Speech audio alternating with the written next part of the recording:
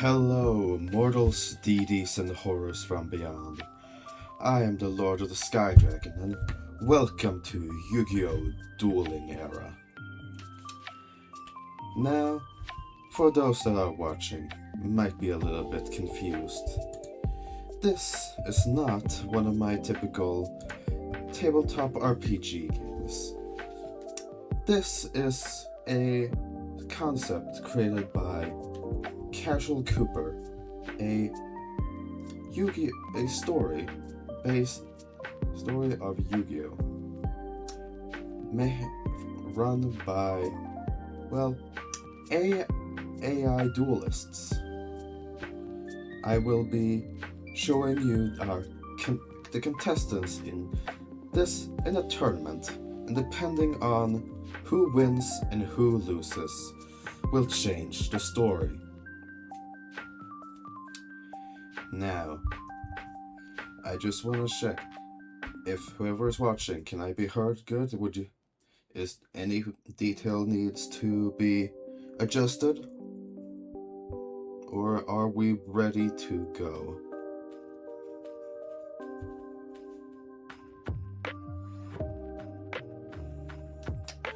Okay. Then let's meet our first contestant. Abydos III, a peasant living under the rule of the pharaoh. Abydos believes his family is more deserving of ruling Egypt, so he made a deal with the Dark Lord to get the status of pharaoh once the current one is dead. Here you see our Abydos. A little information about him, his deck, his faction, and an ace card. And that's how these are gonna look. Now to the next one. Anubis. An evil spirit locked away in their pyramid of light by the previous pharaoh. Having been freed and given a physical form by the Dark Lord in exchange for destroying Egypt, Anubis now intends to get his revenge and burn Egypt to ashes.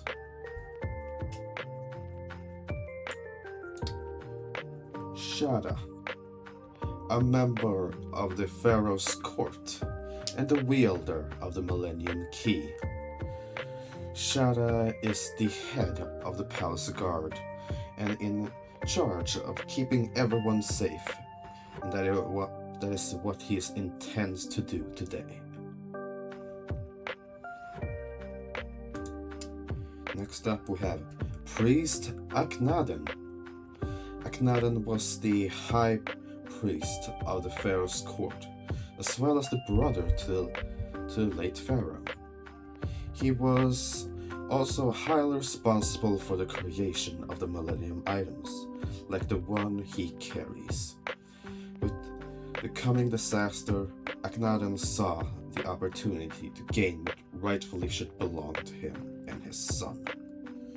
All that was needed was to become something new. Next up we have Hassan, a spirit that has devoted itself to the protection and aid of the royal family. If the pharaoh needs it, Hassan will happily give his life. Next up is Mana, the apprentice of Mahad and the childhood friend of the pharaoh. Mana is a playful and kind-hearted girl, but that doesn't mean she won't help fight with her friends, even if she isn't a master magician yet. Next contestant is the master magician, Mahad. A member of the pharaoh's court and the royal magician, Mahad has a deep loyalty to the pharaoh and will always stand by his side. He is determined to see through that the pharaoh's plan succeeds. Next up we have the Orichalco Soldier, a soulless entity brought to life by a mysterious power, ordered by its master to observe the events taking place and collect any souls it can. And an odd factor in this altercation today, but he's here all the same. Next we have Yubel. Yubel used to be a human, but they willingly underwent a painful procedure to make them into a dual spirit, so that they could have the power to protect the person they care for the most. And it seems that time is now. Yubel is going to give everything they have so their king can live. Karim, a member of the Pharaoh's court and the wielder of the Millennium scale. A level-headed and proficient with the Millennium item he wields. And the most proficient of with the Millennium item of all the wielders. Apologies, little stutter there. But next up we have Grand Mage Haishin, the leader of a group of mages formed by Akhenaten for the purpose of studying and understanding the mystic arts and spirits. Having been present when the Millennium items were created, Haishin has a great understanding of the shadows, so of course he would join the ones that command it so easily. Maybe even take some of the power for himself. Next up we have Sebek, the right hand of Haishin and the enforcer of the mages. Sebek is extremely loyal to Haishin, and the biggest reason why the remaining mages are the ones that joined Haishin. He is suspicious of more traitors though.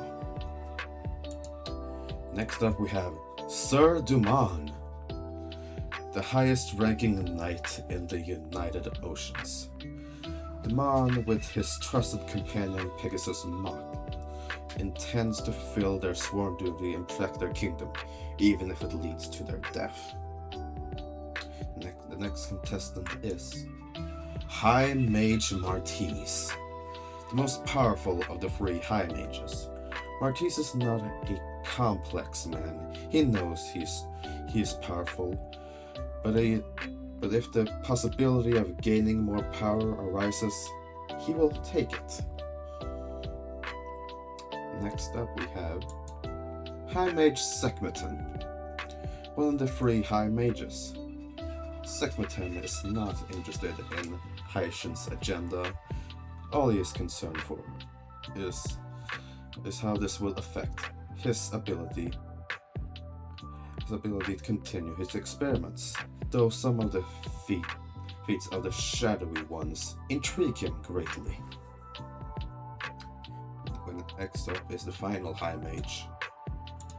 High Mage Atensa, the third member of the High Mages.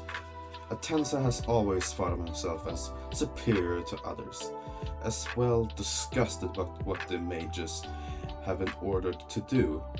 Why would they share the secrets of mystic arts with those not gifted? He's looking forward to showing his true dominance. He's not one for charity work or aiding the less fortunate, but we will see how he fares today. Next up is Kisara, a mysterious wanderer that was recently found passed out in the Egyptian palace. The Pharaoh's palace, to be exact. After being found and waking up, Kisara quickly formed a bond with many of the residents, thanks to her kind heart. Now the people she cares about are in danger, so she is stepping up to help with the aid of the spirit connected with her soul. Our next contestant is Shimon, a member of the pharaoh's court and the oldest member of it. Having been the advisor for pharaohs for many years, Shimon has much experience with dual spirits, even being able to bring out the forbidden one. But in his advanced age, he can no longer handle many of the stronger spirits. Next up, we have the Labyrinth Mage. The Labyrinth Mage has for long thought that Haishin was not capable of leading the mages. This only becoming more evident when Labyrinth Mage was not chosen for the position of High Mage. If this conflict leads to the opportunity to set the mage's leadership to right, he will certainly take it. Next up we have the Forest Mage, who cares little for politics or power grabs, only for how the shadows can be used to facilitate nature's expansion. And finally, of the mages, Mage Soldier, the lowest ranking of all the mages. He only followed Haishin for the sake of his own survival. All he hopes for is to make it out of here alive. We'll see how he does. But actually, there's one more mage. We have the Desert Mage. The Desert Mage was the first of the mages to witness the Dark Lord's powers, and so he does not believe in Haishin's plan of taking the power for himself. He will surely die trying. Now we come to the Supreme King, the newly appointed Supreme King of the Twilight Kingdom, having to take the leadership after the devastation inflicted on his kingdom. The Supreme King has joined an alliance with two other kingdoms to try and make sure that his final battle will not be the end of them all. A young king, to be sure. Next up is Princess Marin, the sister of the King of the United Ocean, and the primary advisor for her brother. Marin was the one to suggest joining the forming alliance caused by several visions of disaster that their kingdom could not handle alone. Now she stands to defend her people, unwilling to let her brother face the threat alone. King Nash, the ruler of the United Ocean. The people of the ocean have always preferred to be secluded from the rest of the world, none more than Nash. But when his sister foretold of a disaster that threatened the world, he swallowed his pride and joined the alliance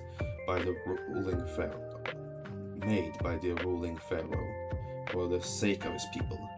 Having heard what they are up against, Nash hopes the pharaoh's plan works. Next we have King Vector, the tyrant king of a warrior nation. Vector has been the most successful conqueror king in the history of his kingdom. Many lands conquered and many people slaughtered in his wake, and he loved every moment of it. So when Vector was offered the possibility to grow his power and how much more fun he could have, just for a few of his citizens for a ritual, he happily agreed. Next up is Priestess Isis, a member of the Pharaoh's court and the wielder of the Millennium Necklace. With the power of the Millennium Necklace, Isis has seen the visions of possible futures, but of recently she has only seen one, that of a world consumed by shadow. Isis prays that the Pharaoh's power will be enough. Priest Seto, right hand to the Pharaoh and the wielder of the Millennium Rod. Seto has many duties and responsibilities, which has brought him to be hardworking and serious, but lacking in balance in his soul. In recent times, a new inhabitant of the palace have given Seto thoughts about what truly is important in life. He will not let that end today. Next up we have Bandit King Bakura. The lone survivor of a massacre caused by the previous pharaoh. This event gave Bakura a deep hatred for the royal family and made his soul a perfect place for malicious spirits to fester. It is finally time. The Dark Lord is free, and the pharaoh and the world shall pay. Next up we have Nightmare, a creation of the Dark Lord for the purpose of slaughtering humanity. Nightmare's loyalty is absolute, and he has enjoyed the suffering they have caused so far. Nightmare has been given command over his lord's other creation, mainly the mocking reflection of the puny gods. With the sacred beast, Nightmare is going to kill the pharaoh and plunge the world into dark world of the shadows for their master. Coming up to the second to last, we have the Pharaoh, wielder of the Millennium puzzle and the three Egyptian gods. The Shadow Games have been useful for the prosperity of this kingdom, but now they threaten to end our world. It is time for mortals to stop manipulating greater powers. It is time to lock the shadows away. And now, for the final contestant. Zork Necrophades. The shadows will consume all. And that is the final contestant. I will soon be back with the bracket.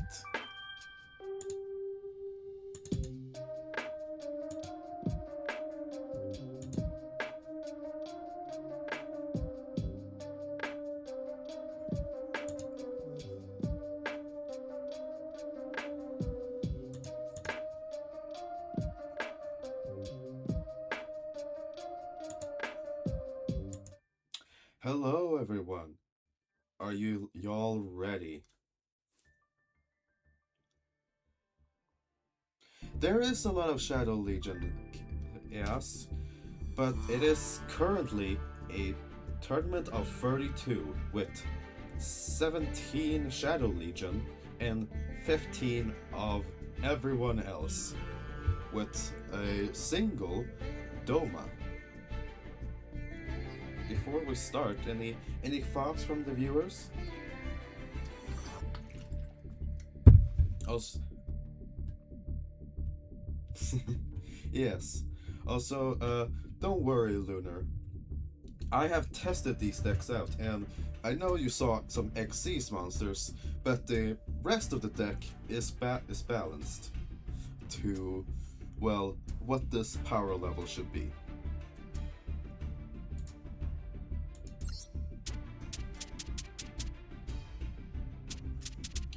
Let me just bring up the first duel we'll be seeing, which is Priest Seto versus the Desert Mage.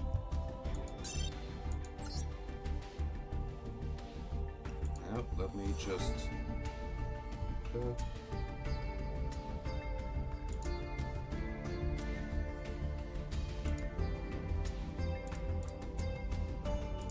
Alright.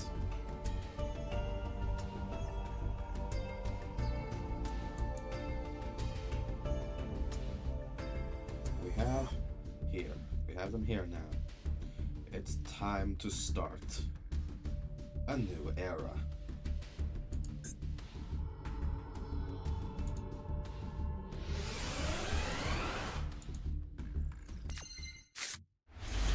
Alright, there we go.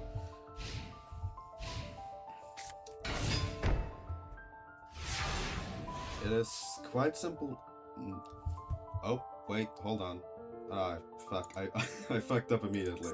Hold on. I tested out some decks myself, and I forgot to change back the player 1 to CPU. Oh, Hey, that would have been cool.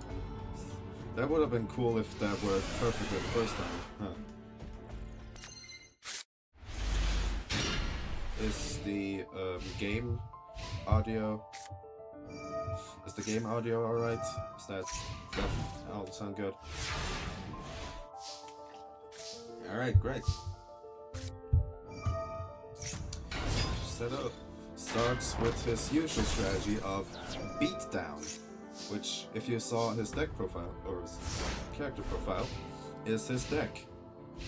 I probably should have wrote down beast down, but you know.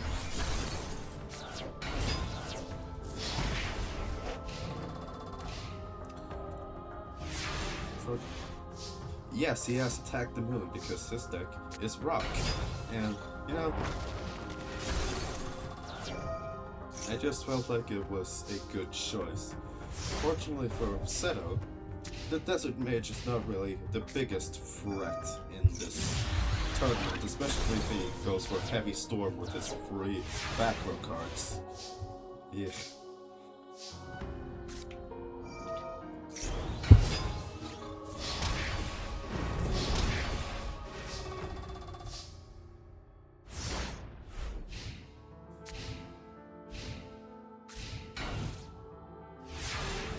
It is. Power Supply Squad is really good, but it's kind of just to speed things up a little bit and deck filler, and most people do have it. So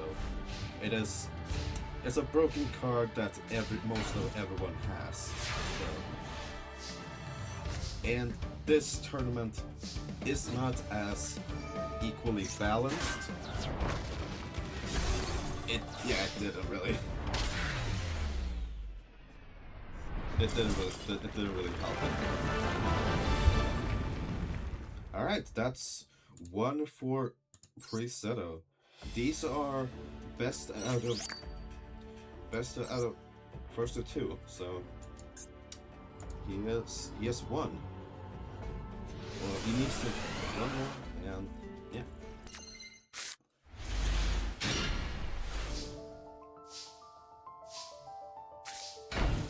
Pretty decent hand from Presetto.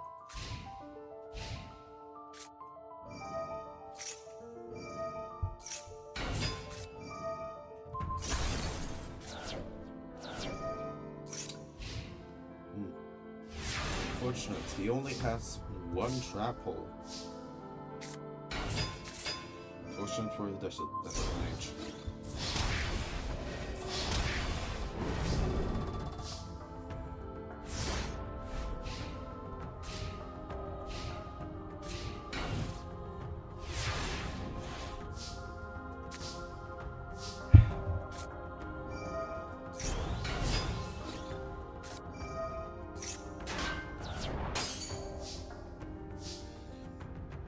A little bit, yes.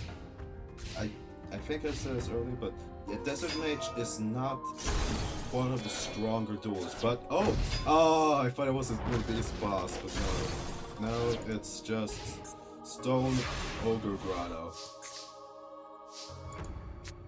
It's you know, you work with what you're given, I guess.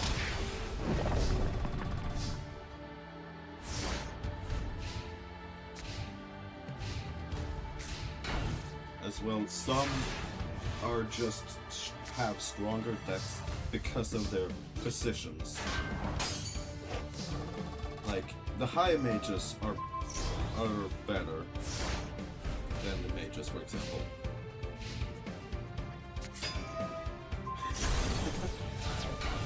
Yeah, probably. No one's ever summoned him before. That's probably true.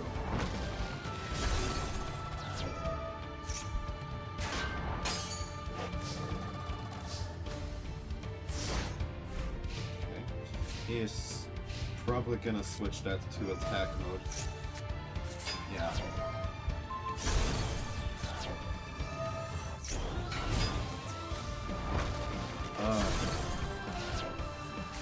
Giant Soldier of Stone in attack mode, of course.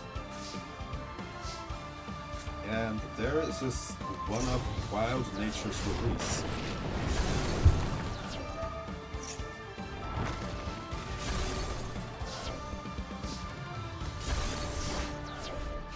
Prisoner is currently in the lead, but Desert Mage has so much card advantage over him. And yeah, there we go. That's... Oh! The only 1900 level 4 in the tournament. Yeah, that's... Man, that's a good one right there.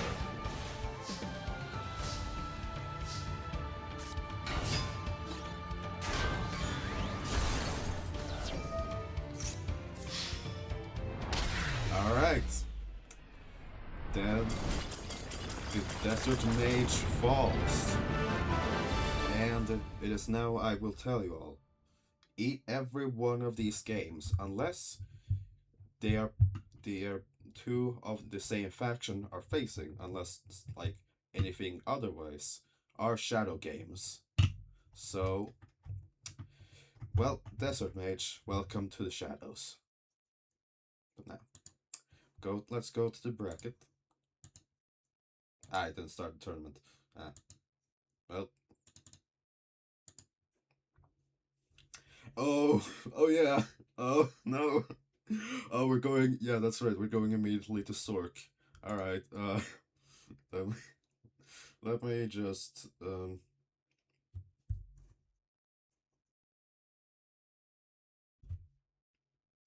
All right. Let me ask. Do you guys wanna see Sork's hand, or do you guys wanna?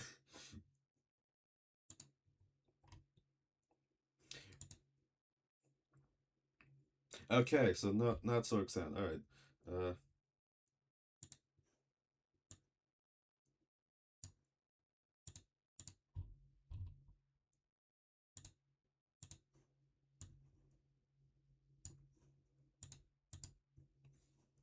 Okay. And the reason I will just say this, the reason why Sork's deck is so good in this, it is balanced against the. You guys will see. It's I say Hassan does not have a bad deck, but he will probably not be able to stand up to Sork. But that's how the cookie crumbles sometimes, you know. Oh yeah, I need to change names. Hold on.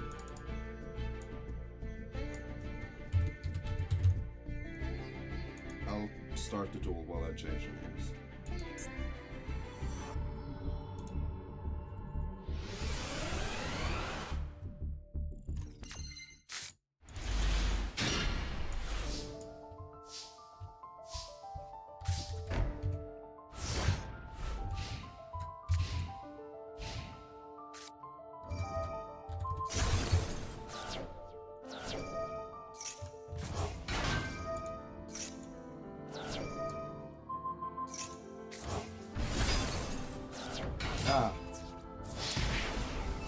Yep, there we go. There you guys see. Yes. So the reason why I gave him Dark Worlds was because in the end, literally nothing could touch him. But hey, it's right now it doesn't seem too bad. He only has one card left in his hand. And again, it is balanced against something else that we will see later.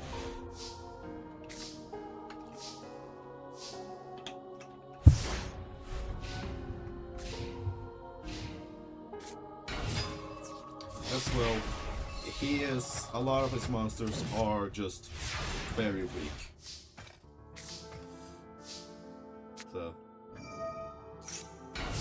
without his effects, not that. Yeah.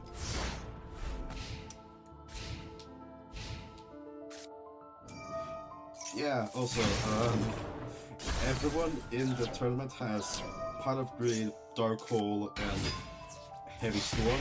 Zork has Raigeki and Feather Duster instead. So.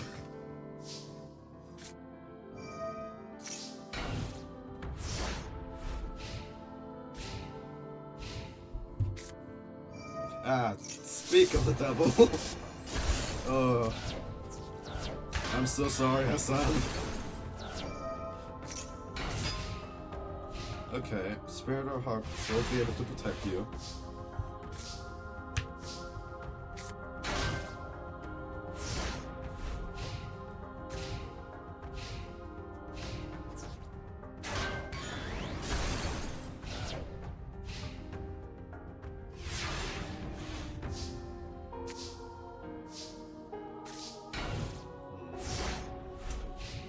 He's just right now.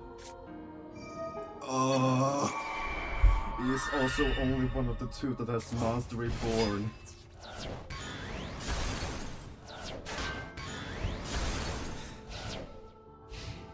Yeah, he did do life point damage, Chaos, that's true.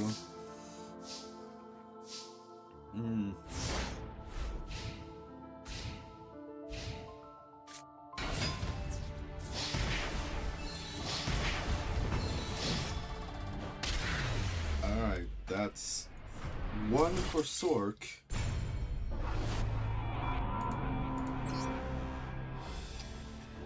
Well, let's go again.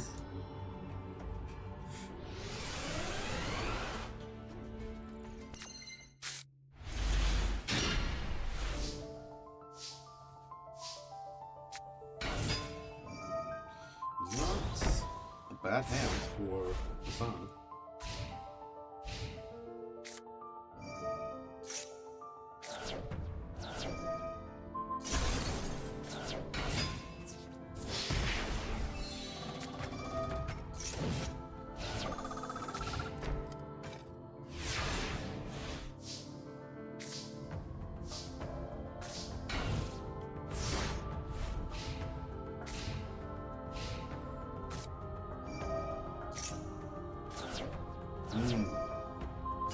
No.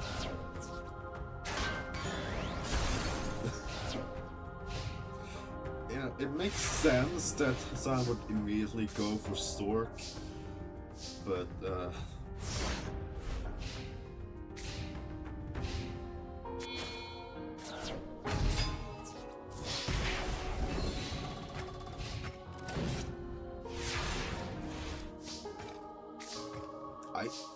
guys, I promise, I've seen Zork brick before. It happens. But, you know, it's unfortunately, Hassan does not have the juice to... He's a ritual deck. He would stand for the resources too quickly to be able to handle.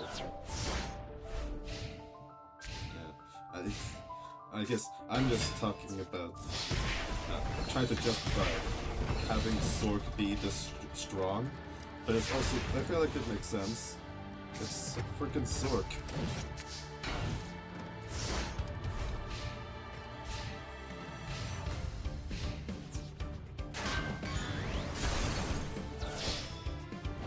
And there we go.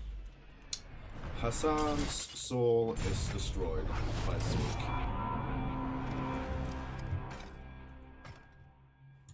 Well, nice, good attempt, Hassan. Not that good attempt. Oh no, priest said, oh no. Well, well, guess we'll just see how this next one goes. It is Priestess Isis versus Anubis.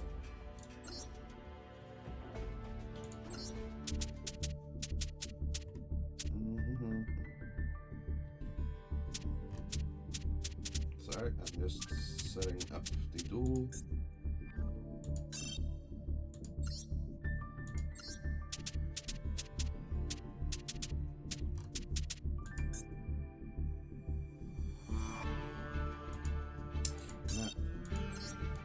Anubis is one of the duels that can very much bring out some of the strongest monsters quite easily.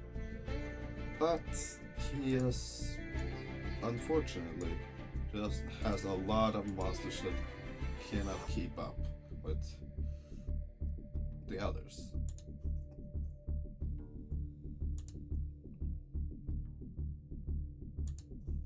I think this one might be a little bit more back and forth. We will see.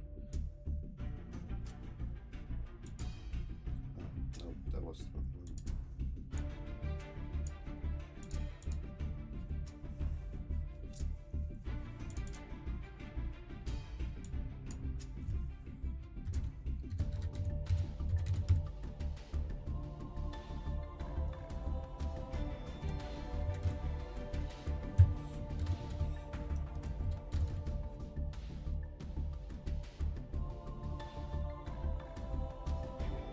Oh fuck. Okay, yeah,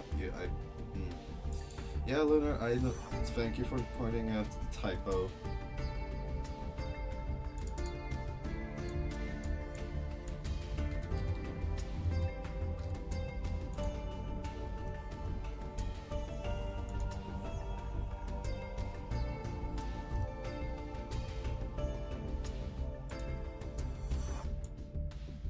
Is there? Okay. But let's get this duel started. Priestess Isis versus Anubis.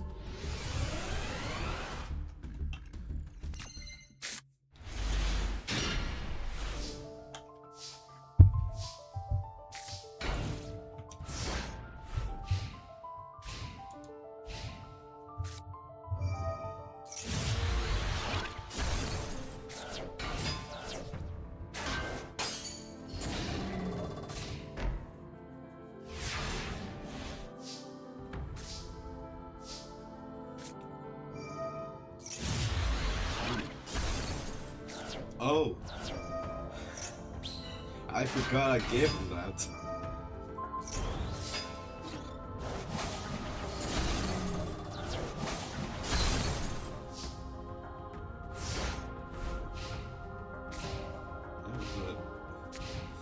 The reason why he has a statue of the wicked is because he wants to destroy some special traps. Specifically his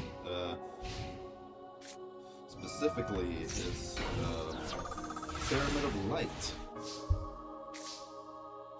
But it doesn't seem he has what he needs.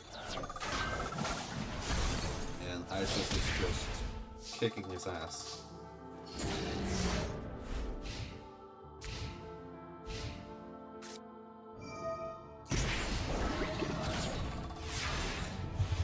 Yeah, good job, Anubis.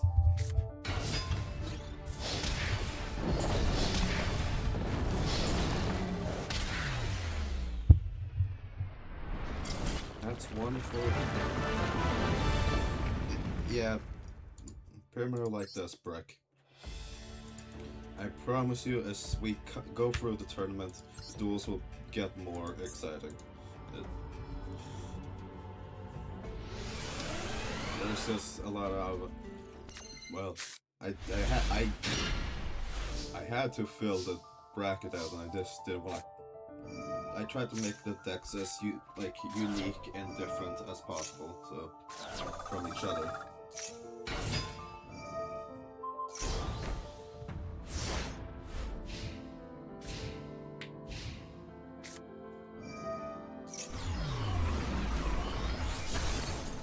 The only thing they all share is one monster and one spell trap board wipe.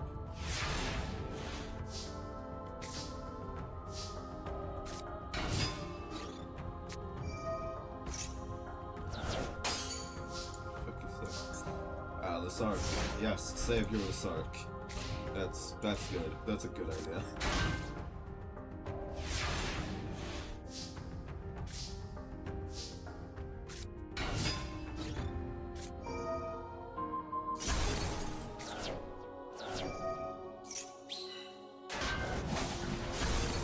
good, good, good use of that, I'd say, but still not getting what you need.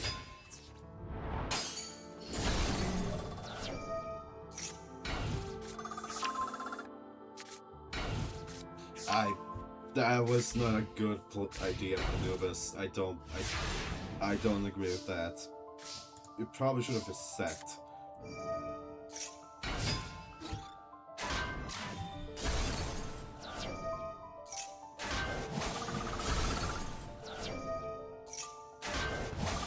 Good word. Well, you have one way out of this, Anubis. That's not the way. He does have a lot of life point gain because his bosses do require life points. So he will last a while.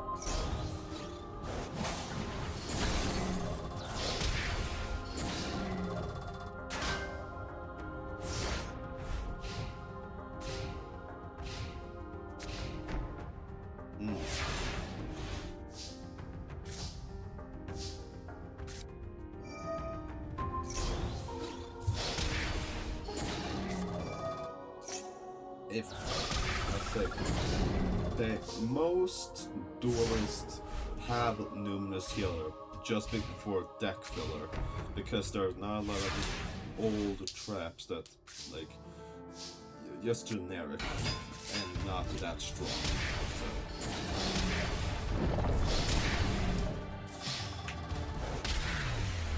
And there we go.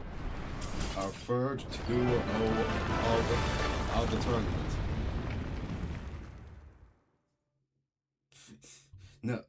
No, Chaos. This isn't Ishizu. This is Isis. But good job, Isis. Anyway, Anubis hasn't been in testing. Hasn't been a problem, but his monsters are one of the largest and easiest to bring out. And this one I look forward to. Karim versus Abidos.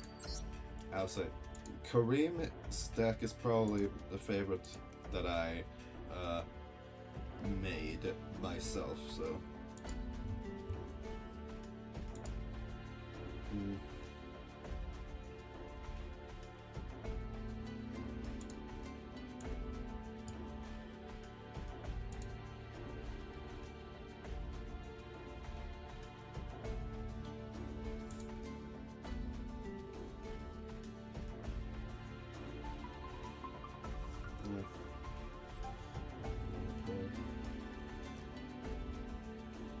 And, of course, how many of you were surprised about seeing Abidos deferred here?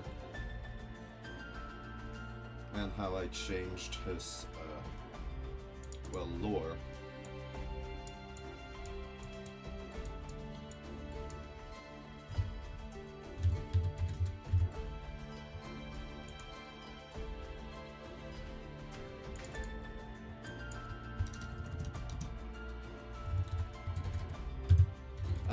Or maybe you guys didn't.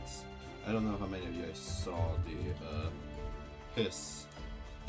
Abidos was the first one, so I don't know how many of you saw. Yeah. Alright. One more time to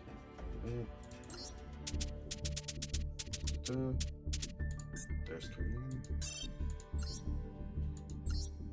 And there's Abidos. Fun fact, Abidos was the first deck I made.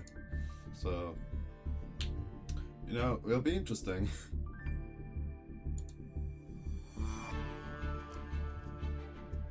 Alright, let's get the duel started. Be watching Kareem.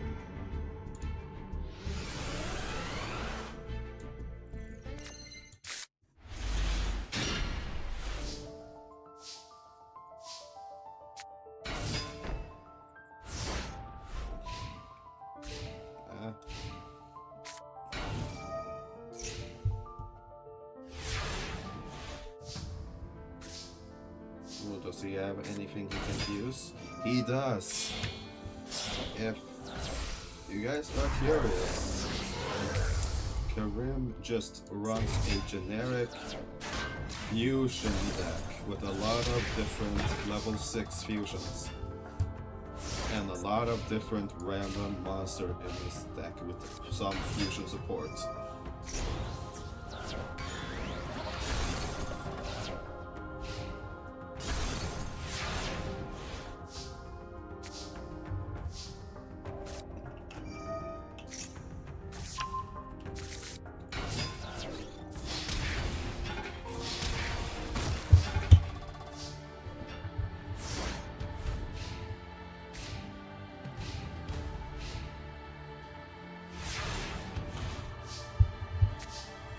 God, probably should have put the camera on a beat us because we're never gonna see his deck again. He has, in testing, he has never made it past anyone.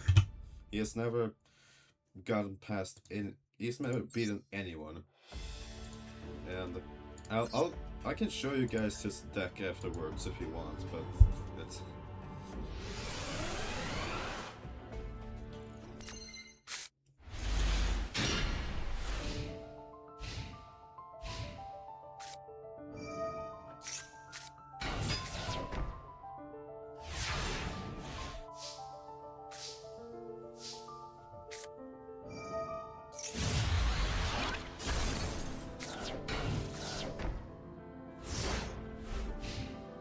This is also a weakness of Karim's deck. Sometimes he doesn't draw his fusion skills.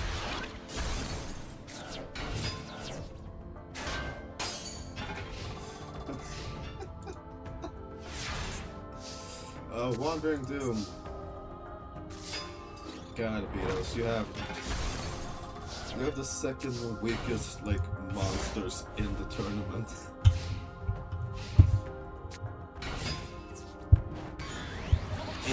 Genuinely, it is his best, monster.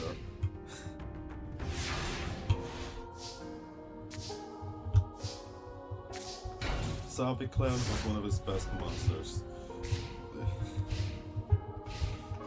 Oh my god, I don't think he's drawing any of his, okay, maybe that's it, but I don't know if he's drawing any of his, Pharaoh's sarcophagus, or first sarcophagus. Nope, that's Pharaoh's treasure. That's...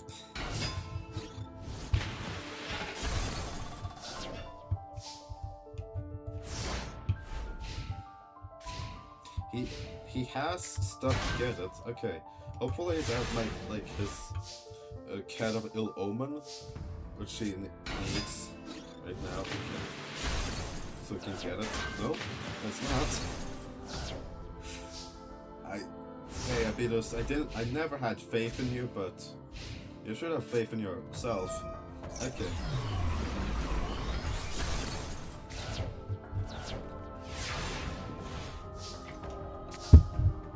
Oh my god, I've seen it in testing.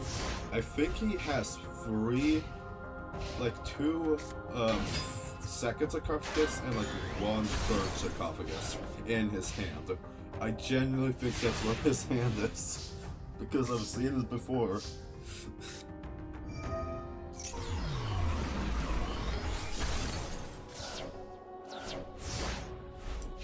Oh my god.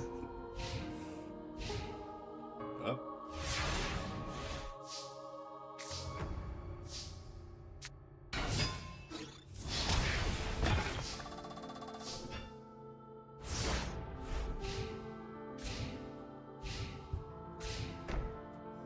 Okay, there's another set.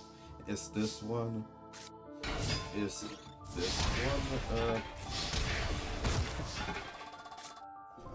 it's one of those duels, it's... God, I've forgotten already. Is this the first or second duel? I think this is the second. Yes, it is. It's the second duel. He drew don't know his first sarcophagus. First, oh my god. Oh, he also has Heart of the Underdog to draw through all his freaking normal monsters, but he didn't get that either till now.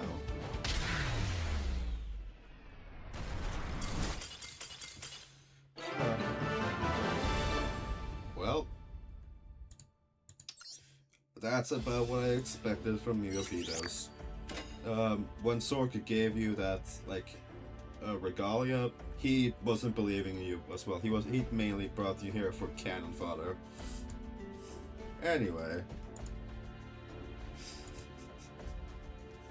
Yeah, it lasted a bit at least.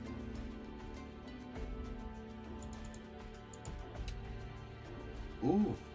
Next up we have Shada versus Grand Mage Haishin. I think this one may actually be a bit of a duel, guys.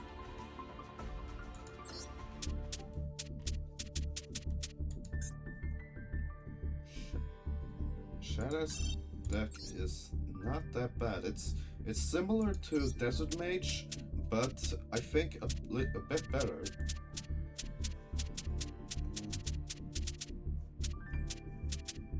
Well, the frick is Grand Mage Haishin. There you are.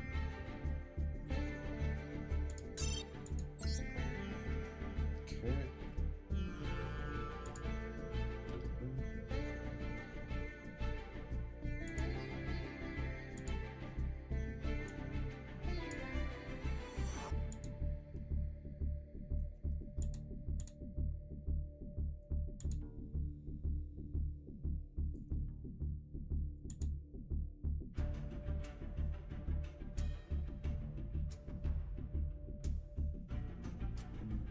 There's action.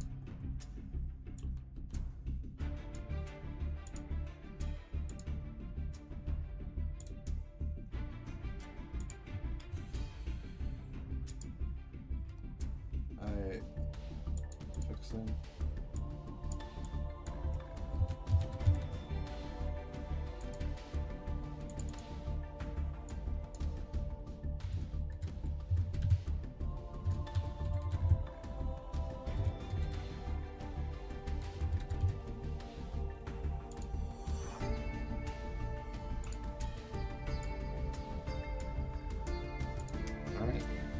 Let's get this duel started.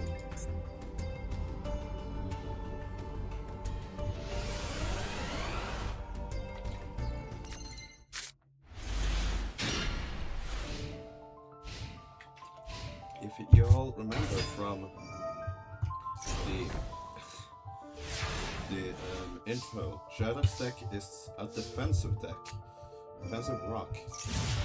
Not more defense. And that's probably the strongest vote for Haishin has. So, but he is. You will see his. You will see how his deck gets to pop off, because God can be nasty.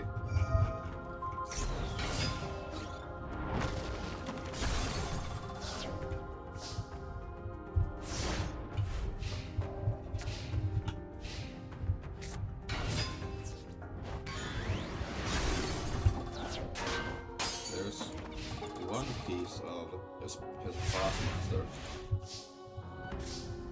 if y'all remember.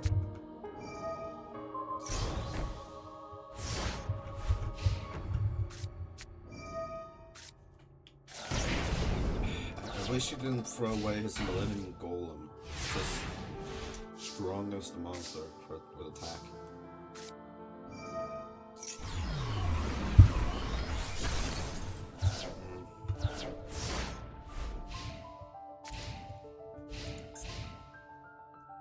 Oh, he had his Ancient Brain too. If he had a poly, he could have brought out his strongest monster. No. Revival is extremely scarce in this tournament. Only like 4 people have it. We saw one earlier.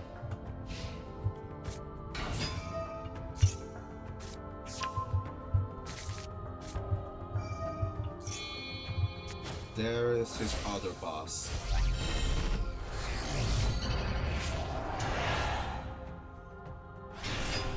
Yep, Haishin has a fusion and ritual in his deck.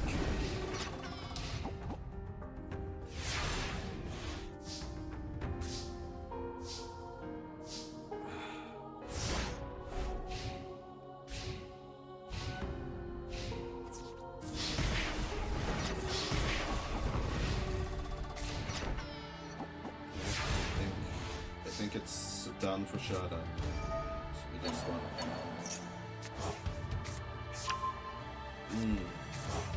Yeah, a lot of people also have a backup soldier.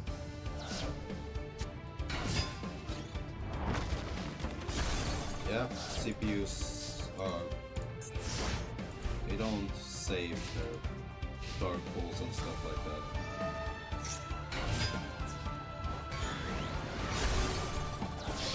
And that's it. Hey, at least there was some back and forth. At least there was some back and forth. I think it's still possible for Shada to win if he just draws his Millennium Golem instead of sending it.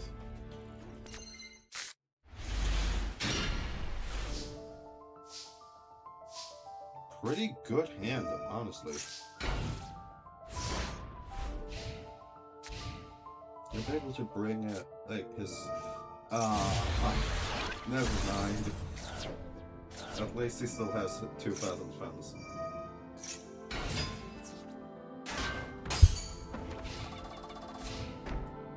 That's 2 supply squads in Haishin.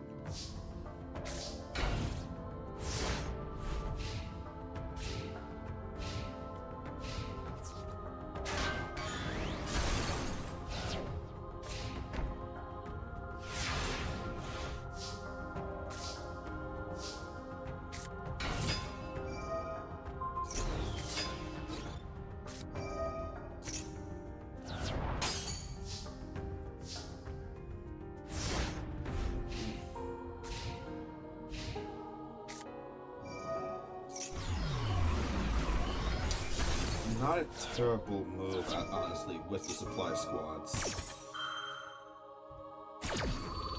And Shada only has like there's only one set left, and yeah. So if you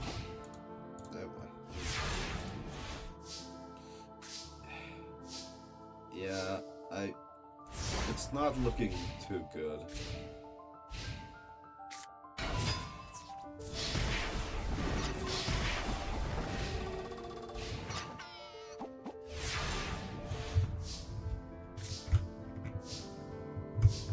It's over.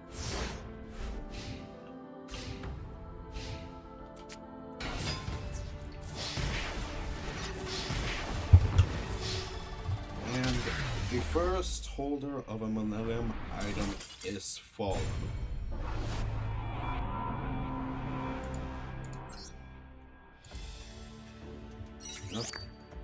What can you do?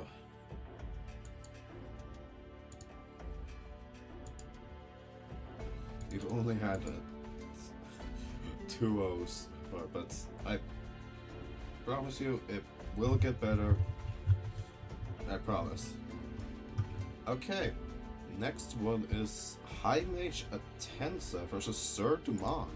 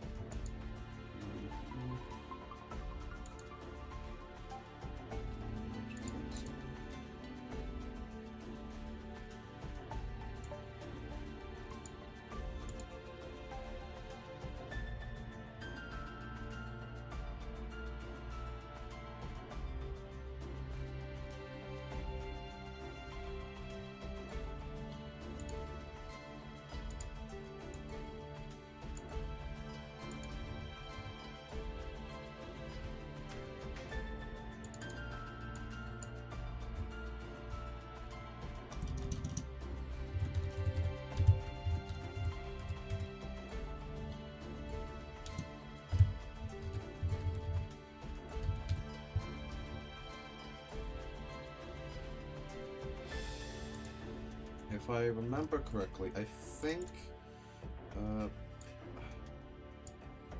I don't remember. I think Atensa is probably the weakest of the high mages.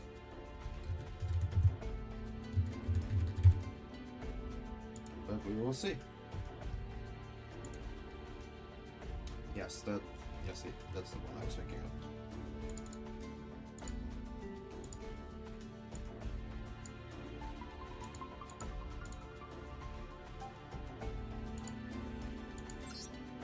Alright. Oh, I didn't take the text. I guess you guys get to see a little bit behind the scenes. Ooh.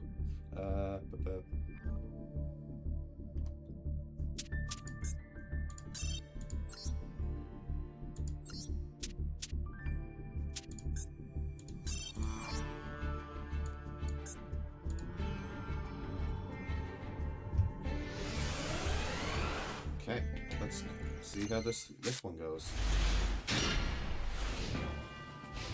So, Atensa runs a Burn Thunder deck.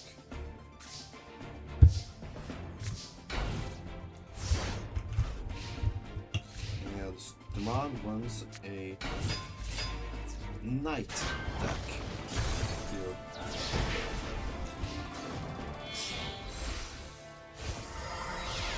And we first see some Sky Pegasus, his trusted companion.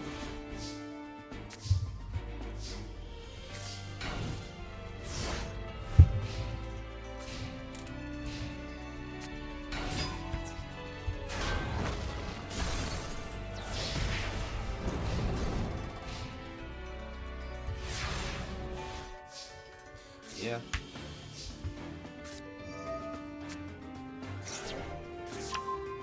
And also, no, I did not give Atensa Twin the new Thunder Dragon. That would have been too strong for this.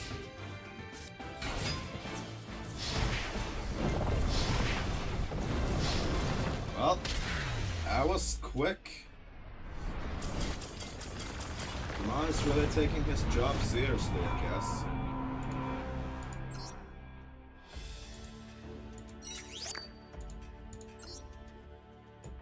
Let's continue on.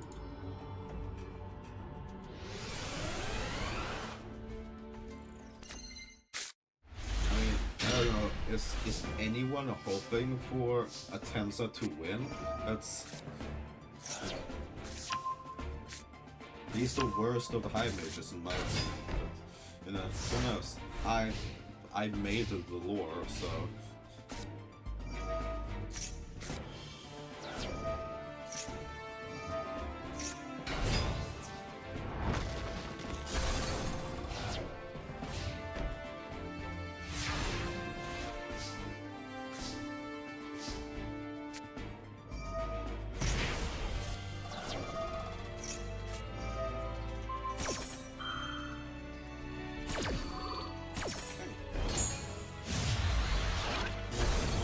It's always really good in testing, so this makes sense. Yeah, there we go.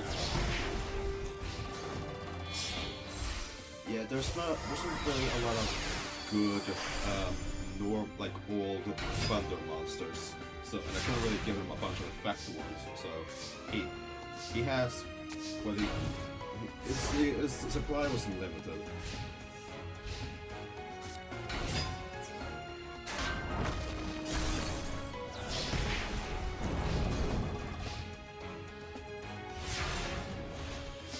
Yeah, no, Demon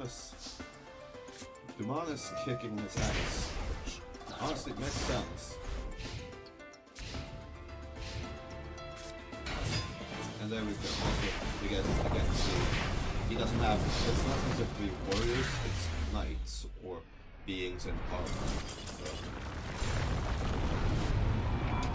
All right then. That's another 2-0 for. But honestly, I'm not as upset about this one because I don't really have many thoughts on.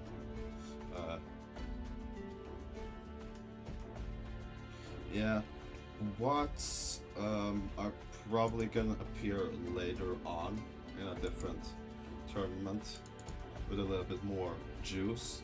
This is, I'll say, this tournament is just for me to test out this idea or of doing this series.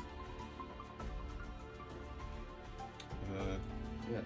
Oh, this is a good one, guys. Shimon versus Labyrinth Mage. Okay. So if you guys remember, Shimon is the... Well, he has access to Exodia.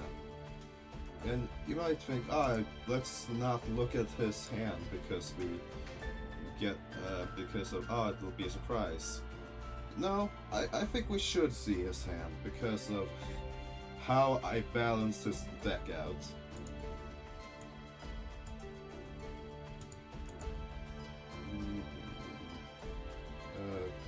But also Labyrinth Mage. Yeah. Which Labyrinth Mage is really not that bad. He's pretty good deck, all things considered.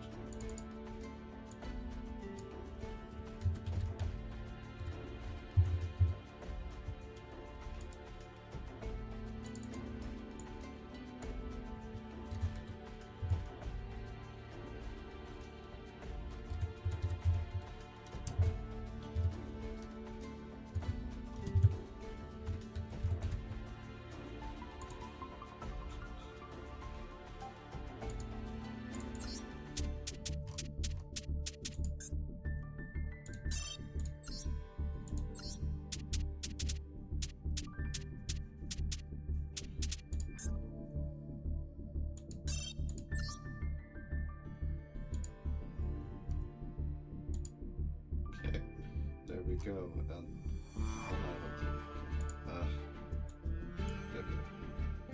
I'll just keep it there. Fuck off, AI viewers.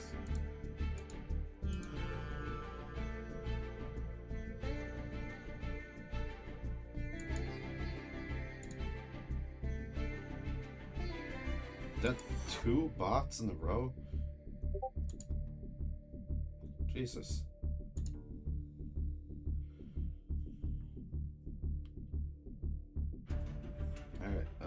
But anyway, let's see this duel, and you guys get to see how I balanced out this Exodia deck.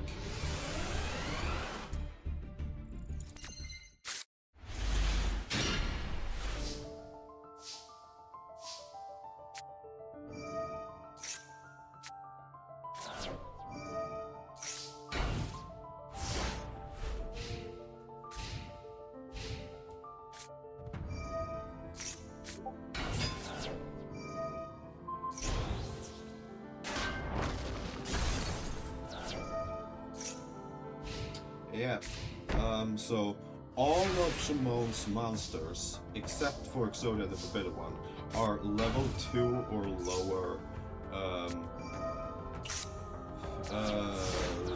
the normal monsters. Including the pieces, yeah, so... If you... I'm just gonna... Hold on. Here you go. Here's Shimon's deck. Just wait a quick second. He does have 2 pieces.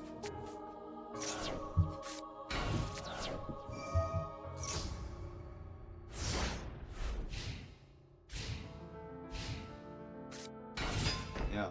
Like, most any duelist is gonna be able to beat over him. He just has to stall.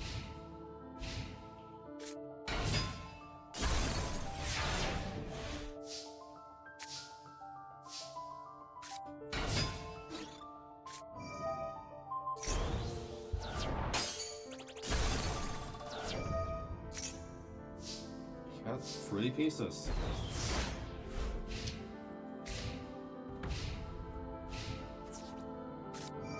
Wait, did I? Oh, I got more than one with both of them?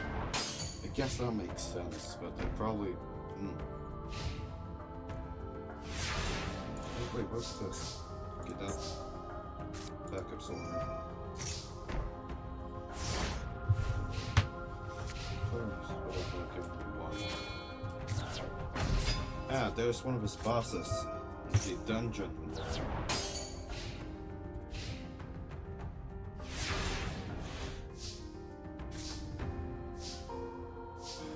Oh, that's 4 pieces, but with a very strong board.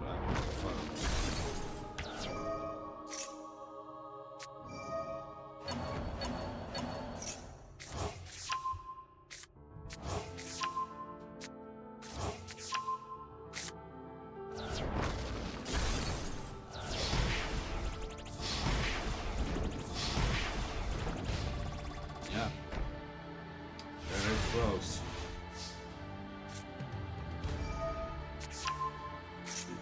Ah, but not there.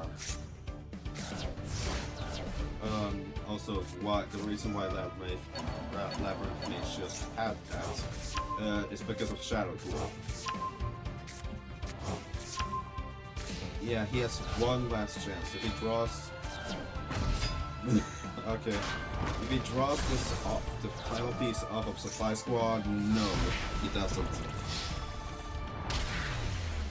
Hey, that's the gamble you take when you try to do Exodia.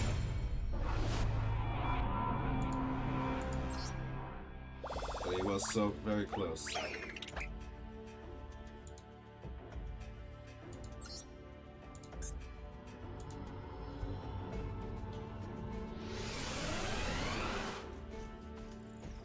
So you have...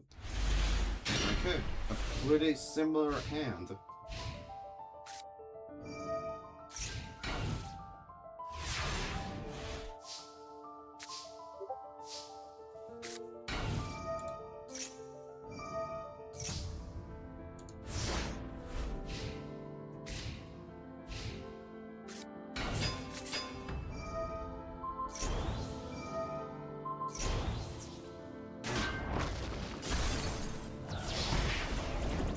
That's already a fourth of his life points gone.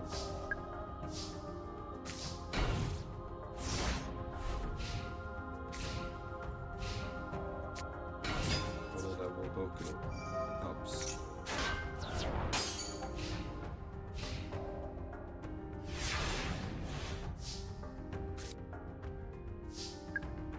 Still no heart of the underdog. Again, 3 pieces. Very close. Very, very close.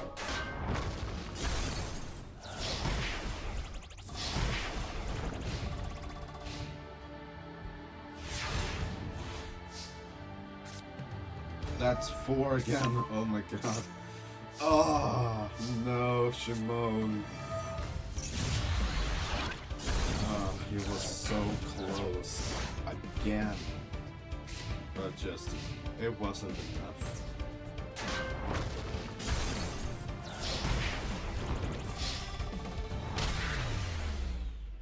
Well,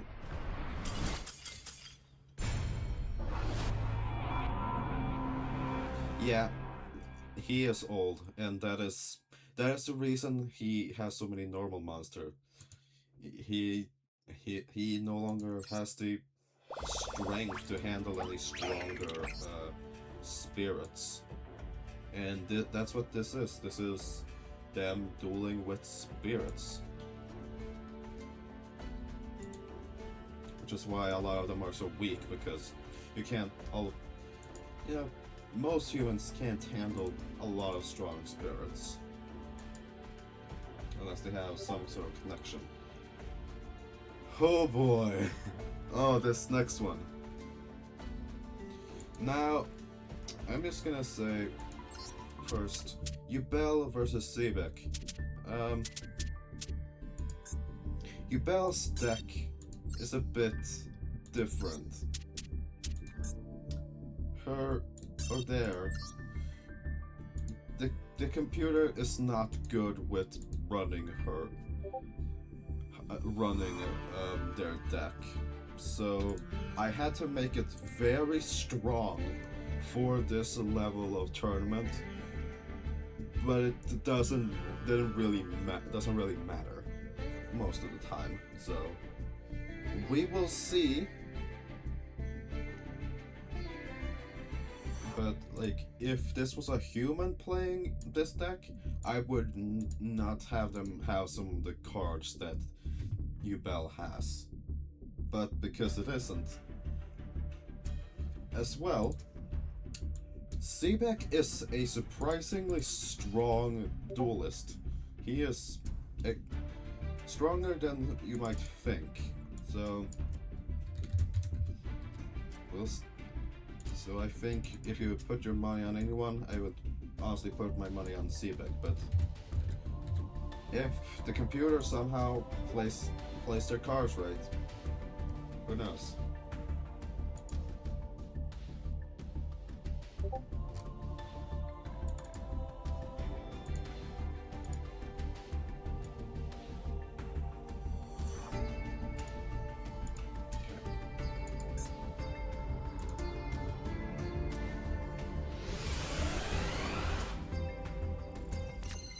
See here, Yugioh. You don't want to get yourself in your opening hand. That's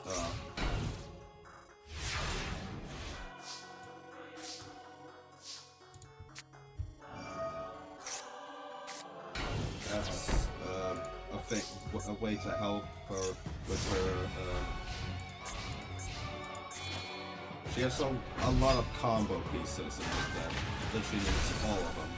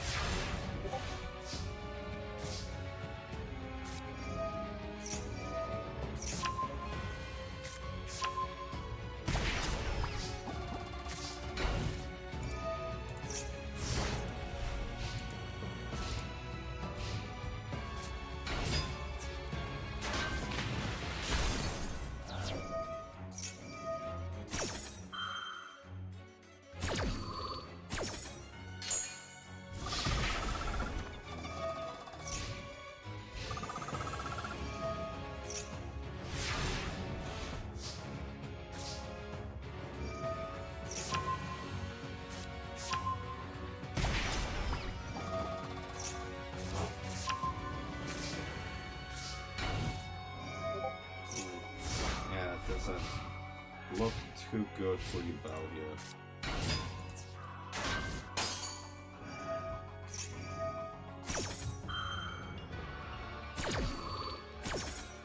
I think you guys can like see what I intended for their deck. Right, it's force the opponent into attacking. Have Yugioh on field. A monster's contribute. It's yeah.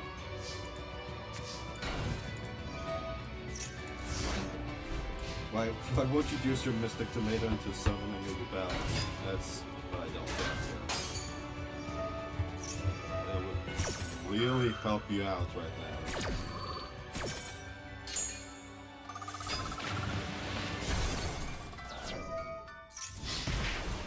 Why? What? Wait. Why did... Wait. I don't... Wait, I don't think so. No, it should have worked. I've seen it. I've seen them do this before.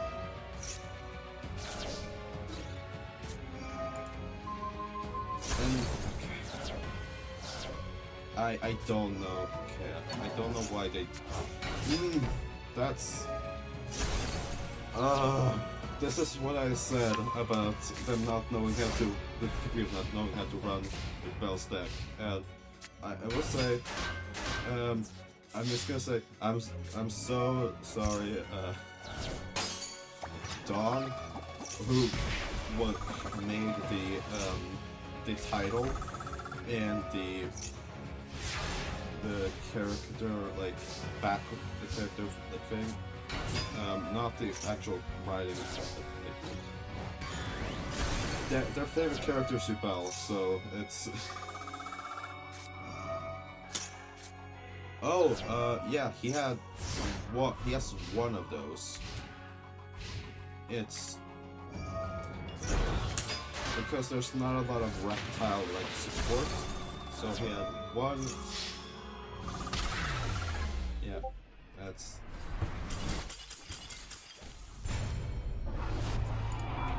Well, yep, the CPUs are done.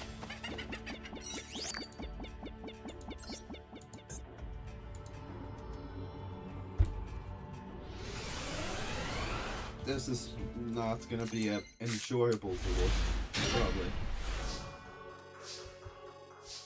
As well, a lot of decks have like a singular strong card. Some just happen to draw it more often than others.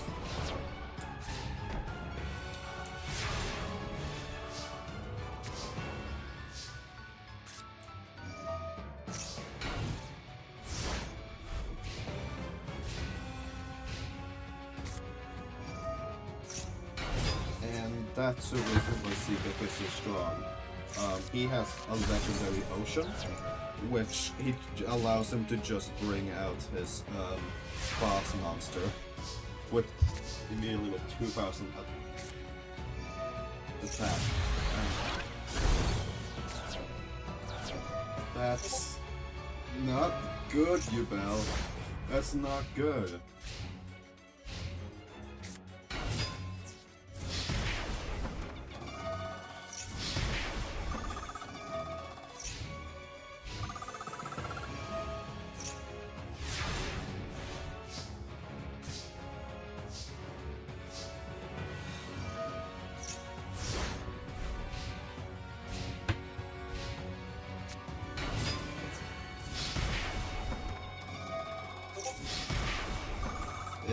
It wasn't worth it at all.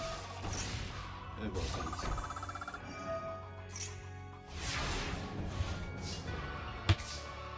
Okay, that might be worth it. But if you summon the Fiend Sanctuary token,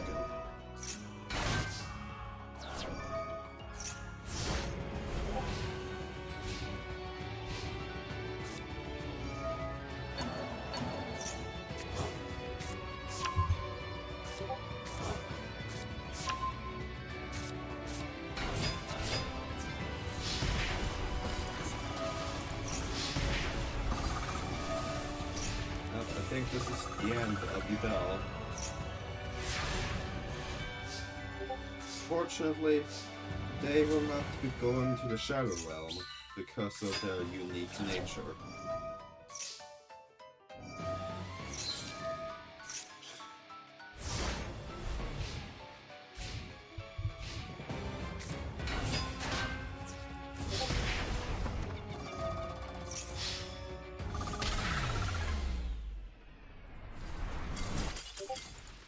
Well,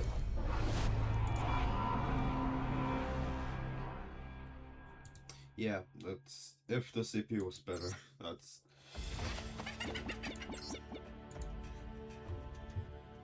I have played the deck, and it's absolutely usable and sort of good actually, but it's just unfortunately the computer doesn't understand how to use it.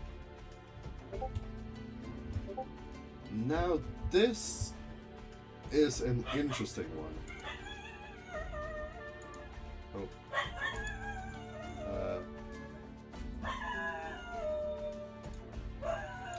Princess Marin versus the Orichalco Soldier. Princess Marin isn't really one of the strongest duelists here today. And if I'm honest, the Orichalco soldier is one of the few duelists, and during testing that got first place. So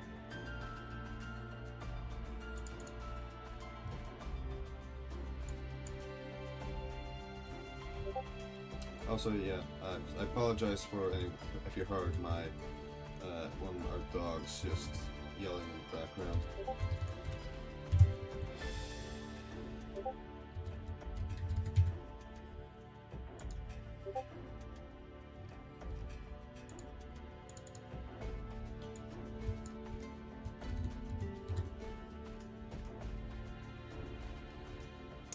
Yeah.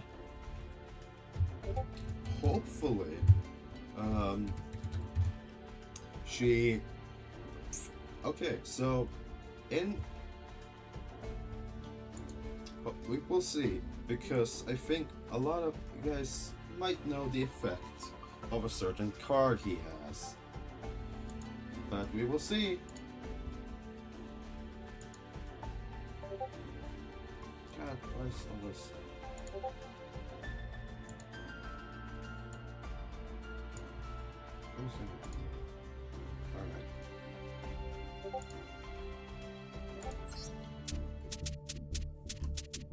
And unfortunately, I couldn't really make her Princess Marin's deck that good because of the limitations of the time.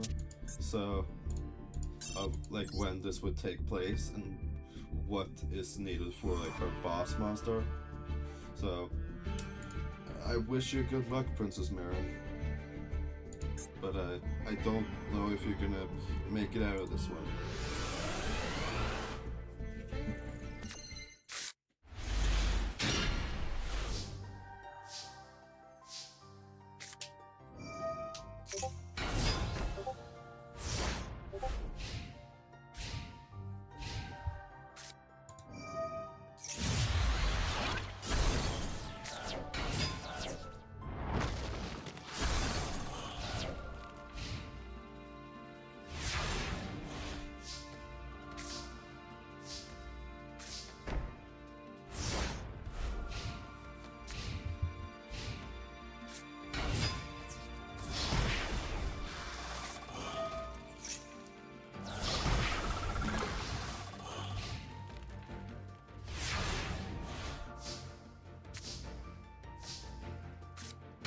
Okay, that's... Alright. If... Hopefully... He doesn't... Okay. He hasn't drawn the seal yet.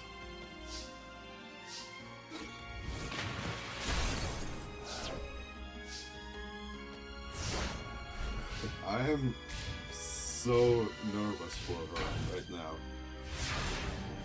If he draws the seal, it is so over.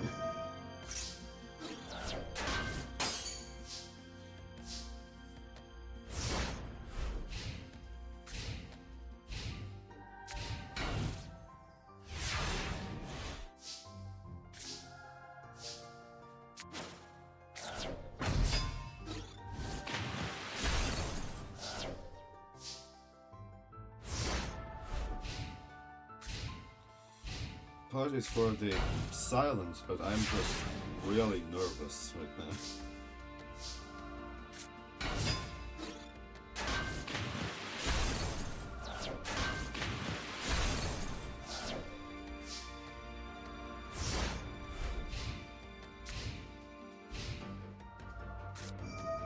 Oh, there every monster on your side of the field gets 2,000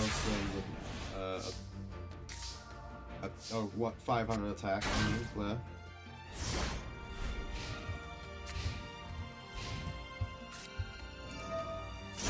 There it is. And the loser of this duel will now lose their soul. So, yeah, and it can't be destroyed once per turn. So no matter what happens this or next duel, whoever loses their soul. But only one being here has a soul to lose.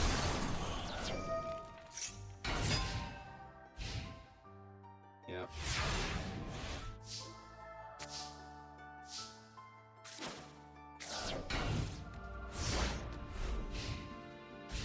She just got really unlucky.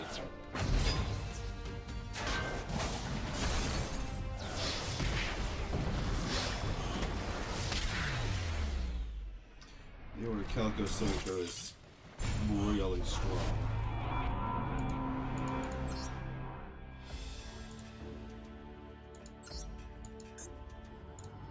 So she now needs to win two duels to not lose her soul to the Orichalcos. Which the Orichalcos ending is something I don't know what it means, but we will see if it happens.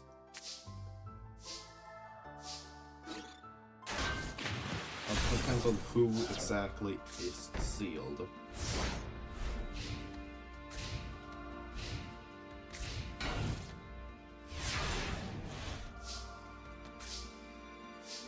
Okay, she has two really stronger beat sticks. She might have this. She does have a fusion.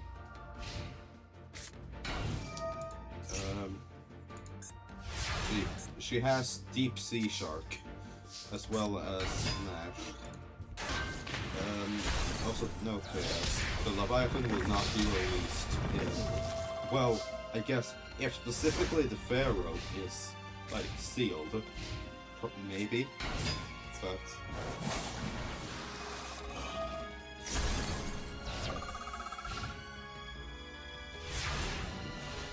Which, will change things.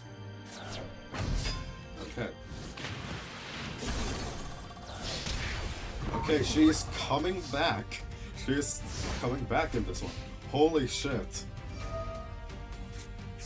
Fuck, no. Oh, no. Come on, Marin. Come on. Yes! Okay. She can win this.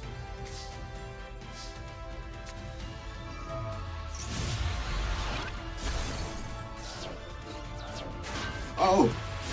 Yes, Marin! Oh my god! Oh my god! Okay, we have a 1-1 situation here, folks. Oh my god. If Marin wins one more duel, she keeps her soul and makes sure no one gets sealed in the Orichalcos today.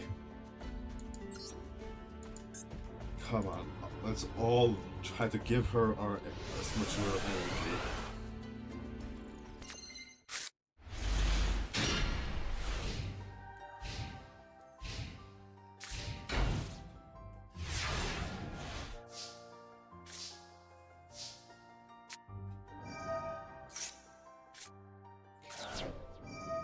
She really does enjoy having that.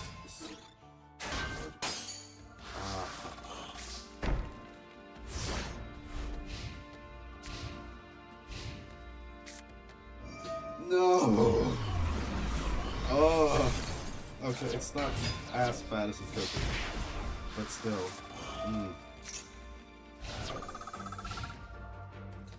At least his... Oh, okay.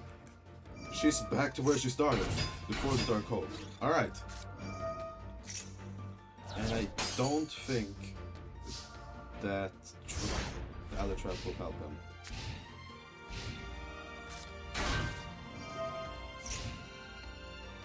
Oh my god. She might actually freaking do this.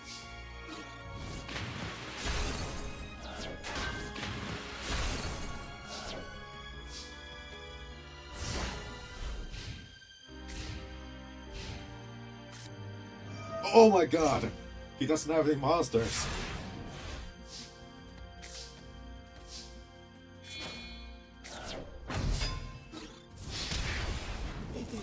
Your Calcus Soldier has 2 tiers of monsters.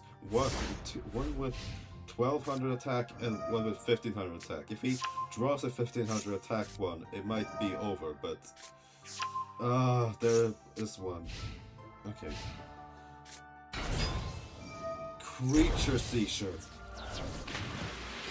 This one is fucking strong card because he only has no monsters. God damn it. Okay, come on now. Come on, Destiny draw, come on. Okay. I mean, yeah, that's best you can. God damn it, this, I don't think she can come back from this one.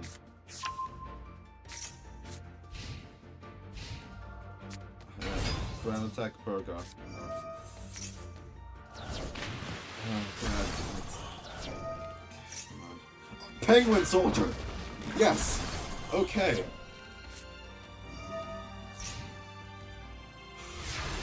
Fuck, I am so tense right now.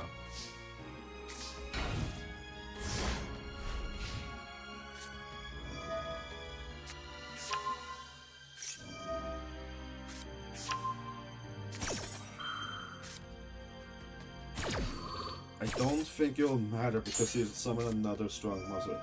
It's possible for him to deck out himself, by the way. It is a possibility.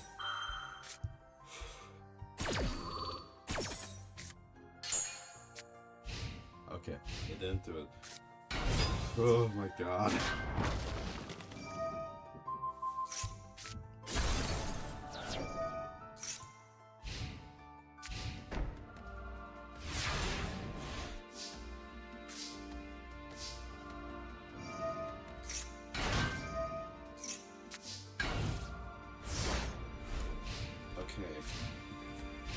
Let's hope and pray, guys. Let's hope.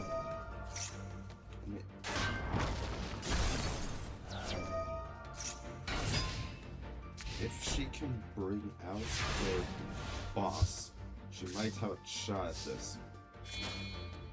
Yeah, that's... Yeah.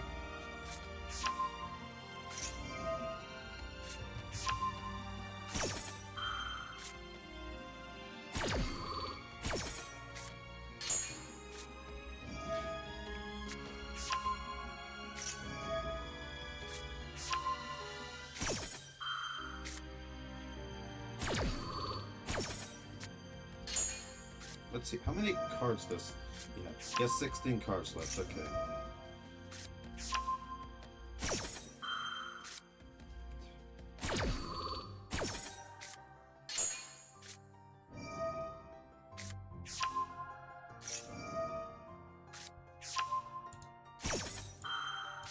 He has 11 cards in hand. Yep.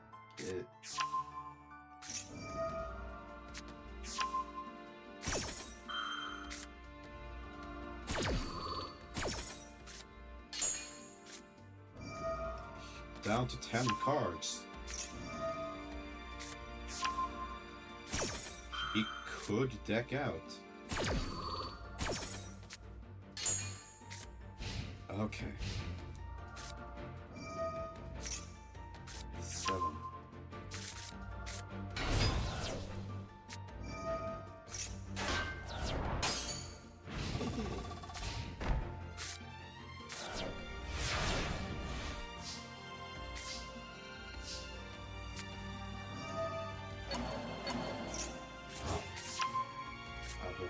Penguin Soldier, but yeah, so,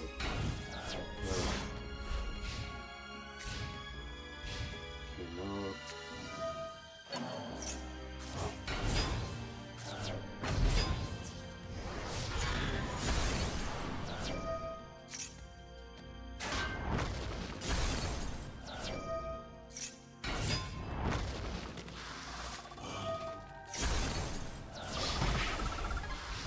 surely could last a little bit longer.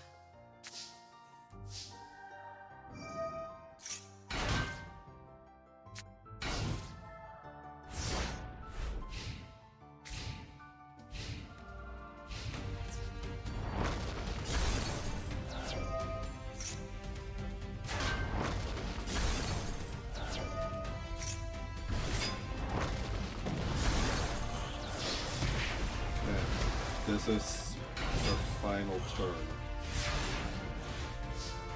Come on, Marin. She doesn't have the materials.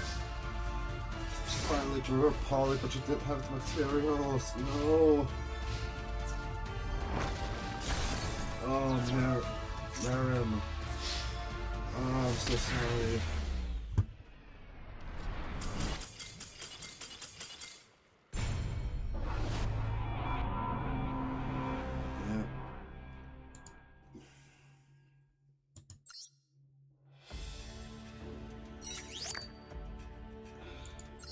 We have lost someone to the Orichalcos.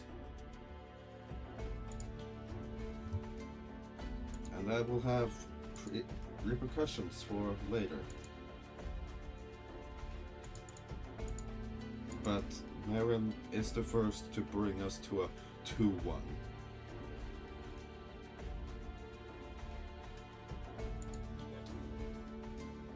Whew.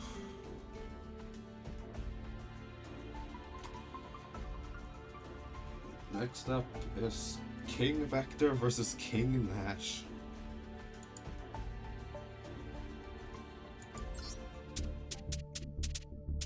This can go either way.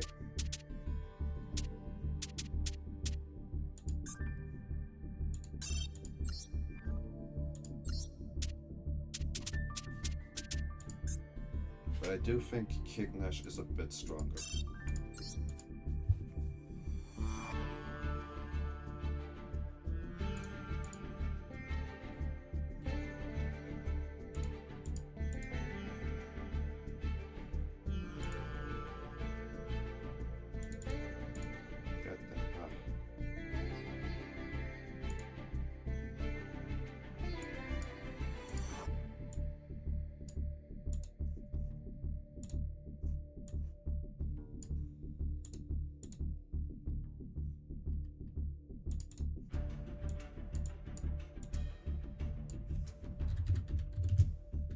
Sorry, just setting up the duel.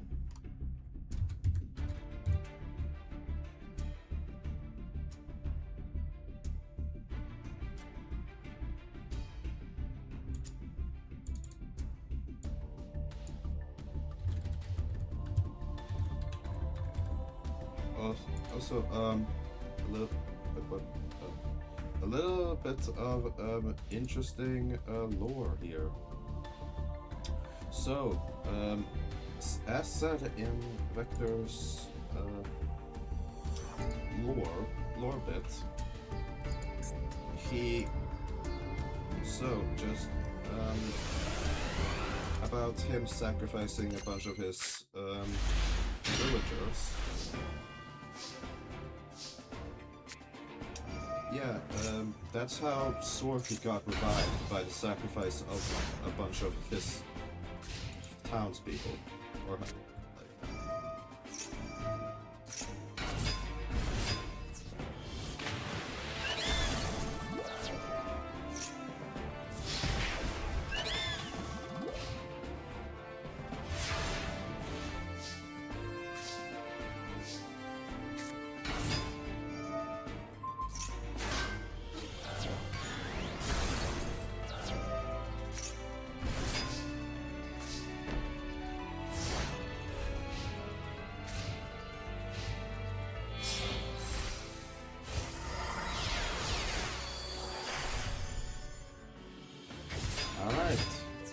we have Abyss Splash.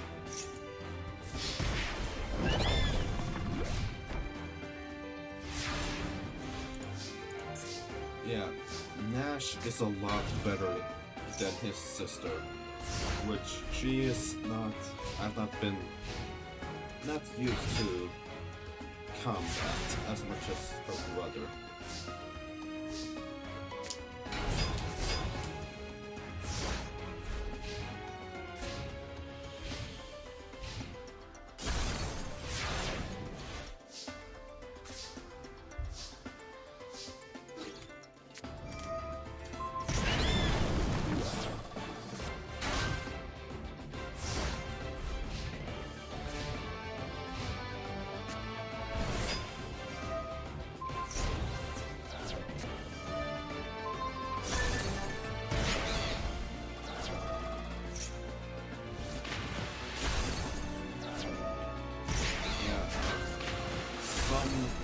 Of the Fiend duelists have hate factor, but it didn't matter. Nash took the victory.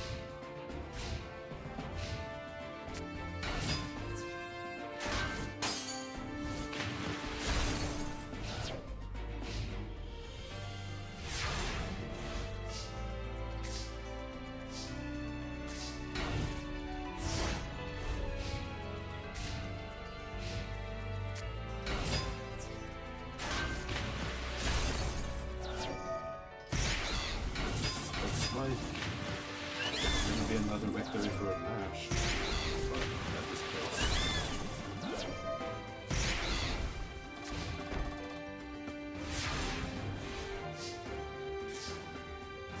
Yep, that's a curriculum hand if I ever seen one.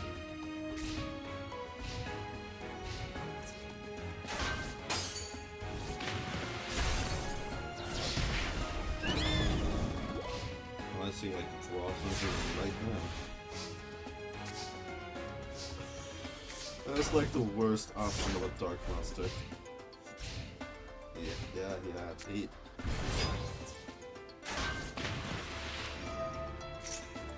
Also, before the duel ends, if you wanna take a little look at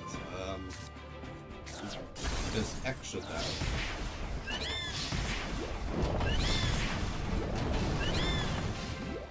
He can't summon most of these.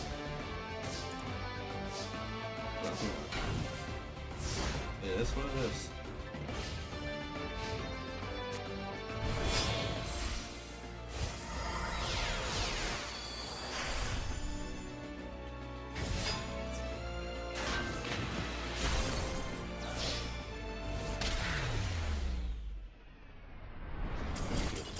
Thank you. Yeah, the fun references, as well as previous victims that he took trophies from.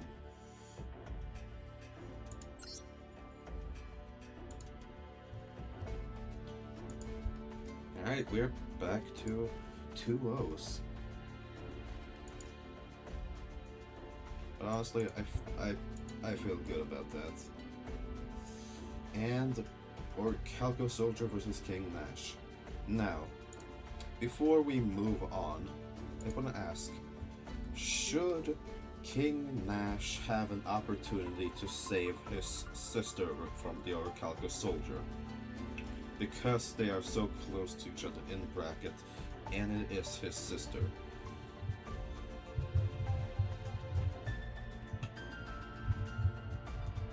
If you guys, do you guys think he should get the opportunity when they duel? Okay, I see one yes from Lunar. I don't know if you have an opinion, Chaos. But I guess we'll come back to it when it's time. Now it's Mahad versus Sekmatan.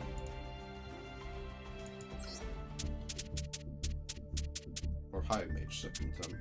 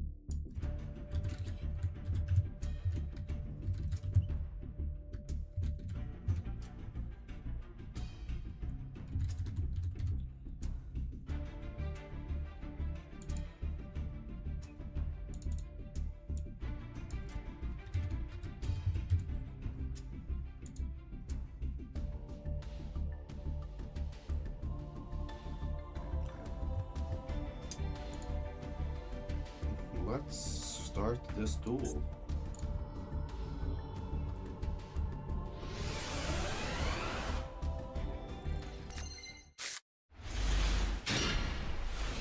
Yeah, High Mage Segmented Machine Duelist versus Mahad, a Spellcaster Duelist.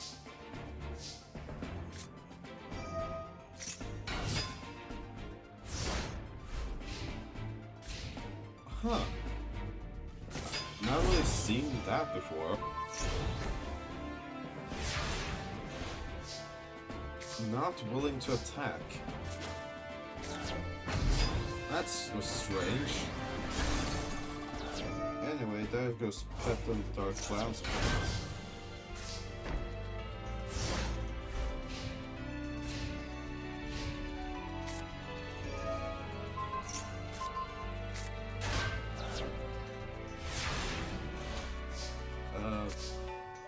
The spirits of how machine monsters work in ancient Egypt is because the spirits are more advanced than humans. That's how they work. Probably. Oh, now you attack.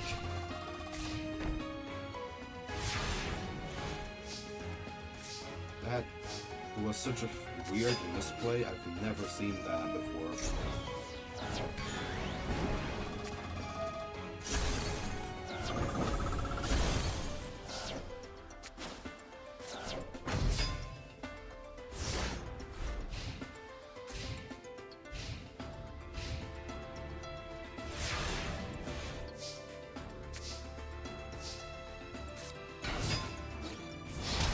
I really thought how to do though.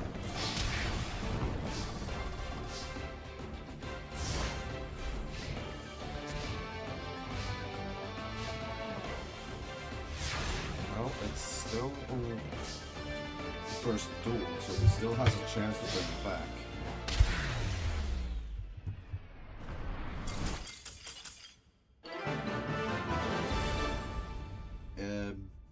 Kitten didn't miss timing. He used both of up all of them.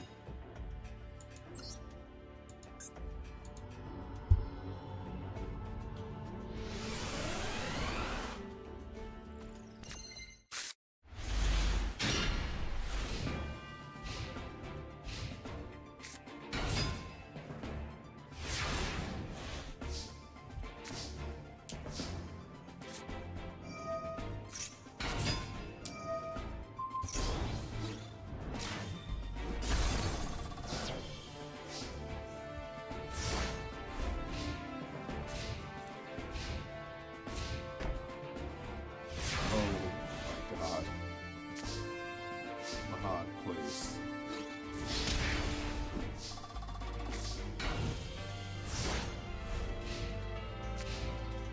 You're so good and tested.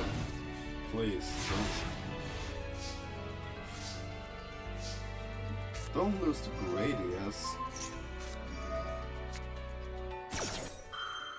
Okay. Please tell me you have your ace. You do. So, Mahad doesn't have the actual Dark Magician because it doesn't exist, but he does have Dark Illusion Magician. Oh, also, yes, he does run the tank feature. As a percent does.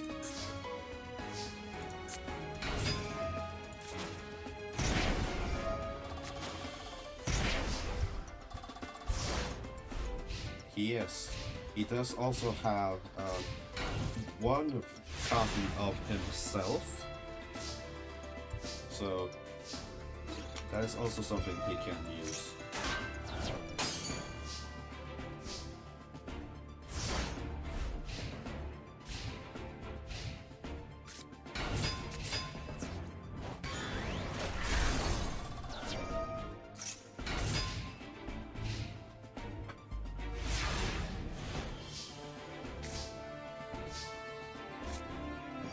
Yeah, I know it doesn't have the actual Dark Magician, but, you know, it felt right to give him Mahado.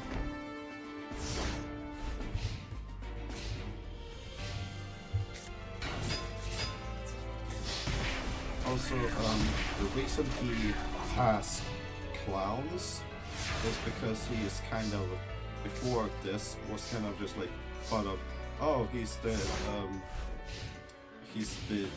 court jester magician, kind of. Yeah.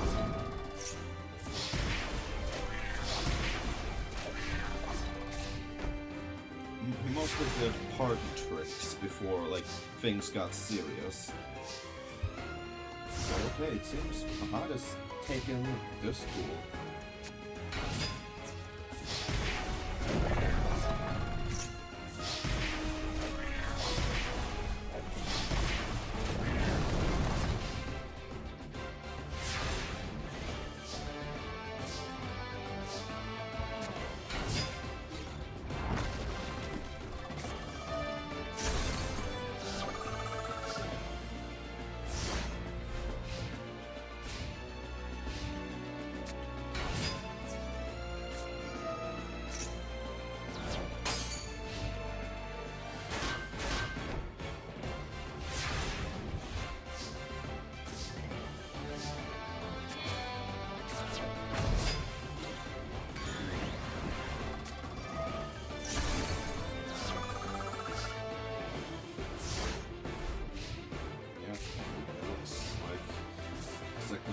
Oh, actually, never mind. And Witch of the Black Forest and Peasant. It seems Mahada's gonna take game 2.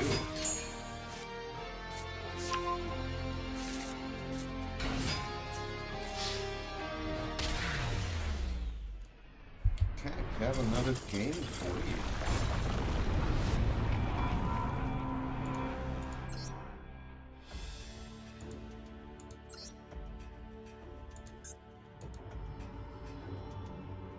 This is a game.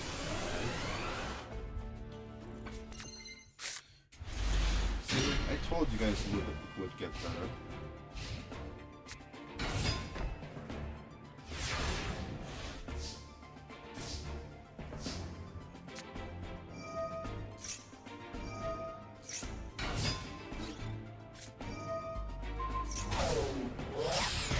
He is the only one that has magic cylinder.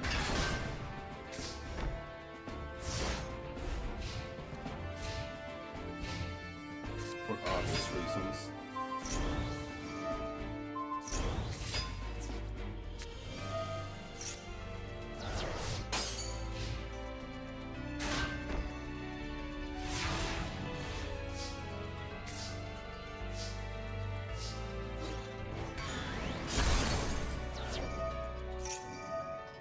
You realize your continue yourself. Break loose, I think.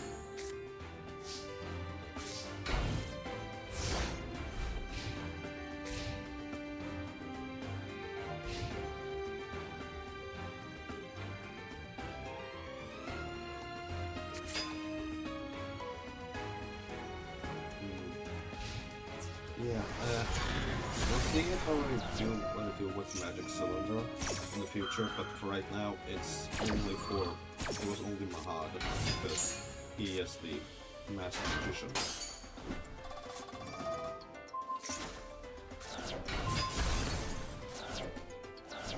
Another one-off thing, yes.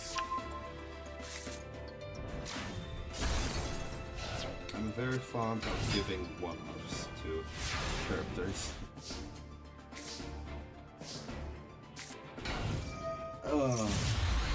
I think that's gonna spell the end for this duel.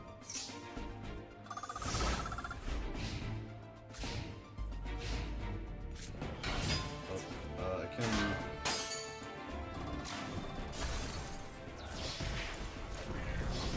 Is that better, Lunar? Can you hear me better now?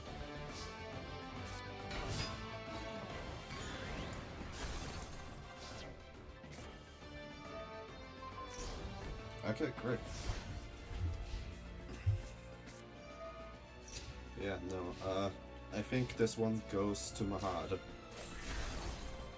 A comeback after the first duel. Thank goodness.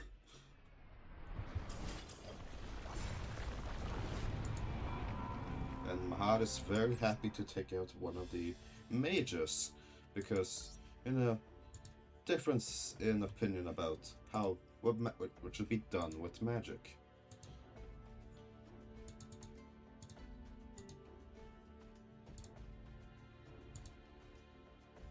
Okay, next up we have Mage Soldier versus the Pharaoh. No. Oh god,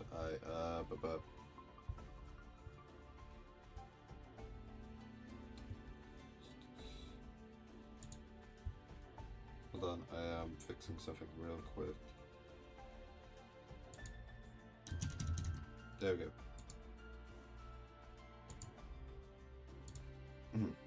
Anyway, it will be fun to watch, but it will not be fun for Mage Soldier. I'll tell you that.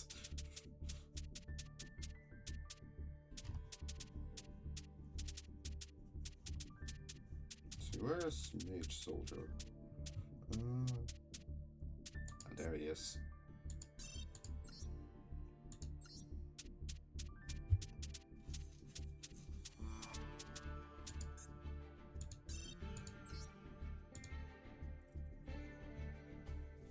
Oh, he could. The Pharaoh could brick, but you guys will see his deck soon.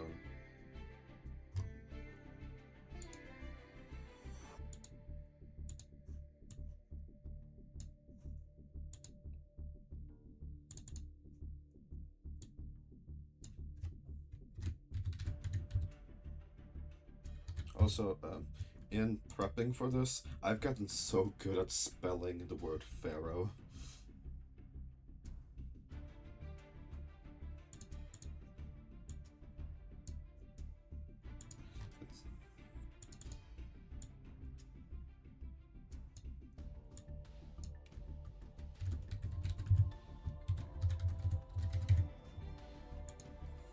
But so, it is now also time for me to tell you all about about the God card effect. If a God card deals the final bit of damage needed to win by battle or effect, it wins the match entirely. Meaning that, well, it could only be one duel. So let's hop right into it.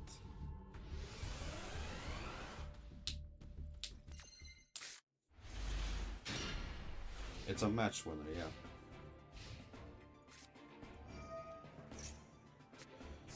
This is also why I gave Sork Dark World, because the Pharaoh is pretty strong. Because he kinda needed to be, because of the God cards.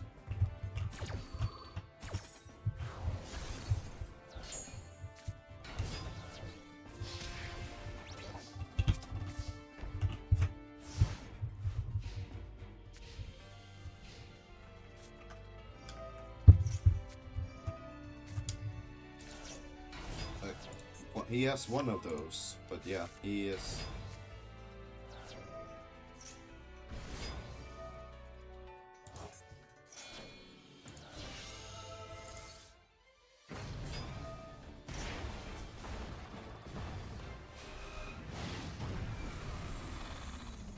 And there we go. That's the Pharaoh for you.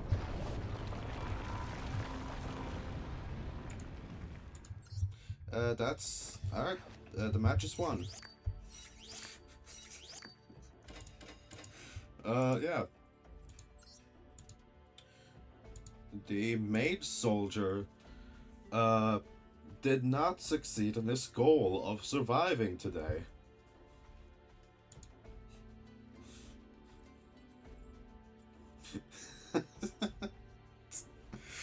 Oh my god. I I knew when I saw how the tournament layout for the first time, oh boy, that Mage Sorter is not gonna have a great time. But anyway, next up we have Mana versus Bandit King Bakura.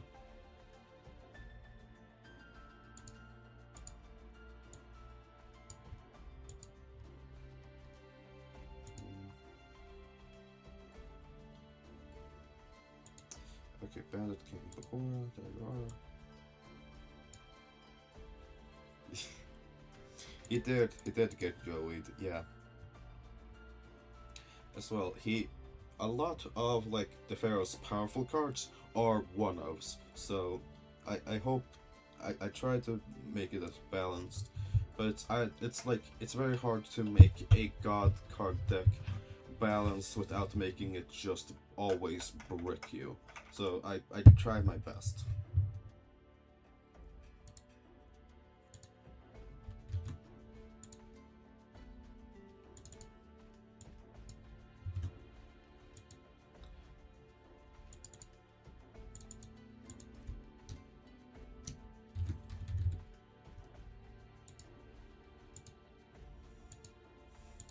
Okay.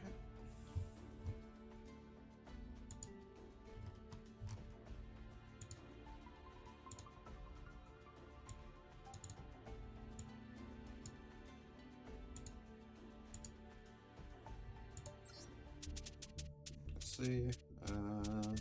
Let's mana.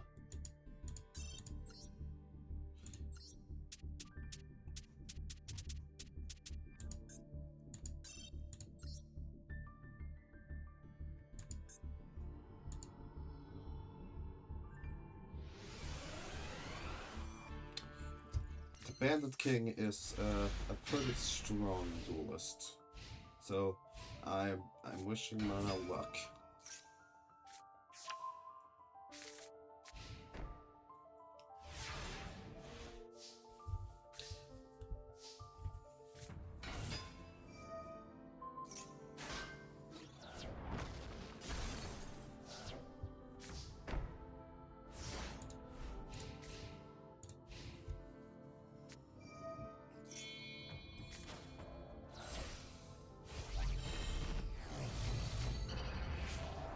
And there we go, there's some Dark Master Sork. He only has one of these, so it's kind of also his effect count balances out because I've seen him roll when he didn't need to and get a 6 and blow up his own board, so it's up in the air.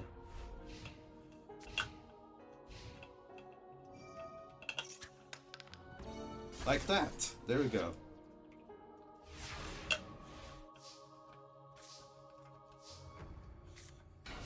And now Sork is gone. Or Dark Master Sork.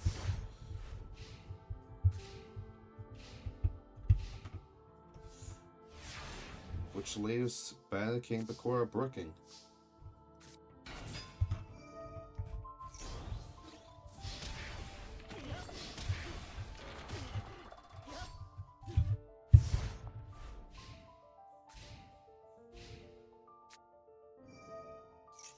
Dark Hole. Damn. That was a pretty good Dark Hole.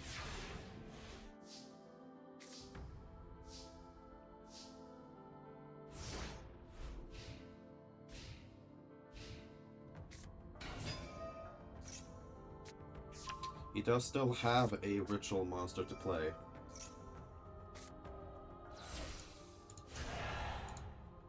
His Fiend Mirror. Yes, but Bandit King Bakura has the most powerful ritual deck in the tournament.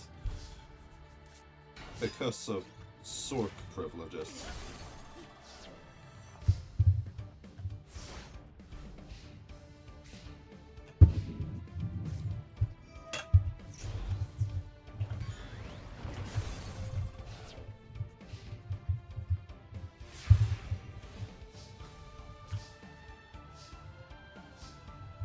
And the first duel is over.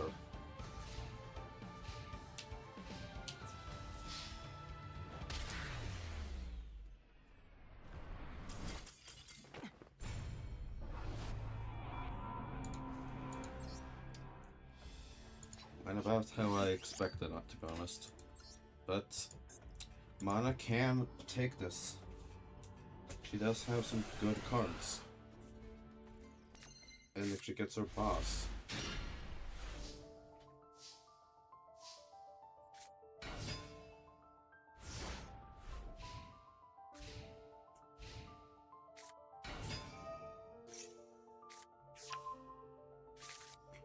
Okay, he already has Sword in his hand. It's the only reason why he would search Fiend's Mirror.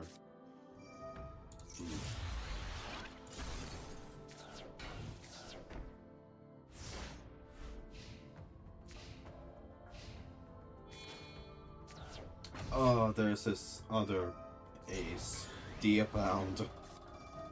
Oh, that's so bad. Thank God she has a dark hole.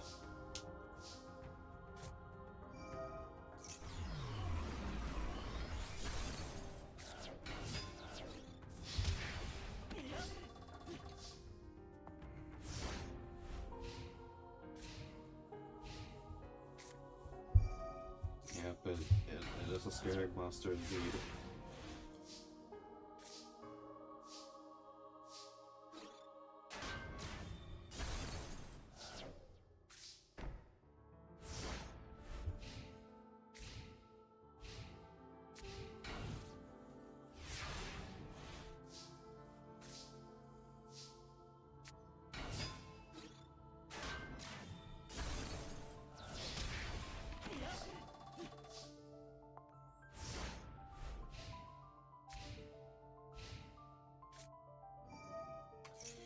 And I think now comes Sork. Let's see how if the die roll is in Bakura's favor.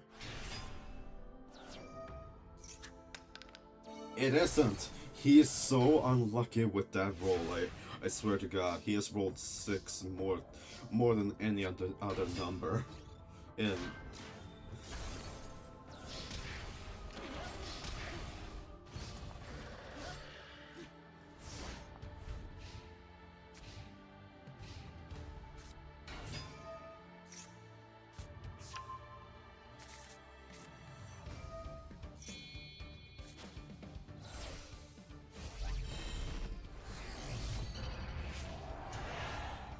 Here comes another Fiend's Mirror.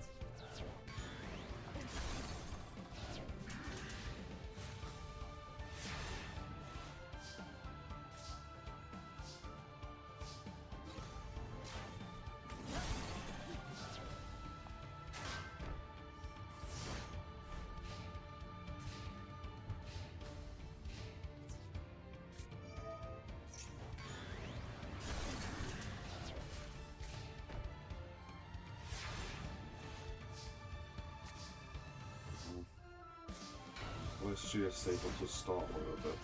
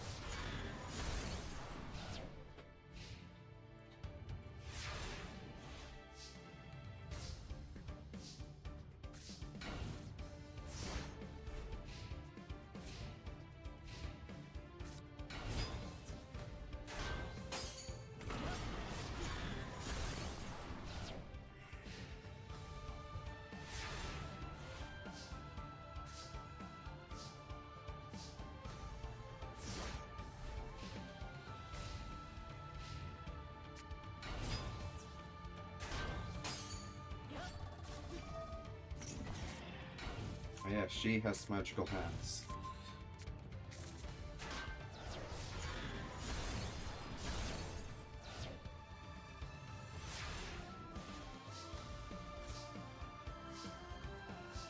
Ah, God, she's not drawing her boss. And there's another Diabound. Yeah, I think it's over.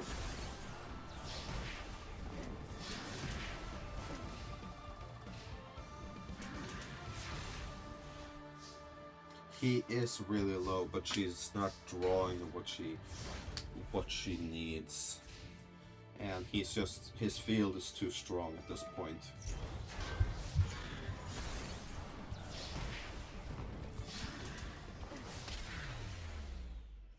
Alright, that's a 2-0 by Bennett King to Korra.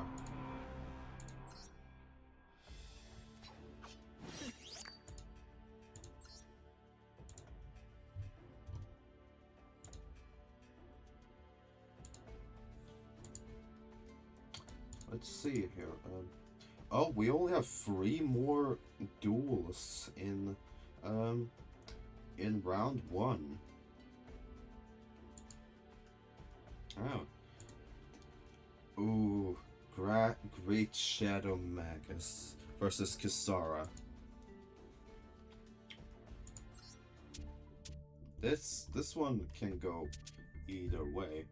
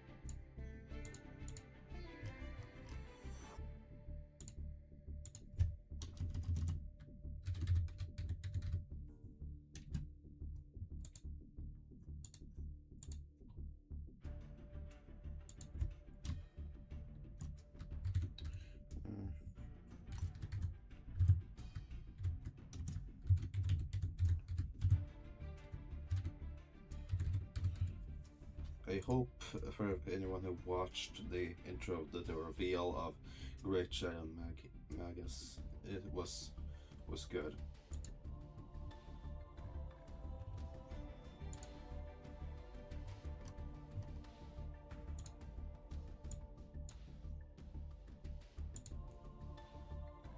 Okay, let's begin.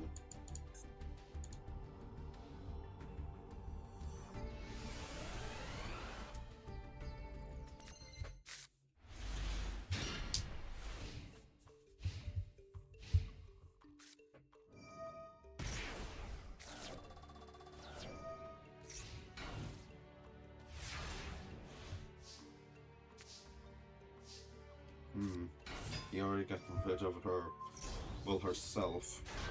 She only had one of that card. It was her best way to bring out Blue Eyes.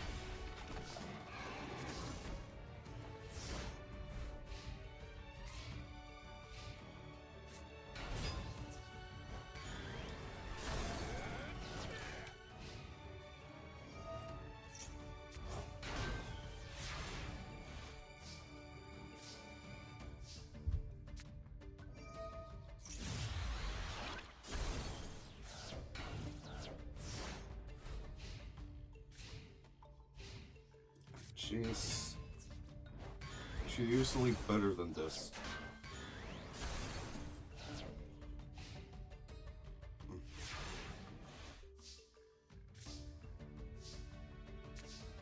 Man, she's just not drawing great.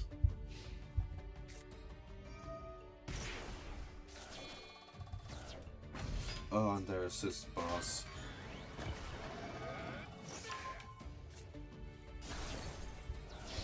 boss being Mephisto the Infernal General. I don't think she's gonna. Yeah, no, it's over for this one.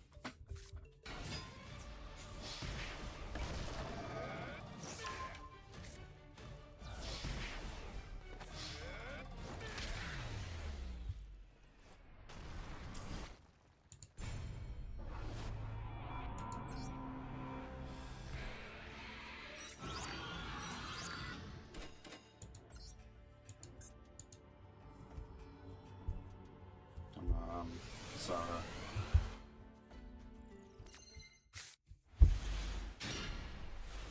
Okay, now let's group your tribute monster.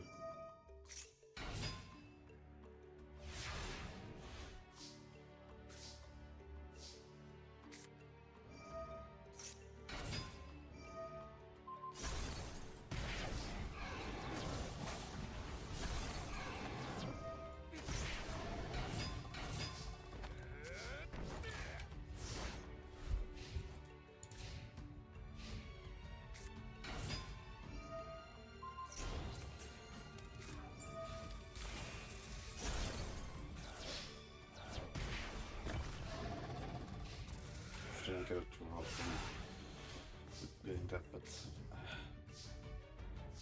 oh, great! That's really what you need right now.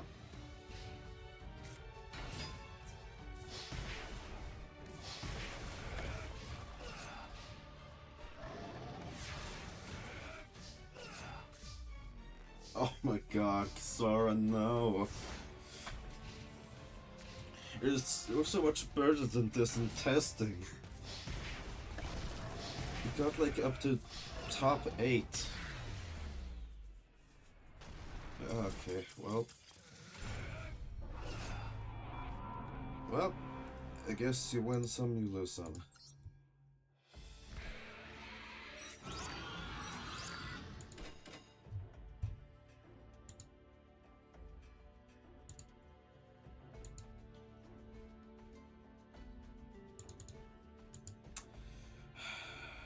Okay, now we come to a real interesting one. The Supreme King versus Nightmare. And if y'all remember what Nightmare is using, you might understand why I think so. Oh no, Lunar, that was both 2 games.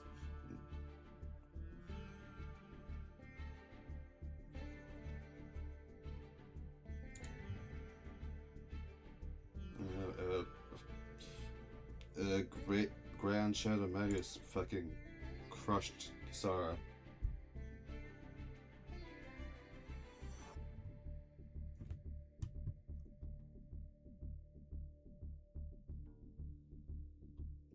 Okay.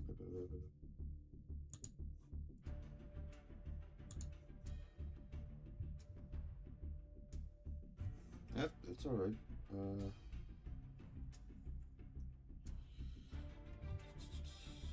Apologies, I am setting this up. Wait, hold on. Okay.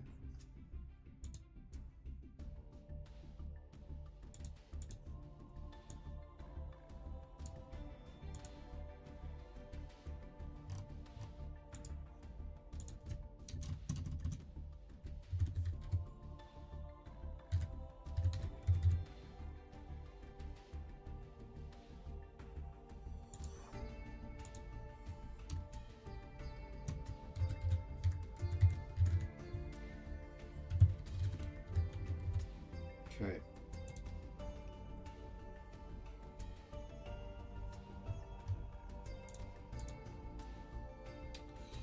Let's see how they do.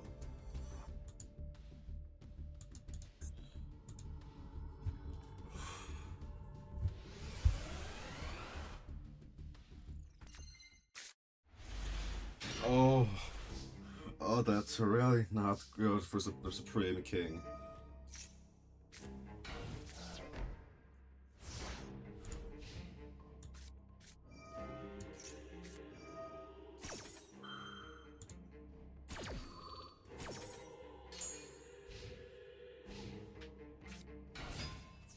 Oh yeah, summon Avion, Supreme King.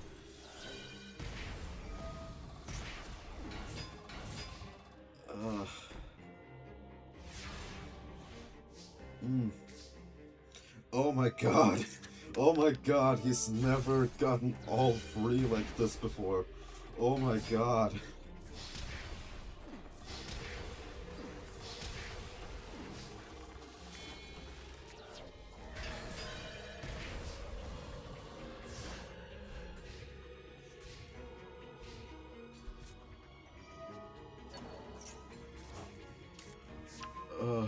Supreme King, what you gonna do? Oh no. Oh no.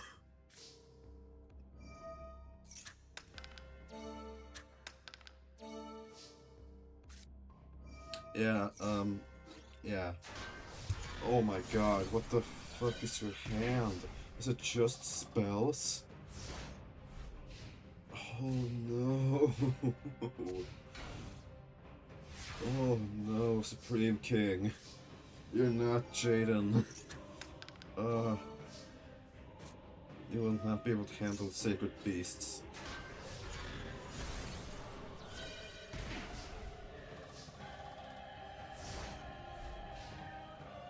Yeah, Nightmare is one of the other like characters that was incredibly good in testing as well, for obvious reasons, and yeah.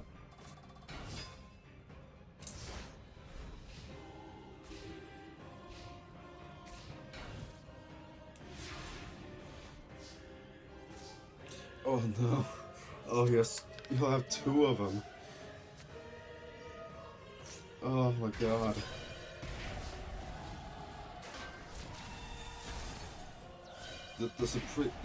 The Sacred Beast doesn't have the auto win effect, but Jesus Christ. I have never seen Nightmare do that good. Okay, game number 2. Yeah, it was really bullying right there.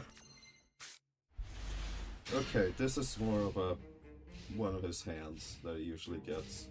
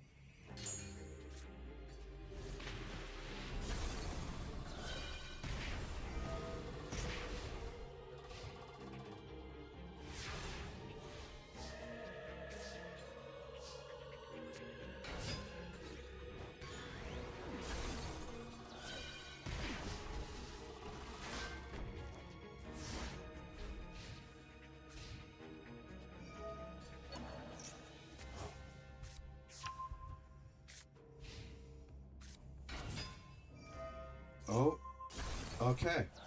He got rid of some of his back row.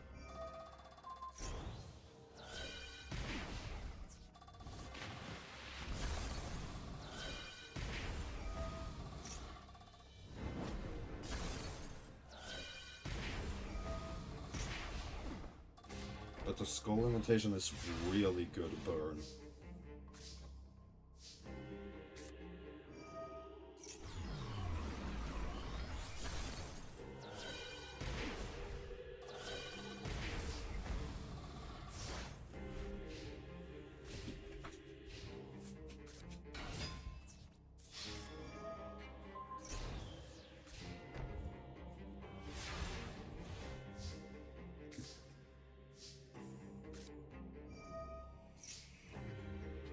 And I don't know why you want to set the other skull imitation to bring out Uriah.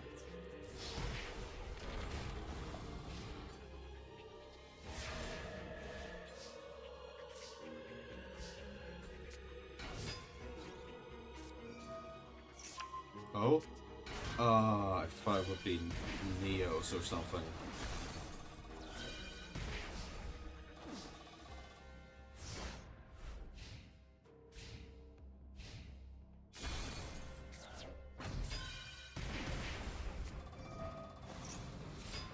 No, what?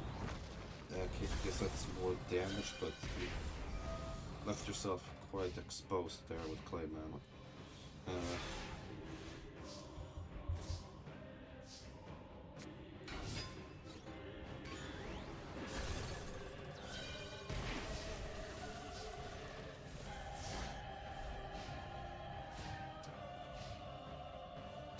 I think this might be it for Supreme King.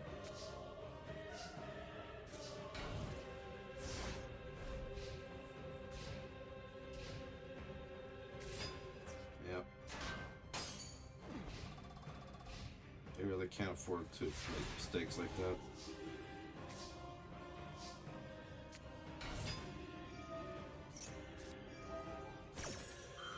Oh! Wow. Okay. Yeah, that was really smart of Supreme King and really dumb of Nightmare.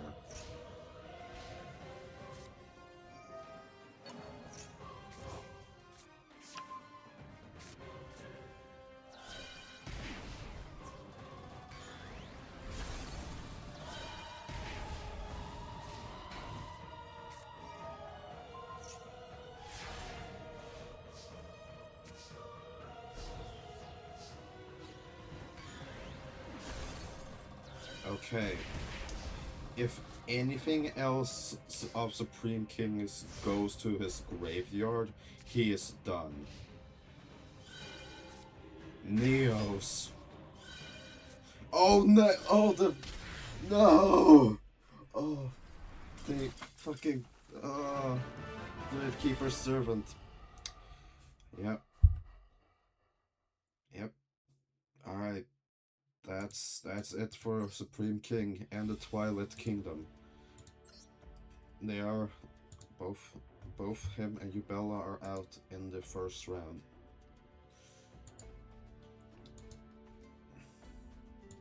Oh wait, no, he didn't get any. Wow. It was a good match though. It was a real good match.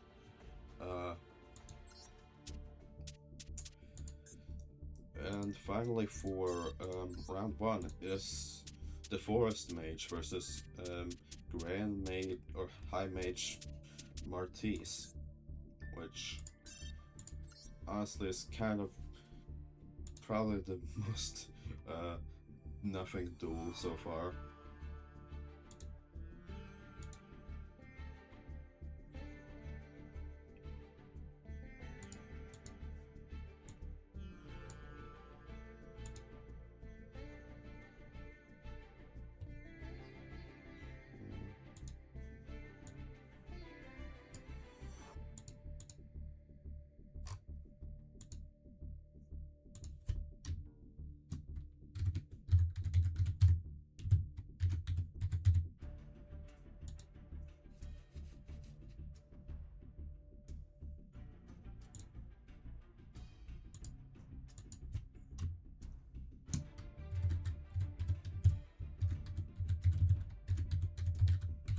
Okay, let's get this one started.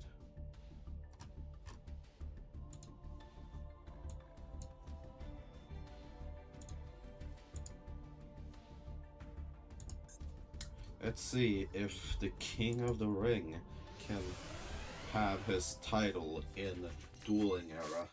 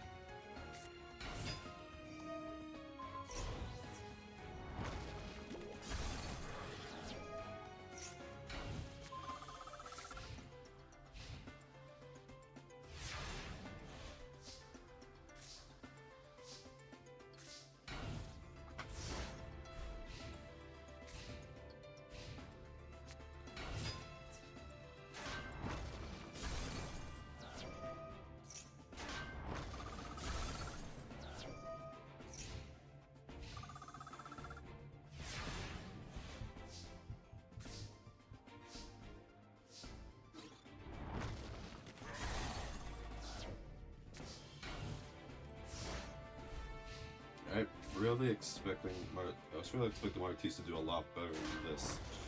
Honestly, he's being walled by that ancient one of the deep forest.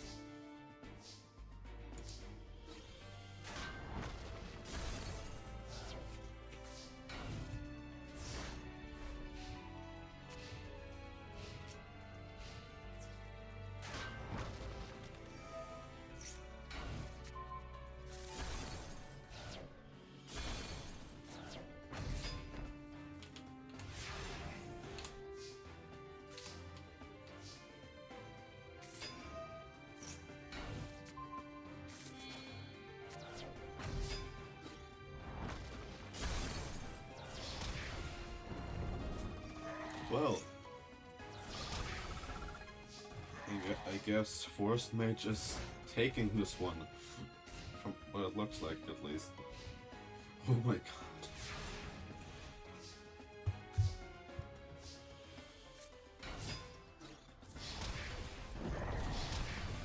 Really, Marquise? You're gonna lose to Forest Mage?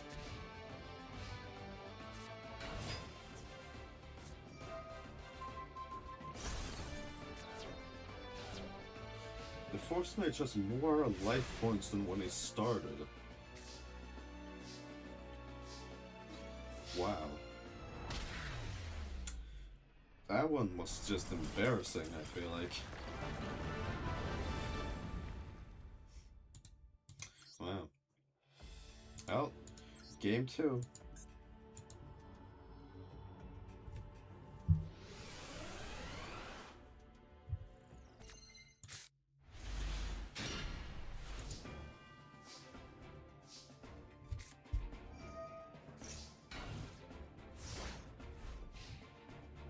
Yeah, that's the High Mage lost on Low Mage. That's really surprising.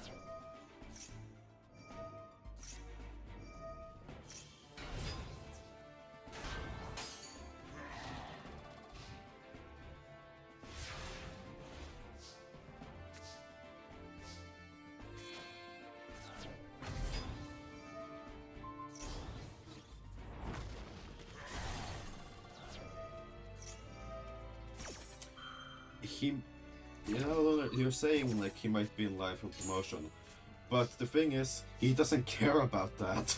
He is only like there for like his own mysterious gains. Oh, hello. There we go. If only we didn't know what was in the Forest Mage hand.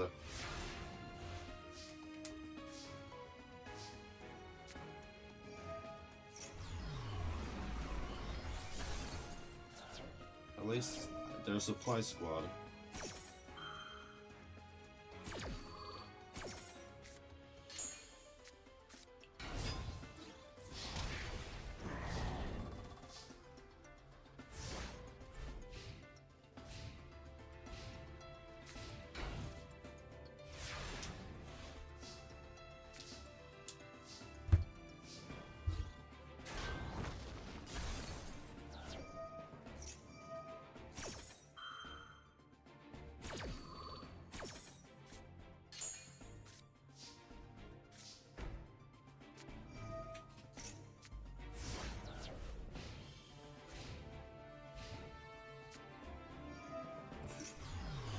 A Dark Hole Bean Soldier, alright, that's...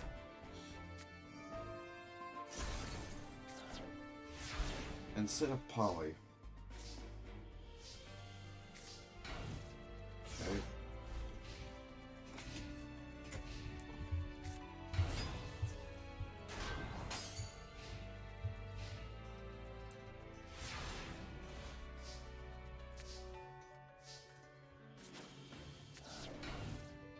Alright, set Trent.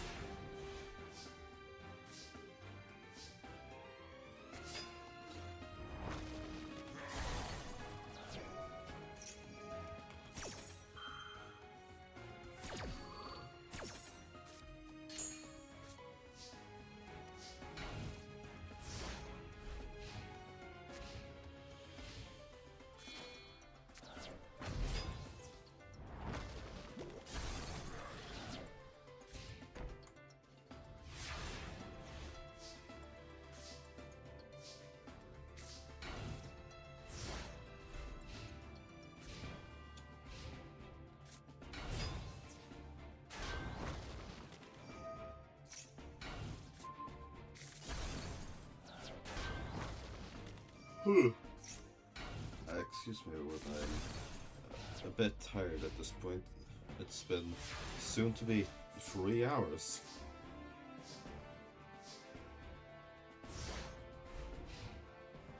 So my energy's a little spent, but I'll stick here until the end of this.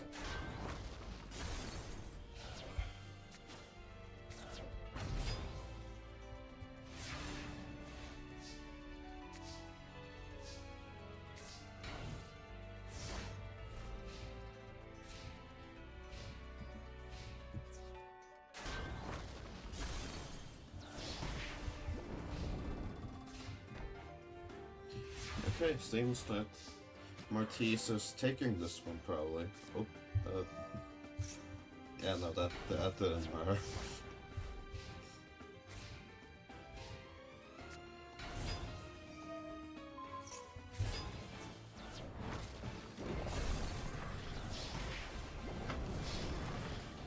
Yeah, Martise is mad from the first one.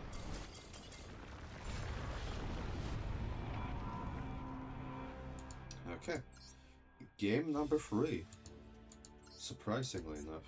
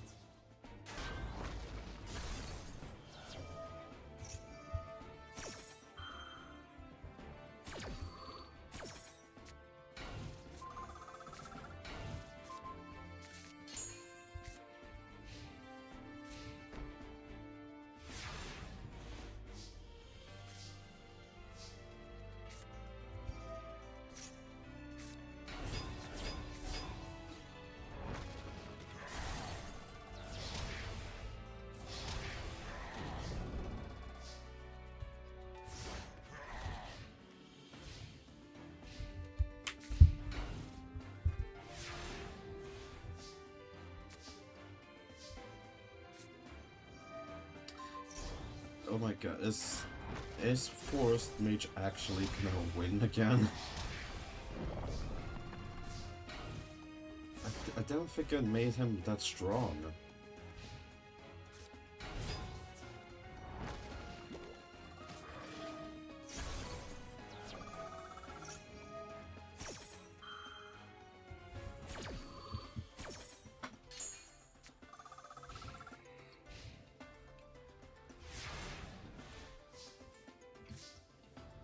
Wow.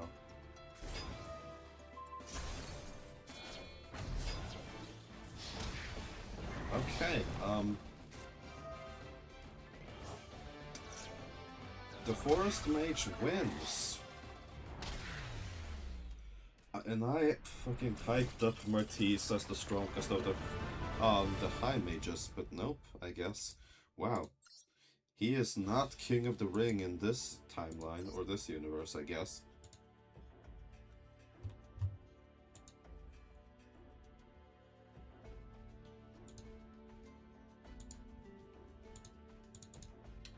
But that does bring us to top 16. Back to Priest Seto versus Sork.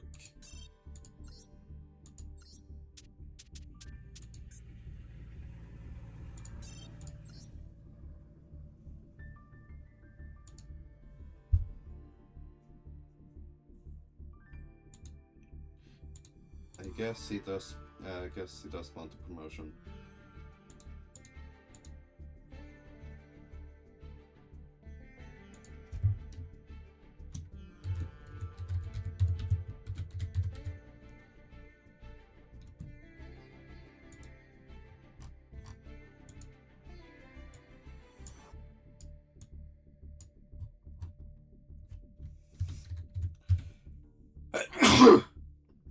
Yeah, excuse me.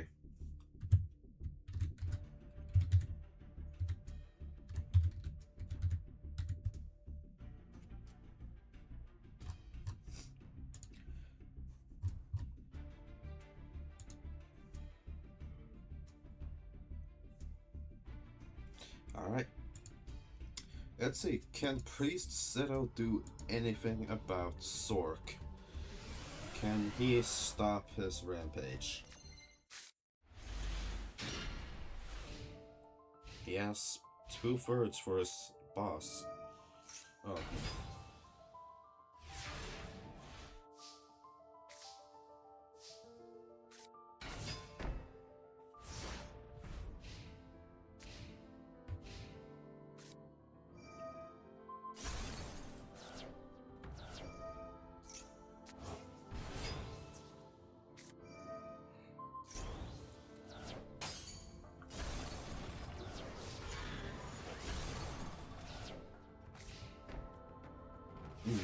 That's... yeah.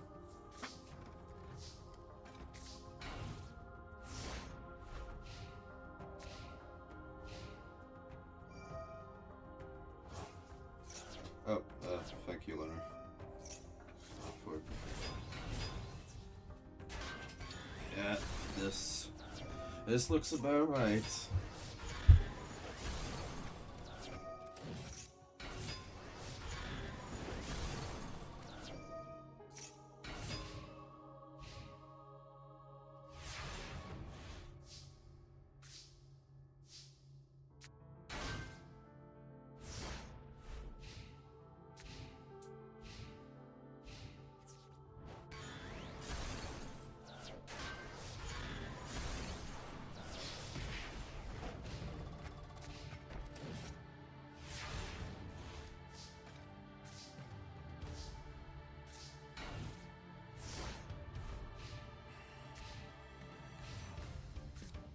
Oh my god, we're getting too. Jesus, man. Well, that's exact damage. I owe Zork some DP, I guess.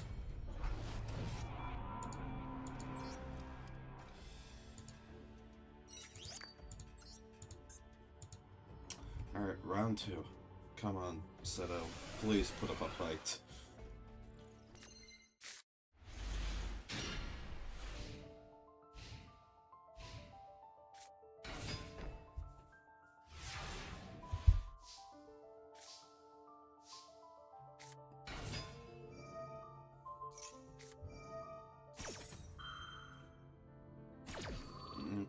I think it's, fair enough, I suppose. Okay. If I think this is the best position Seto can be in for this. Oh, wait. Oh, that's spell. Okay. Okay.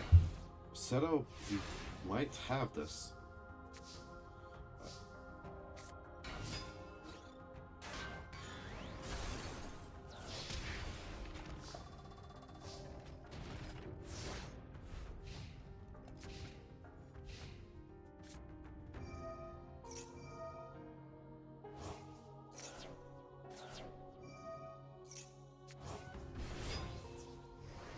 Oh wait, oh no.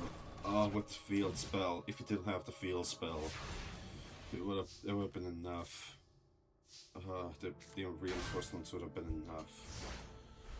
Not even... okay, he needs 2 things to boost his master now. It would have to be like his fusion. Oh no, his Leslie. Oh no.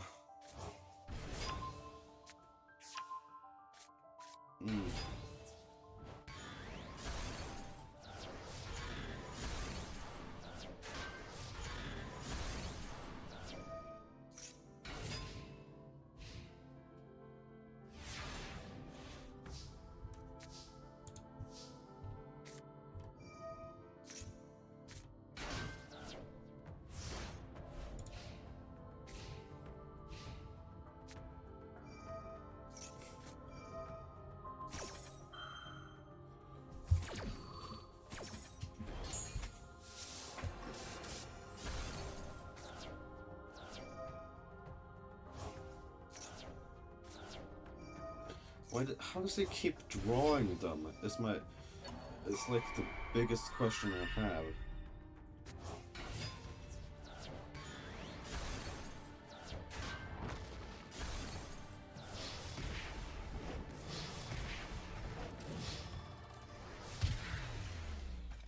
Okay. I hope this is entertaining in some way, because it's another 2-0 for Sork.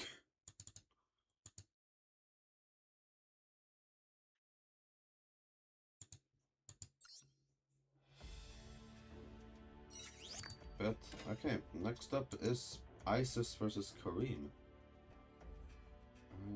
I don't remember. Yeah.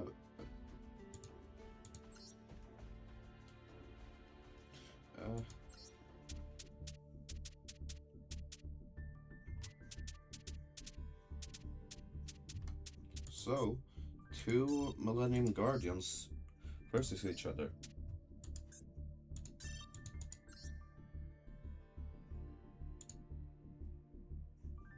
Mm.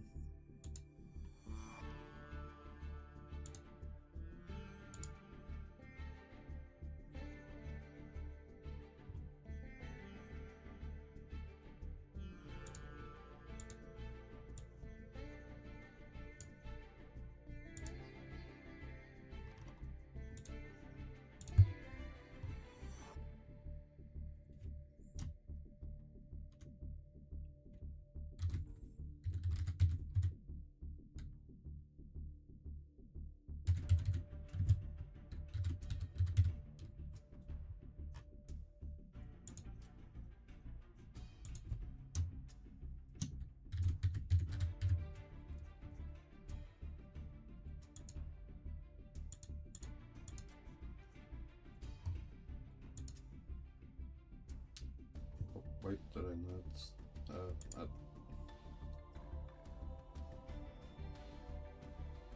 Oh, did I not?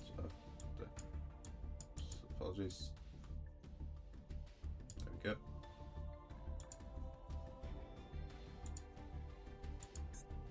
Okay, let's see how two Millennium Guardians fare against each other.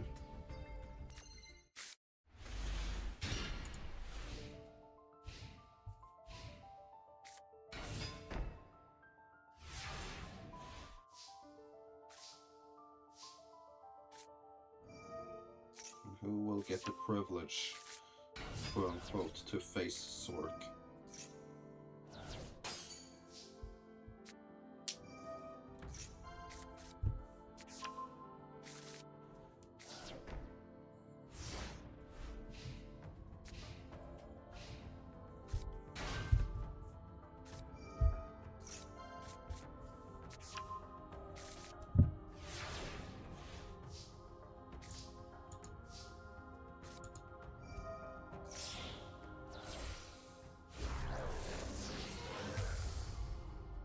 Okay, here comes Empress Judge.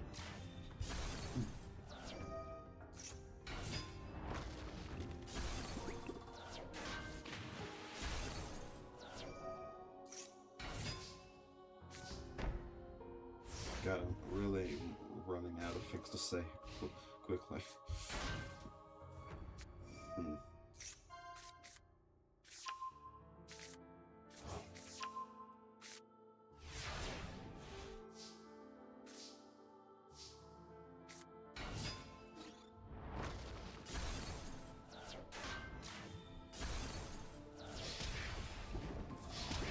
Right, it looks like Kareem is the one taking round one.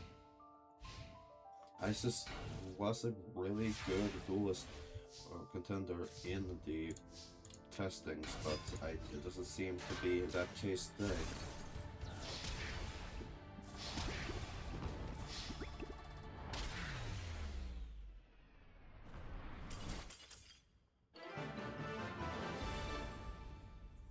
Okay. Time for round two.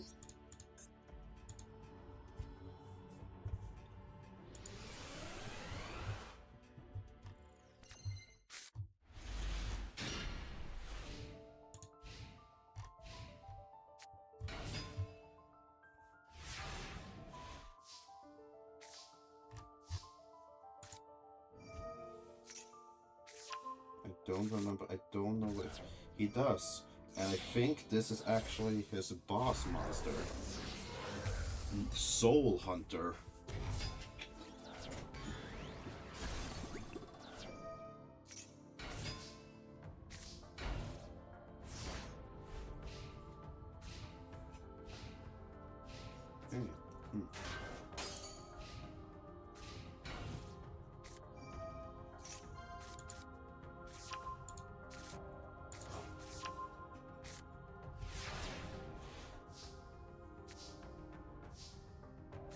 No fusion right now, but he doesn't need it with Soul Hunter in the field.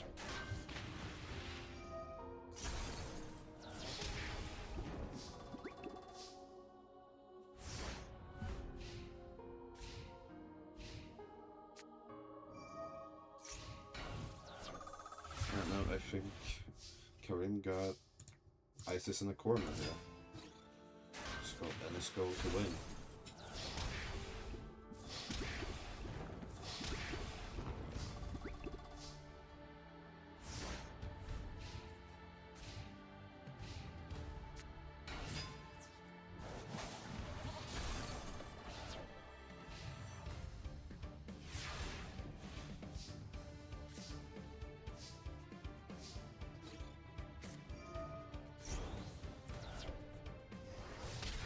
That's game. And another 2-0.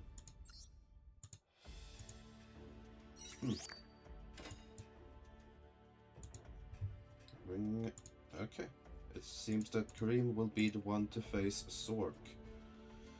Bring us to Grand Mage Haitian versus Sir Duman.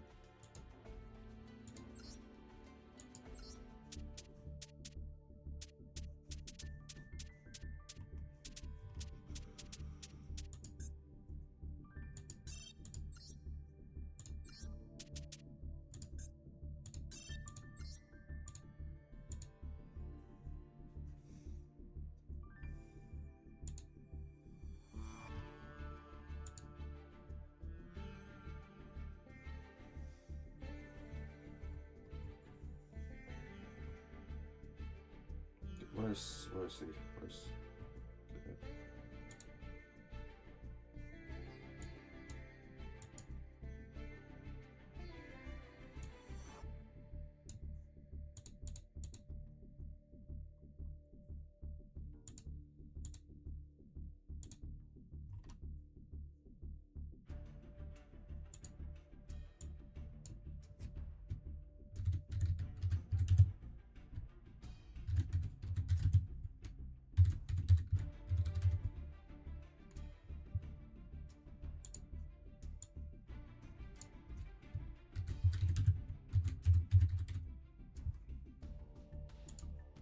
Okay, let's get this one started.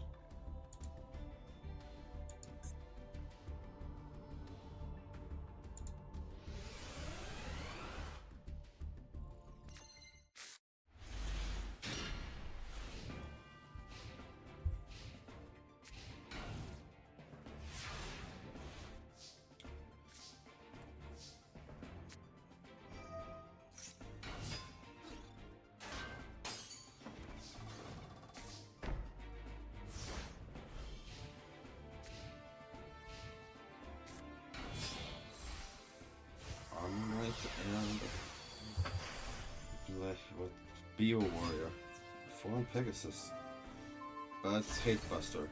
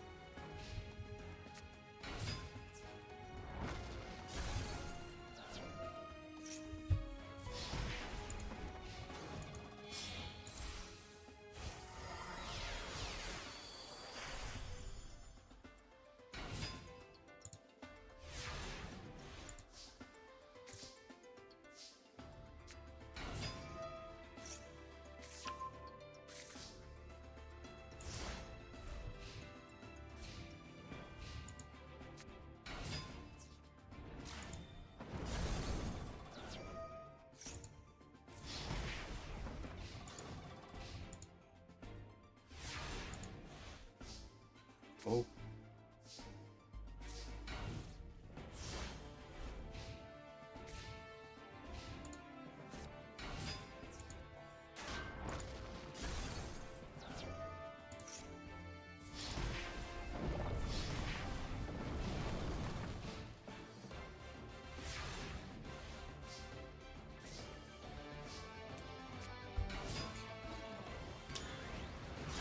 Oh, Stuman seems to be taking this one from Grand Mage Haishan. Wow. Oh, okay. I did not agree with that, but whatever.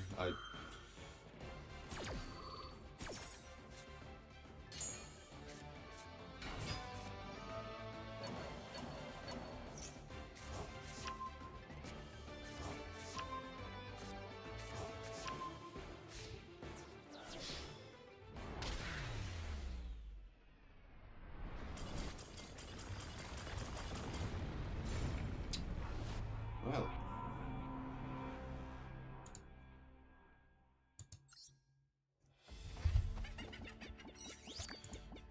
I think, apologies for whoever is still watching, but I think this is the final duel for tonight and we'll finish this up again tomorrow.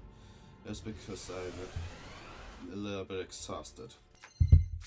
And I might need to do some tweaking with the quality of the stream right now.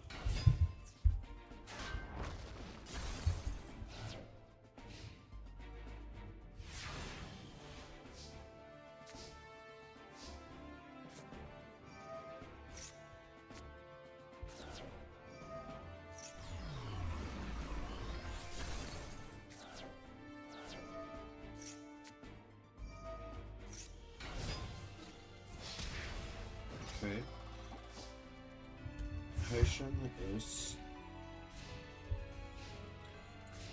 seems to be in control of this one. And there's the other piece of his boss monster. If he can bring it out.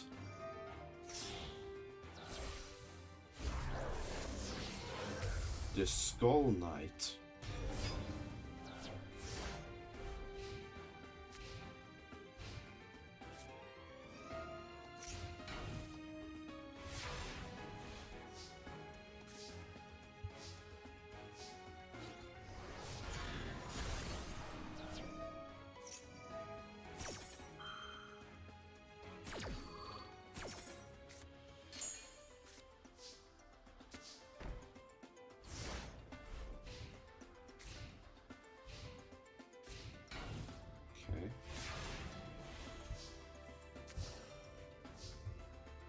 Seems to be the Skull Knight seems to be the only thing Grand Mage Station has, but that's all he really needs right now.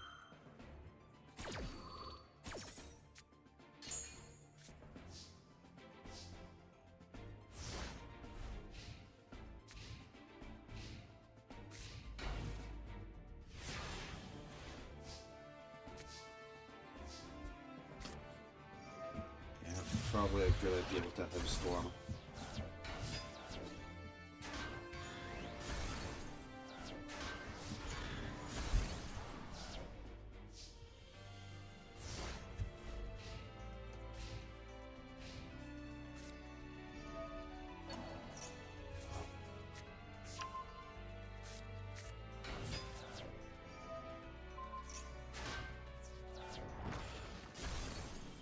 Not really worth it, that one. Not really not worth it, then. If you're just gonna do that. You could bring out his other boss if he wanted to, but why would he?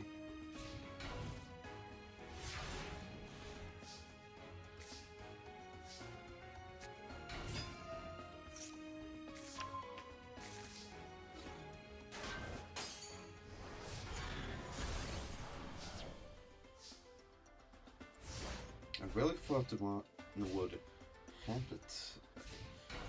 have it for this duel, but I guess not. I guess he got lucky. Or maybe Haishin got lucky this time.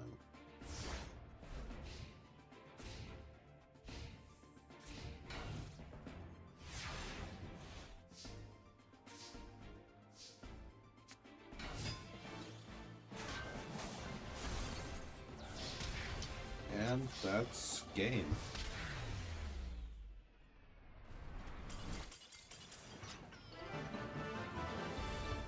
Round 2.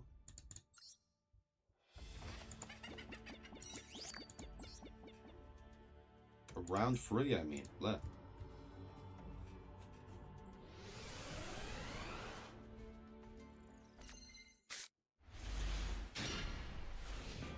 God, if he draws a polymerization.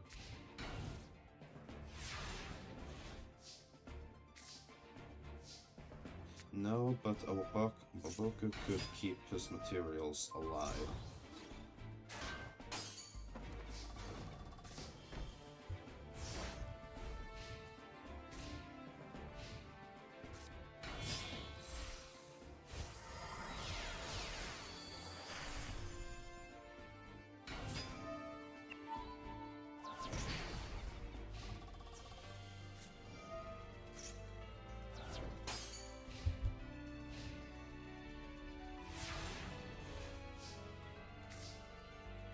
Right, no fusion this time. Oh! That's... oh, unfortunate.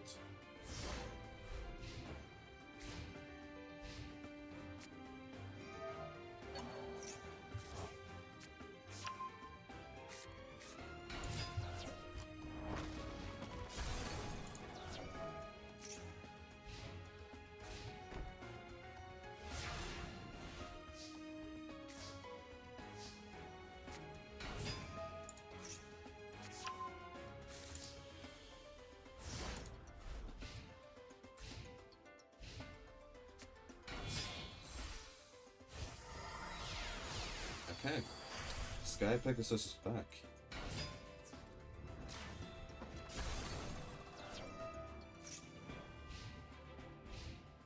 And and that'll bring out Chakra.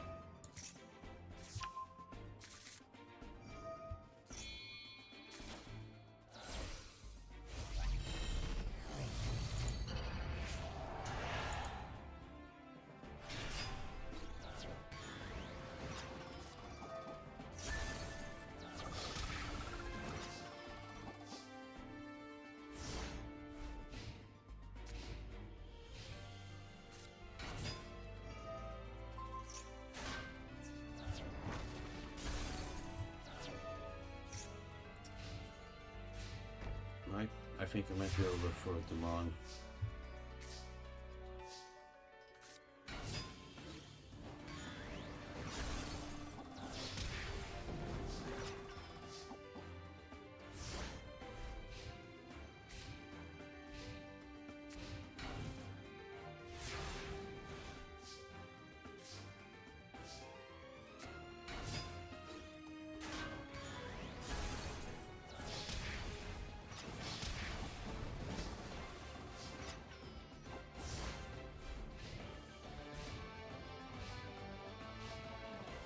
Yep, that's it. Haitian takes game number 3.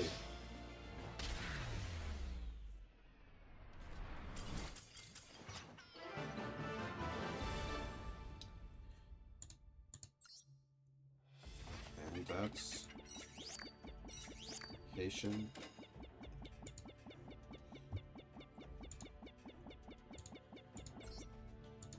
Haitian takes the game, wins, goes to top 8. But that is where we're gonna end for tonight, because I am unfortunately exhausted. But I will be back again tomorrow to finish this tournament. Bye. And we're back. So, unless someone has something to say, we'll be just going right into the next match, being the Labyrinth Mage versus Sebek.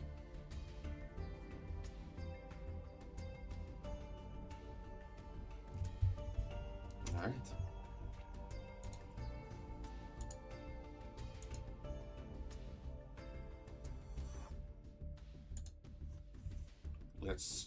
Let's duel.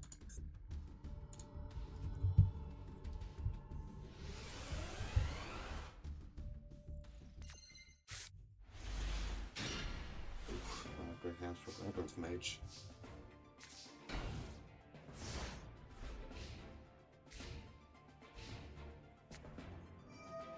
And well, at least he didn't get his boss, but Sebek seems to be in a better position.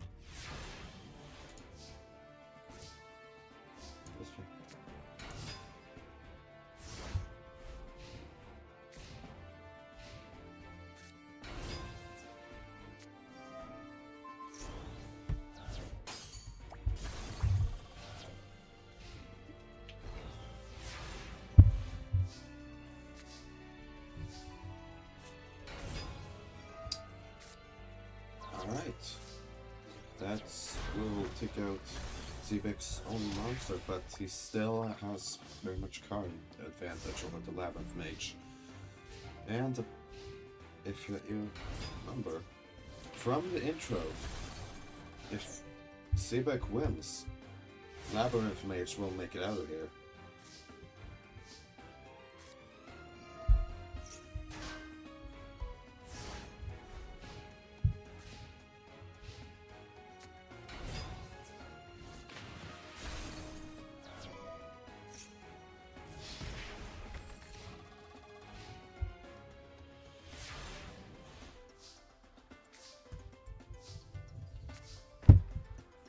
Nope.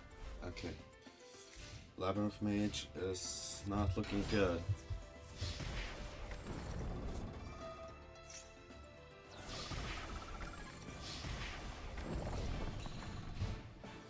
He needs to draw something good here.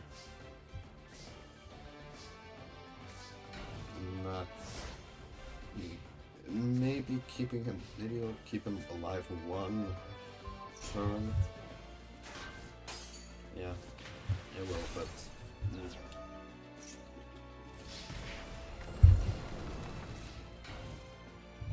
He already threw away Dark Hole, so...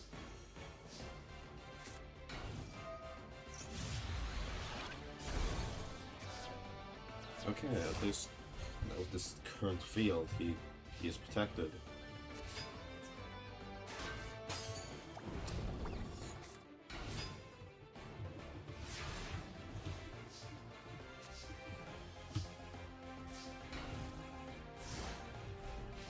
I was sure he was gonna switch his monster to attack, but it doesn't matter.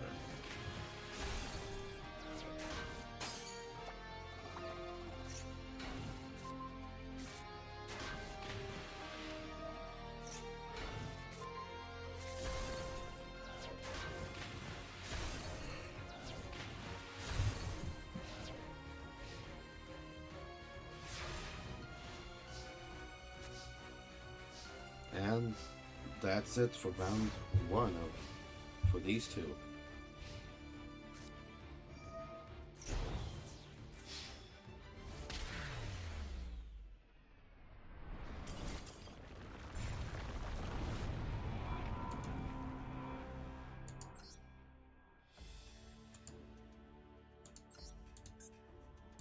Round two.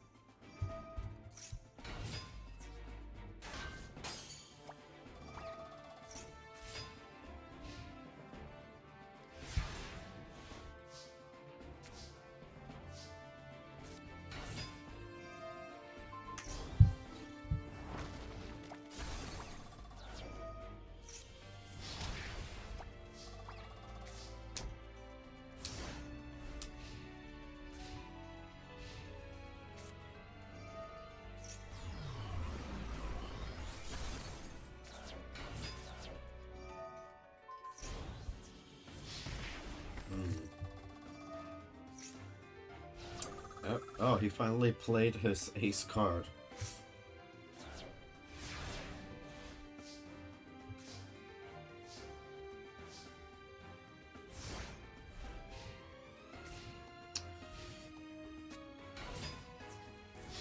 Well, Labyrinth Mage, I don't think you're gonna make this one.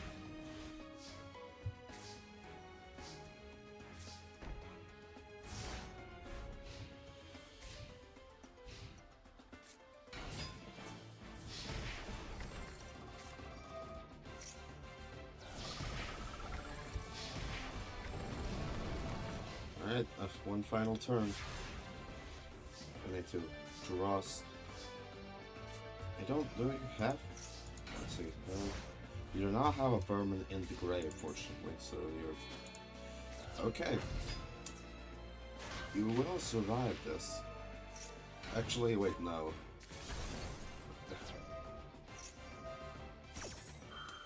Does that change face of attack position must face of...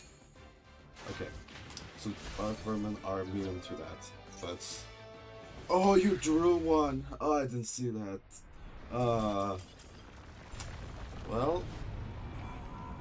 The Labyrinth Mage joins the shadows. And another 2-0.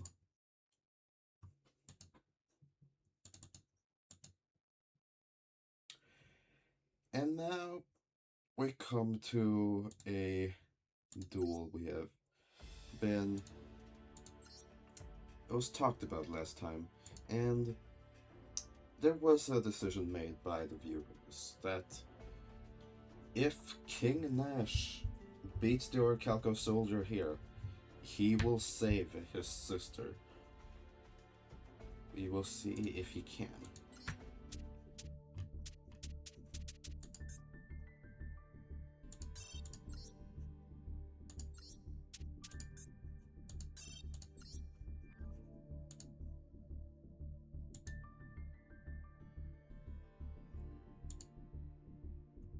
Just setting up the duel. But,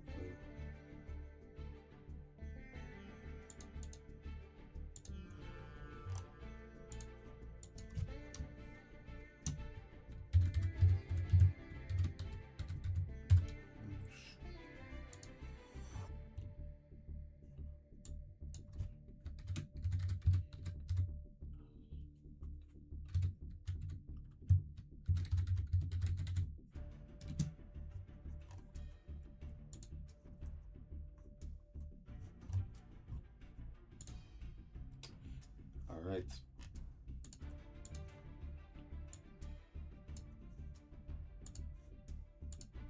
Let's see if King Nash can take out one of the most dangerous duelists we have today.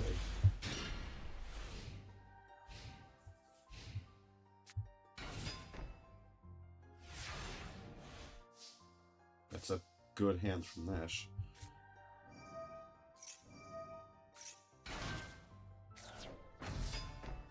Unnecessary, but okay.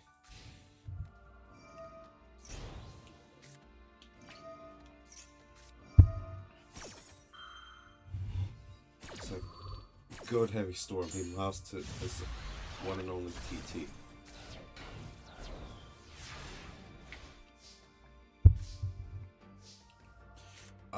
With Torrential Reborn. But here comes Abyss Splash.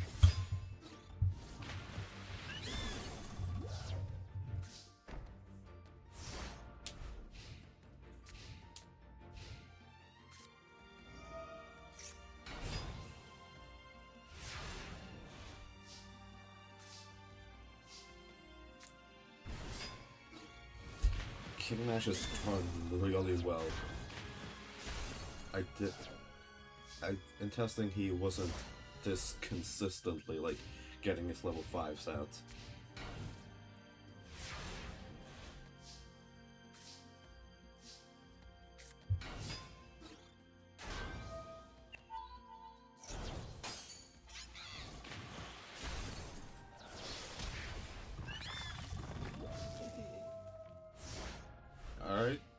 guess. You do that. Wait, wait, how does that double up? Wait, I thought that only lasted for the end to the end of the turn. Hold on, I need to. At the end of your opponent's turn. Okay.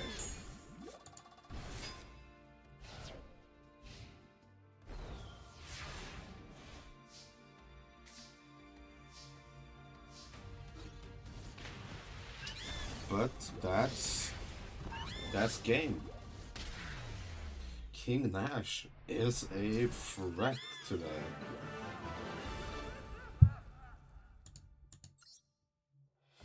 But he is working with the good guys, so, or the humanity is probably the better term than good guys. But you know, it's in the air.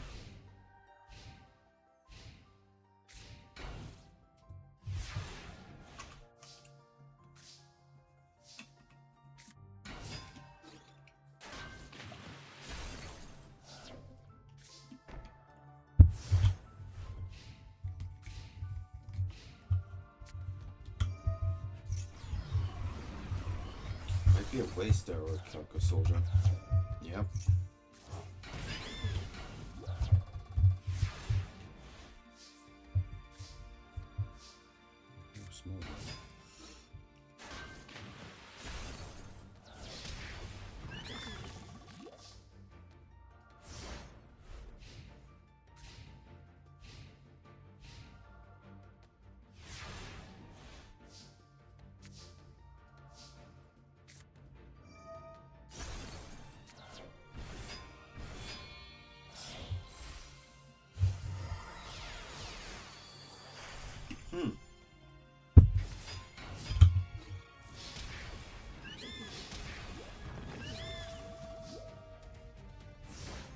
Could have, I think, might have been able to win if he didn't do that, but you know, he's still like comfortably in. He keeps drawing his Cyber Shark. I didn't think I gave him that many, but he keeps drawing them, so. Wow. And King Nash successfully saves his sister from the Orichalcos. Good job, Nash. Good job.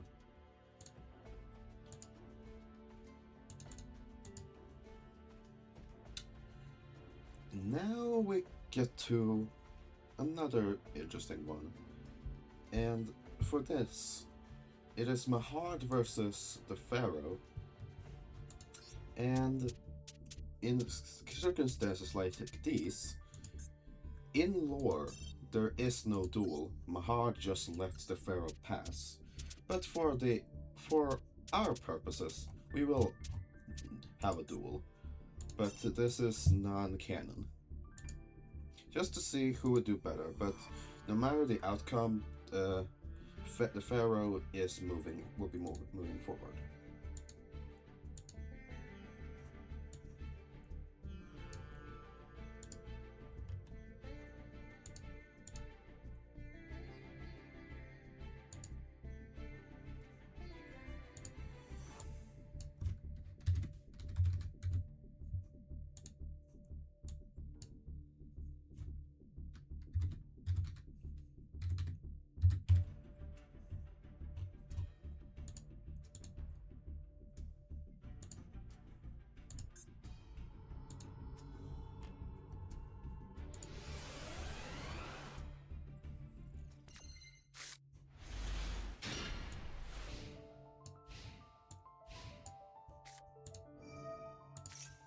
Always starting with his one-up.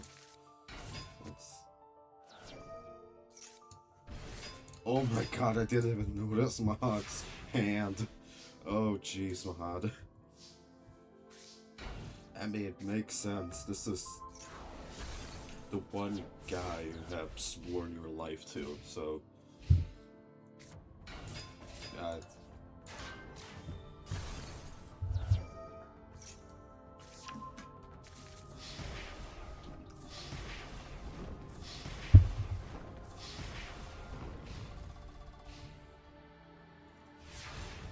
Okay, let's see what you can do here.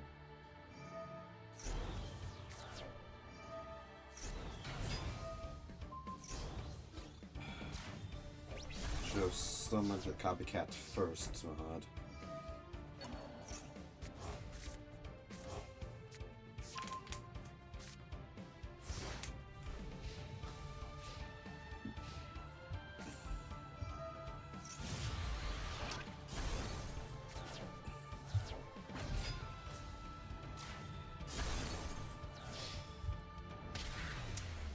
Okay, that's round one. Let's hop right back into round two.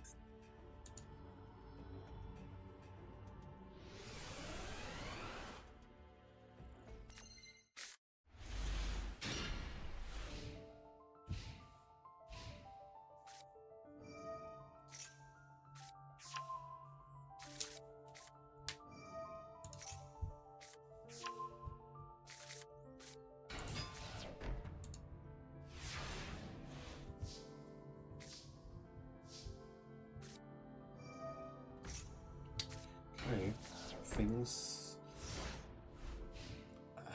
It's a little. Things seem to be on an even playing field for now, but I have an inkling of what one of those face downs could be. But he also does run. The Pharaoh does also run a lot of one-off super specific spells and traps for the god cards, so.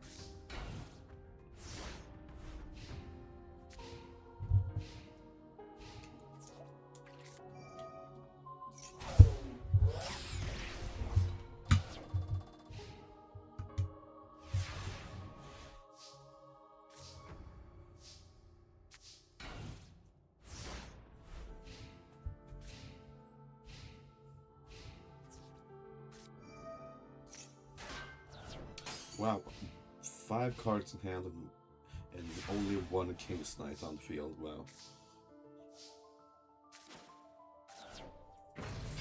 Here comes the boss. Or ace, not the boss. Oh! There, yep. There goes the Mirror Force.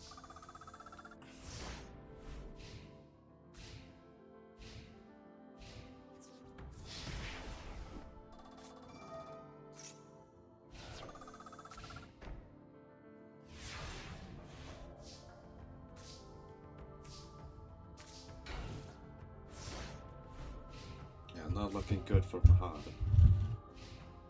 What's in the Pharaoh's hand? That's...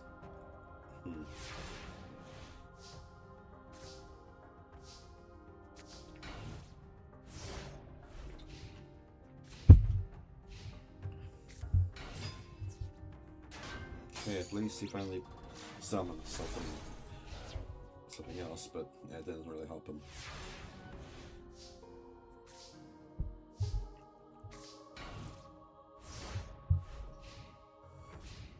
Already has one in this grave, I think.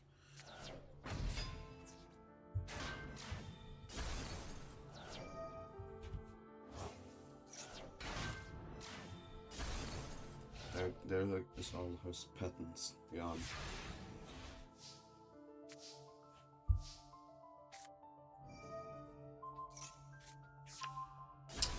There's an example of the super specific god card support he has. He has a bunch of them. Just as one of us. To just... There can be good, but there's also just... There to brick up his deck a little bit. Which, you know... doesn't really seem to be mattering. And... Jesus Christ, Pharaoh.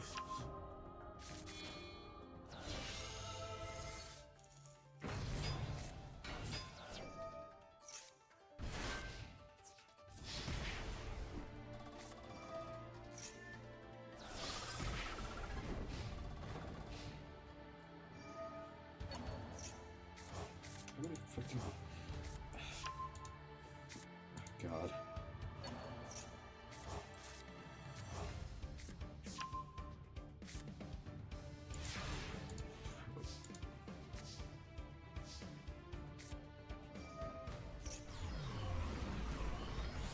Mahad, the thing is...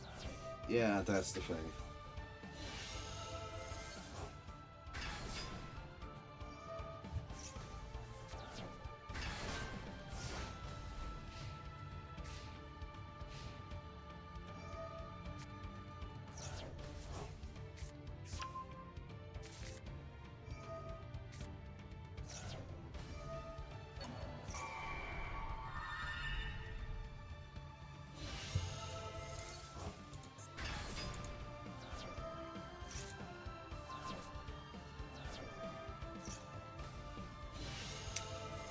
More...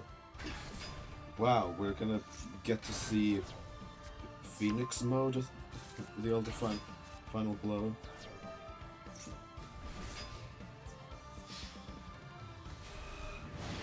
Blaze cannon. Alright.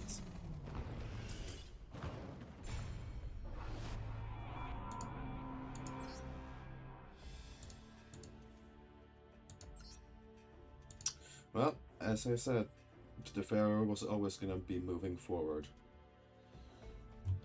But let's get back to the bracket anyways.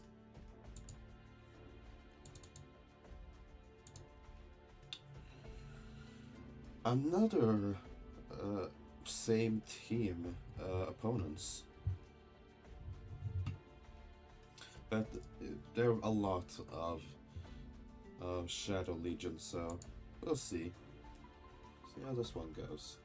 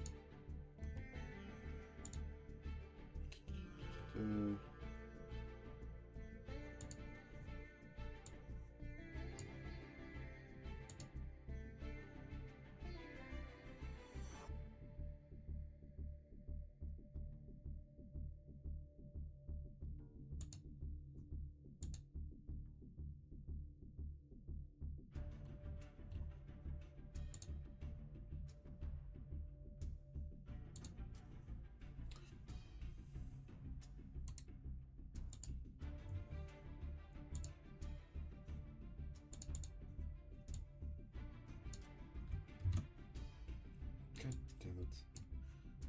No.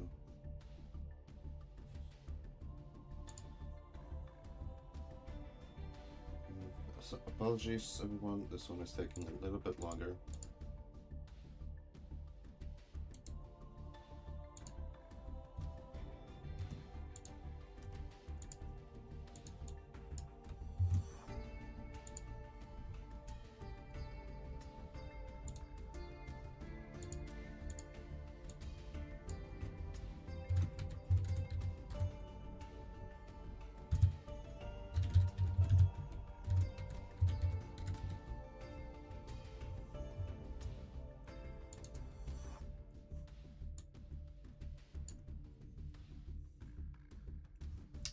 Alright, let's go.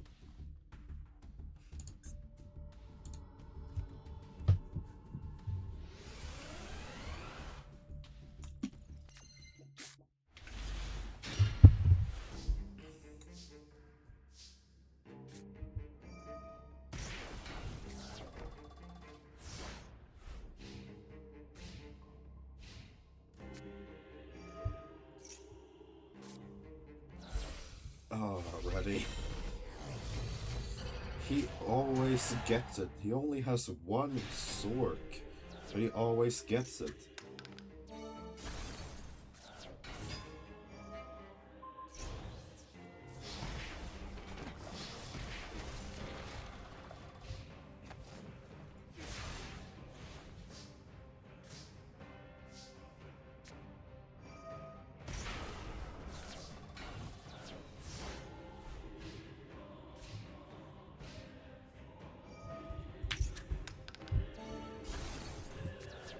Nope, this one was quick. Of course, Sork wouldn't give Magus more power than he would Bakura.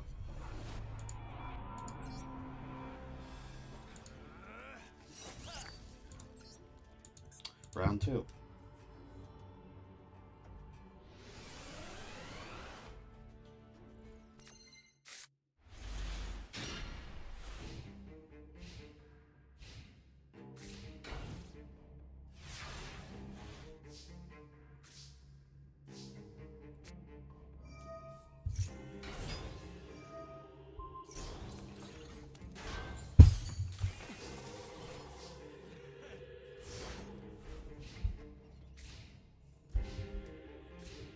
Yeah, they're both using Fiend. So that's... But here comes one of his bosses, Ushioni. Oh, his attack point... Oh, I was about to talk about that. Ushioni was strong, but nope. There comes the Abound Colonel and just...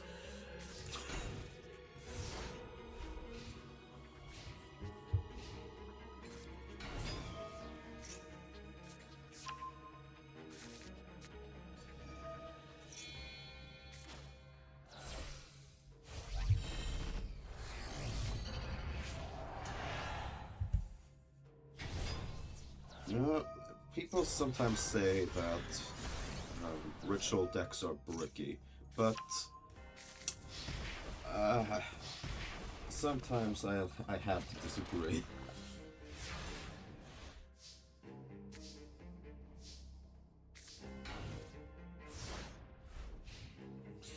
This is another clean sweep from Bakura. It's not over yet, but that's not what it mattered. So yeah, no, it's.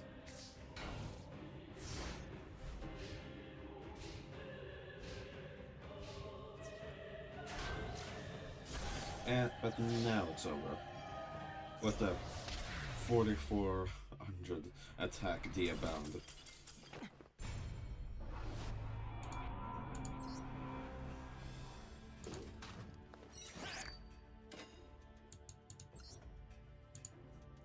Well,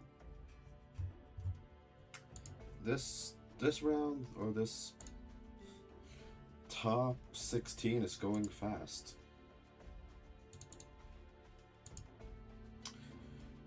And finally, we had Nightmare versus the Forest Mage. Forest Mage was goddamn was that surprising last time. Let's see if he can pull it off again.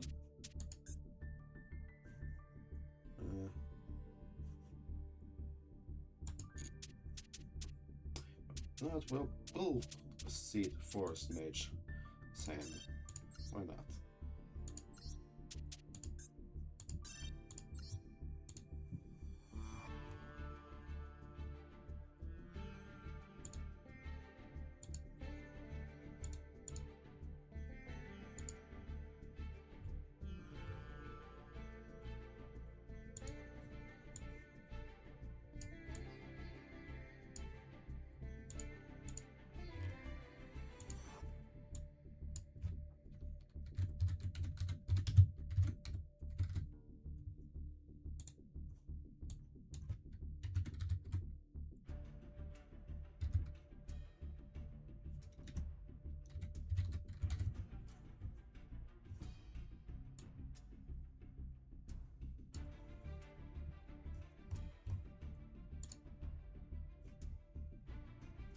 Okay, let's begin.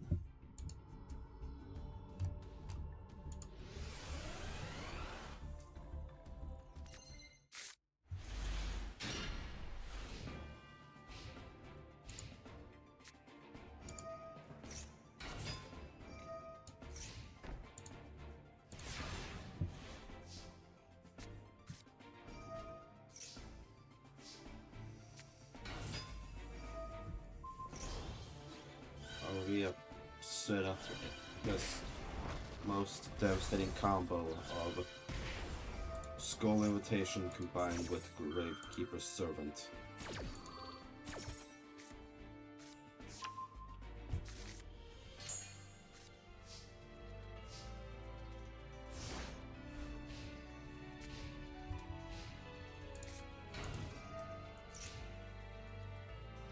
The Dark Lore to boot.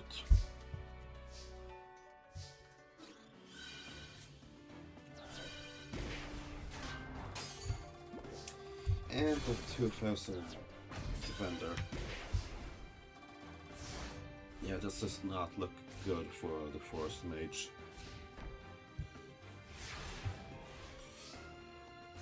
He does have the 3 spell cards he would need for a mon. Though he only has one. One is all he needs.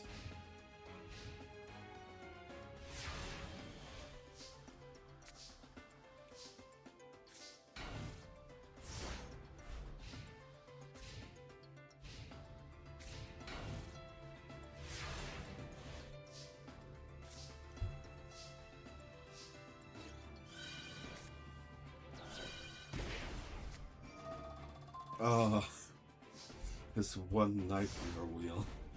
Yeah, Nightmare is just gonna burn the Forest Mage to the ground. Why? Why would you? Why?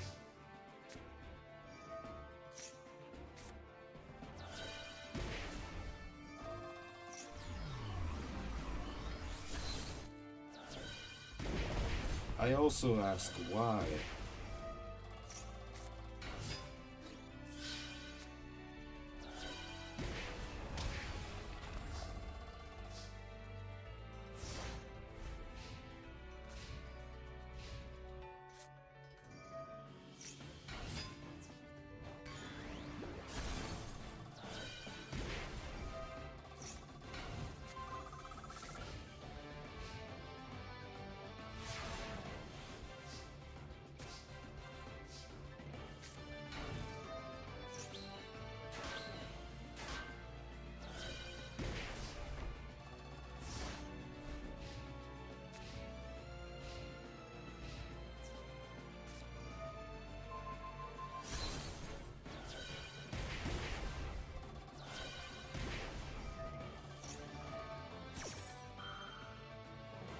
How many cards does Nightmare still have? He has 23 cards left in his deck. Jesus.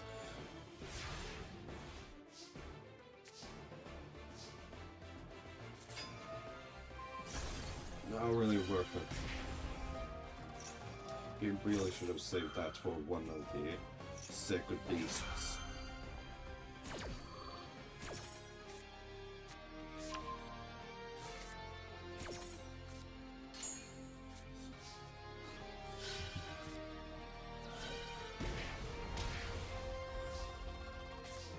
I'm surprised he hasn't triggered Tragodia yet.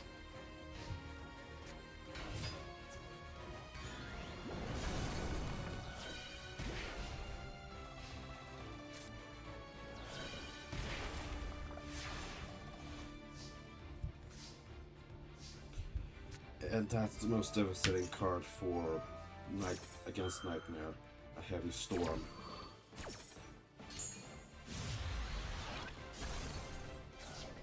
This hand is still massive.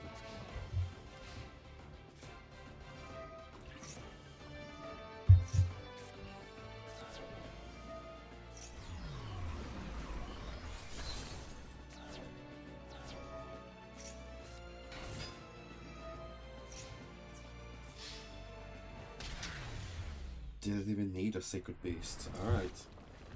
Round 1 goes to Nightmare.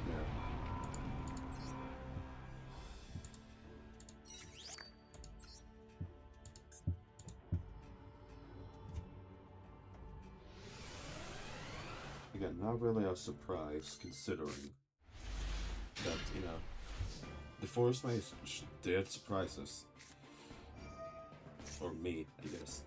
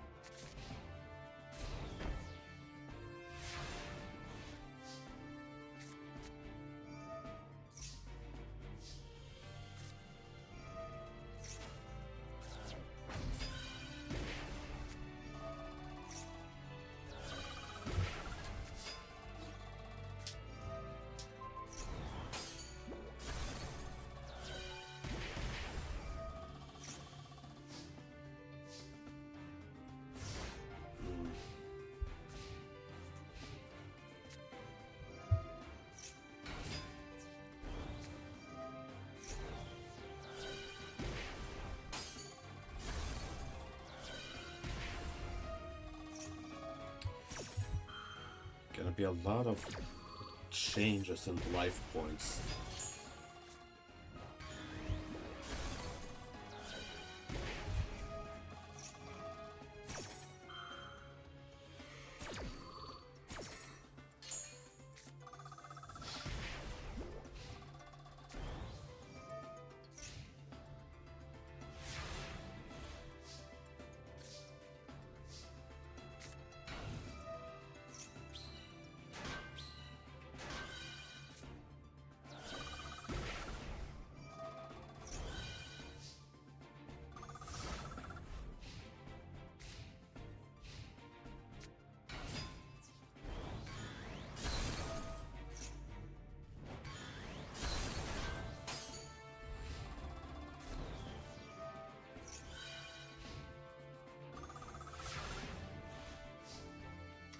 Again, if he has some on or something, that's okay.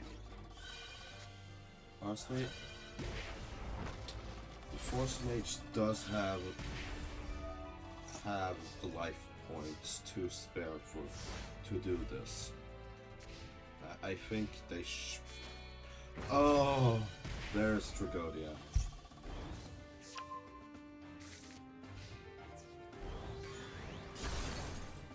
So we're gonna crash.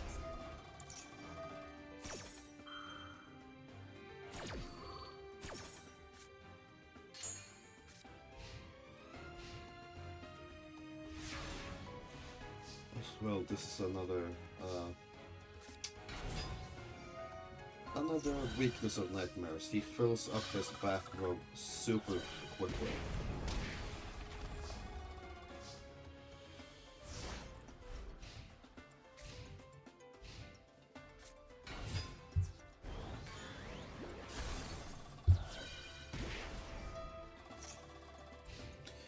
And there's the heavy storm.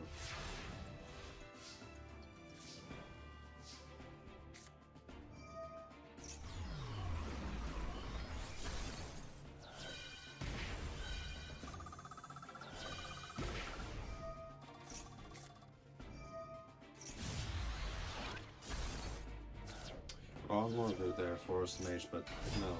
But, okay.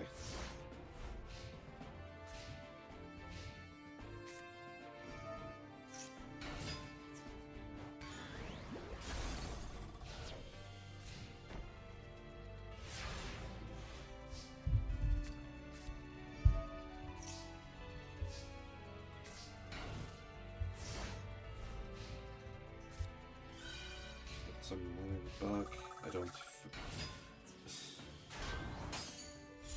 I can't believe the best target is a giant Yugioh for manning bug.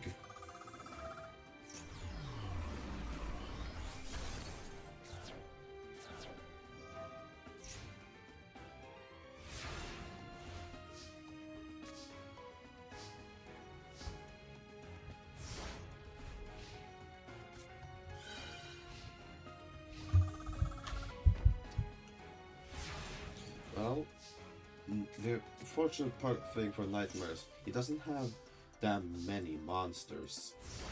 So, let's see, how many? He's gone through quite a bit. I think he has like one Baron of the Fiend Sword left, maybe a Sangan or something.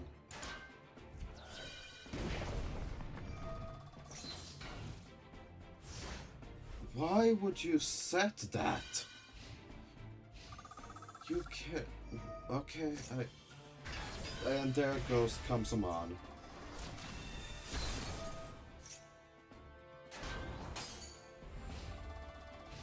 Alright, Force Mage, you need to draw a monster. Okay.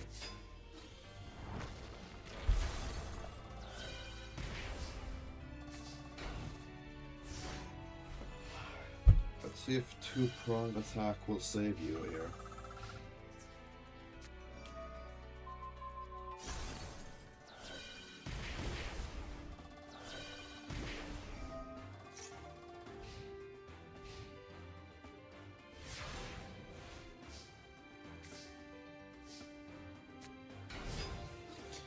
can't believe it. The Forest Mage is making a comeback.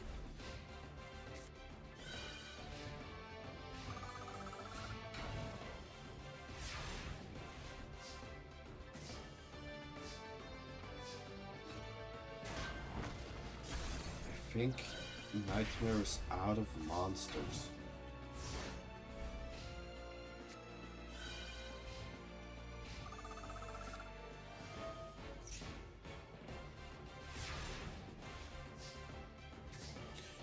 Oh my god. But the Force Mage is almost decked out.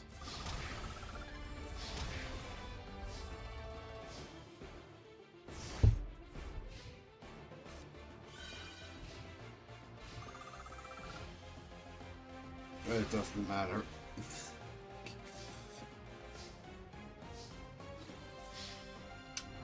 Forest Mage takes game 2 on Nightmare. What the hell is with the forest, man? What's... I wrote your little synopsis like as I'm gonna... He looks weird. He's gonna have a little weird one. You're too good for your station, I guess.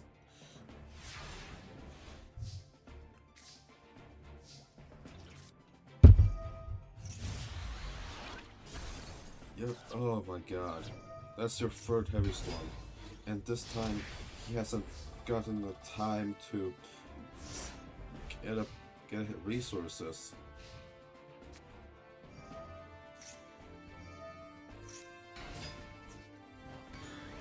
But maybe he will, though.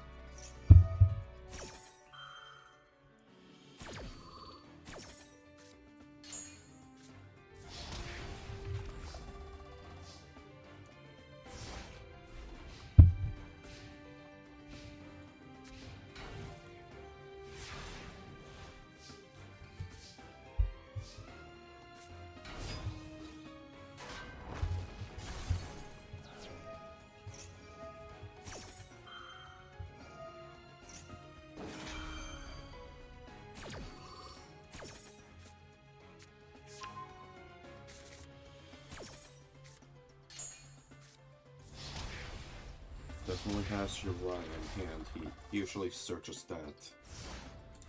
I see now that he doesn't search for Trigodia. Why? Why would you do that? Oh my god, Nightmare! You're throwing! Why? What possible... There was only... They usually don't heavy storm if it's only one field spell. What the fuck, Nightmare?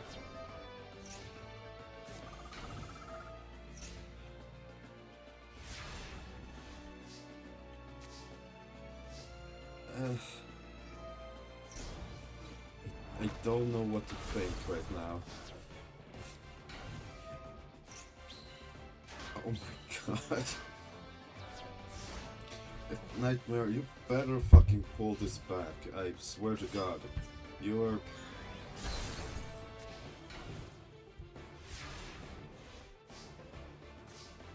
You fucking won one of the testing tournaments. What the fuck?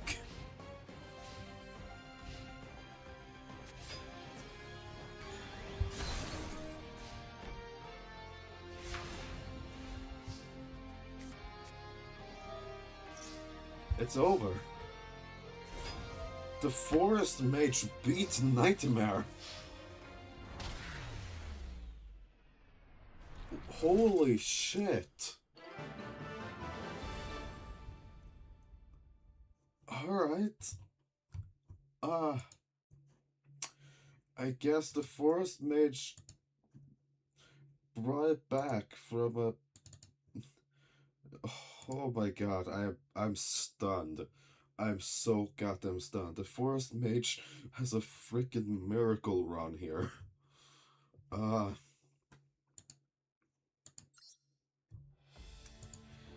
alright. Holy shit. I guess it's Sork now.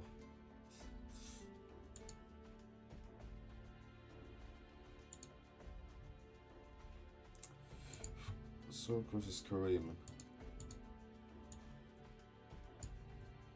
And this time we will switch perspectives.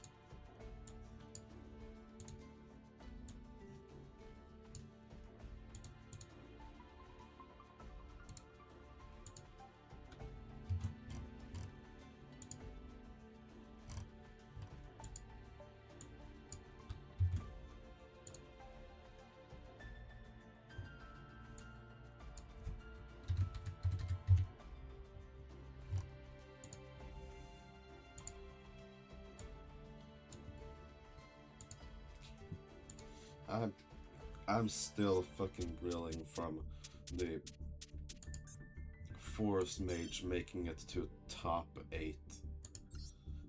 That's crazy. He has never done that good. It's oh,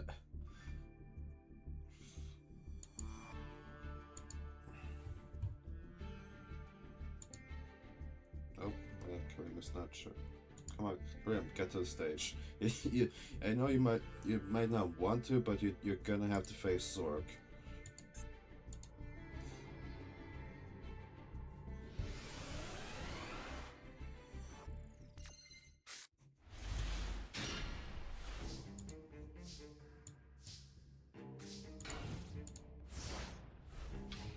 One set.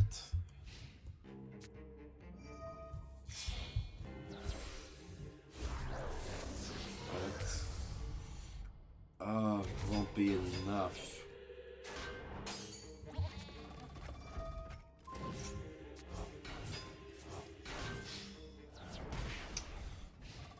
I guess that's something you can do.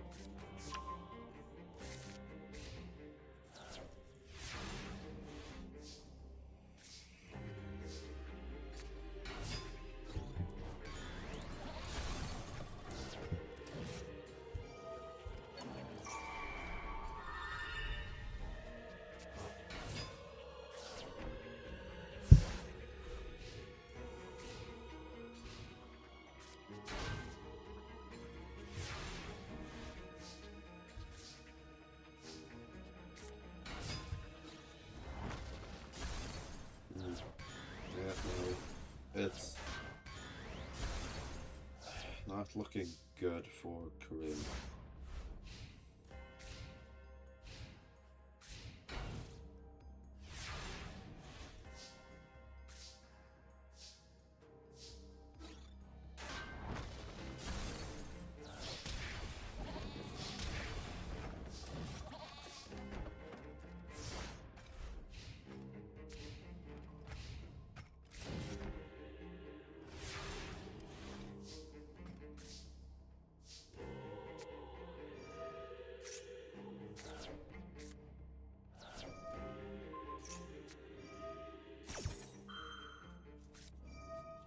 Oh, so tools.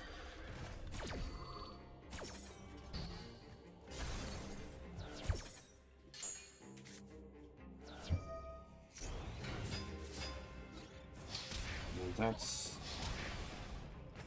game.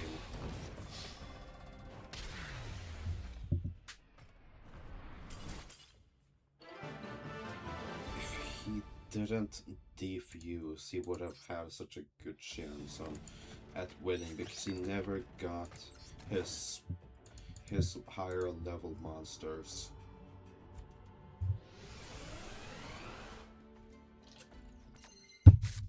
Sork, I mean, never got his higher level monsters, but he does now.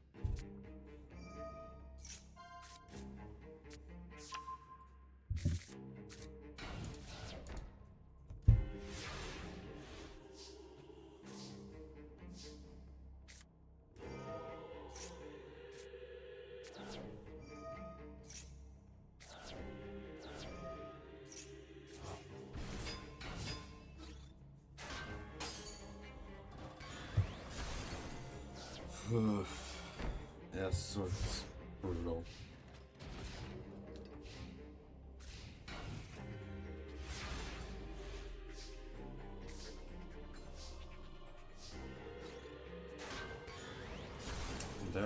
There's his boss.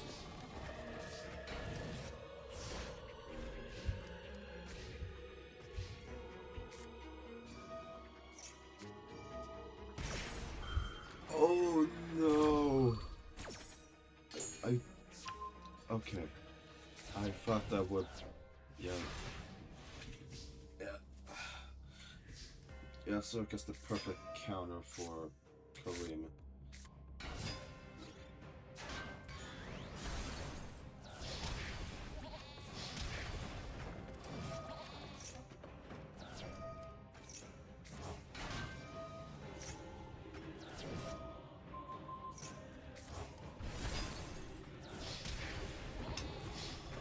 And there we go. There's the typical Zork speed.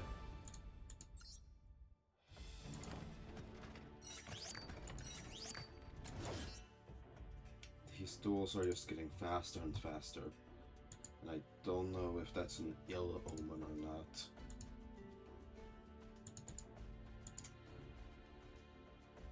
Next up we have Haishin versus Seebeck, which I didn't even think of that would happen. Once again, this will go. Haishin will move forward to face Zork to attempt to execute his plan. This coming duel is just for us, and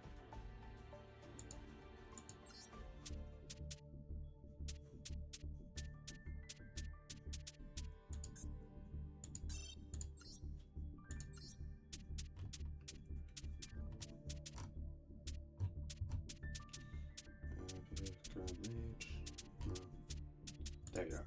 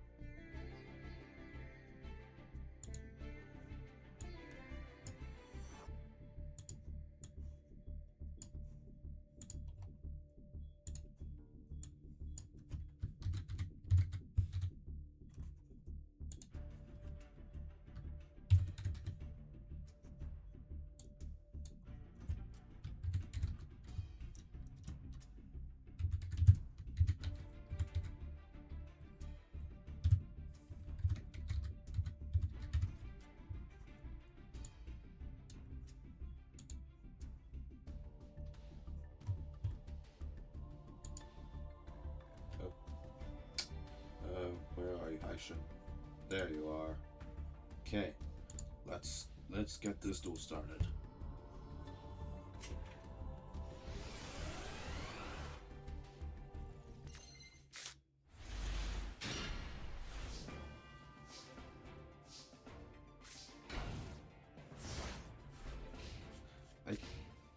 I just realized from seeing the bracket, we will only have one good guy going into top 4. Everyone else is gone. There will only either be Pharaoh or Nash.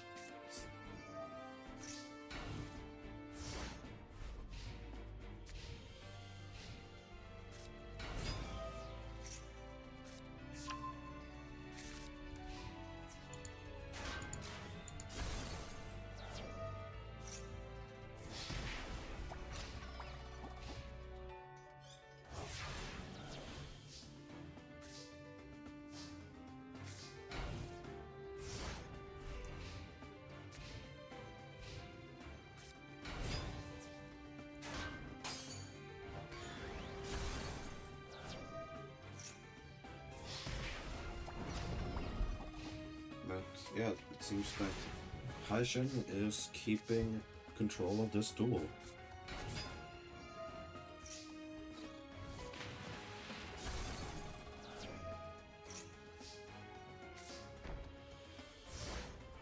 be now.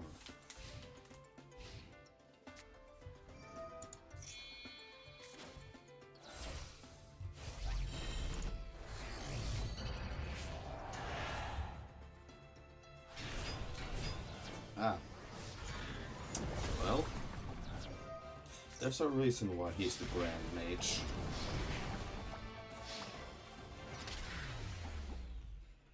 First duel goes to Haishin.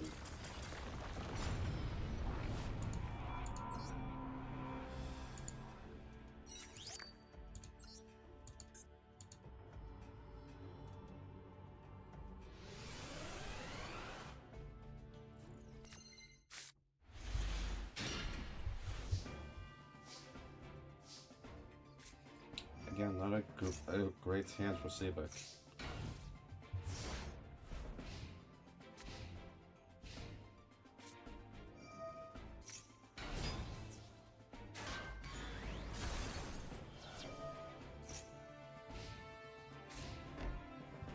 Alright, his field spell really makes his deck go if he draws his boss.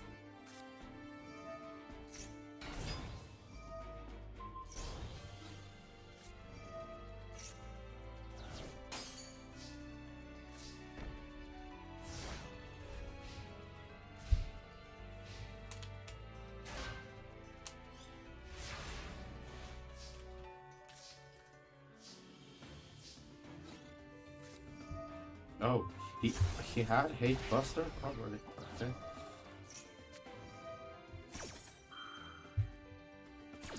I don't know why he didn't use that first, but whatever. It's your game, Haishin. It's your duel.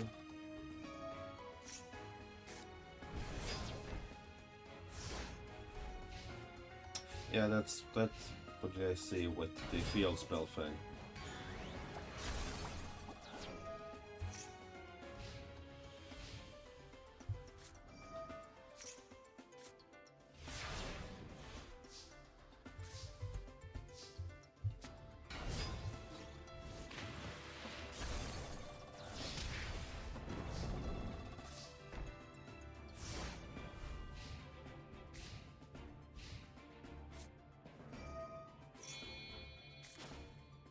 Well, he can't beat that. Chakra.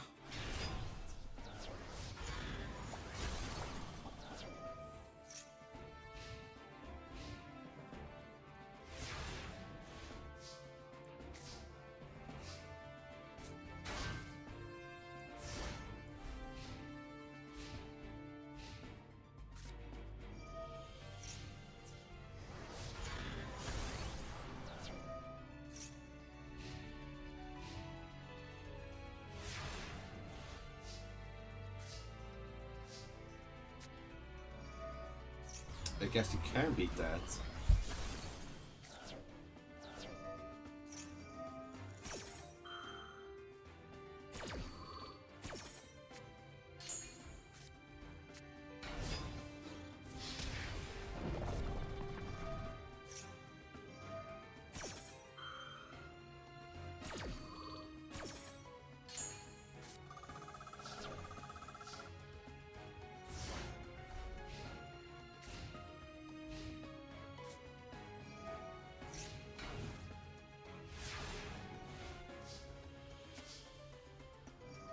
Will Sebek be able to bring us to game 3? I think so.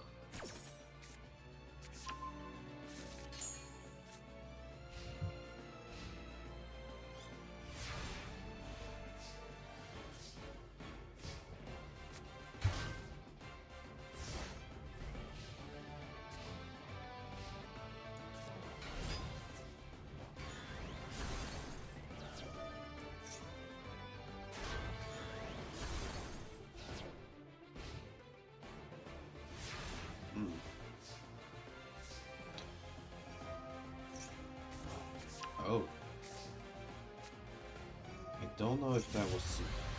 I think that was worth it, actually.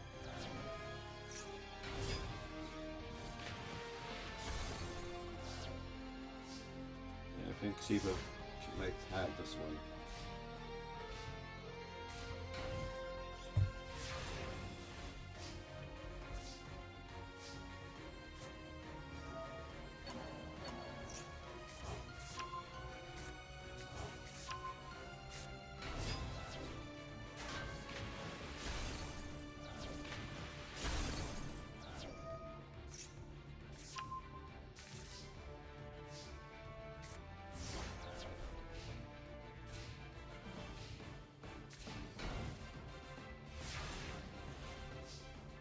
Already used to say, yeah, they already used to say Buster and Oboko. I think, unless that's no, I don't think Haijin has any good defenders.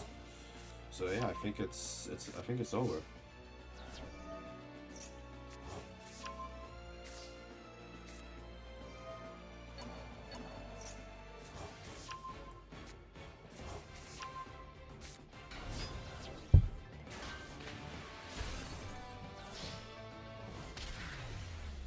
And that's game. We go to round 3. Even if Sivik wins this, Haishin is still moving on, but we will write that down that he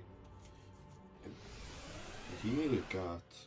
I'll keep that in mind if he wins.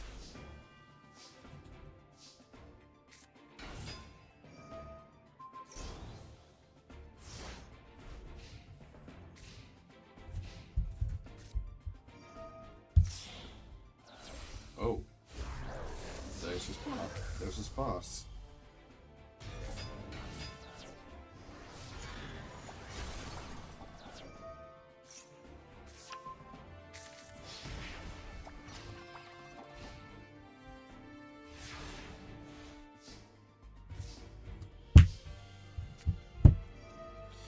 Unfortunately, it's still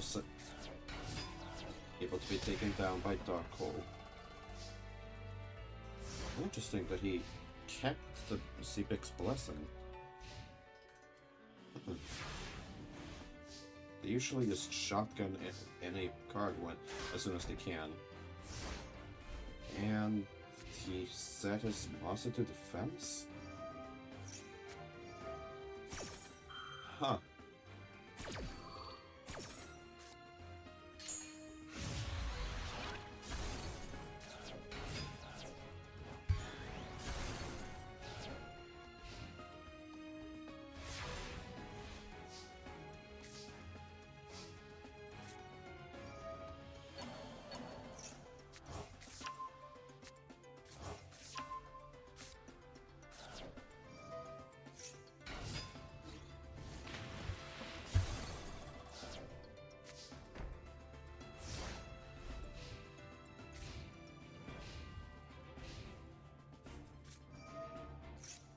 God, Haishin, please.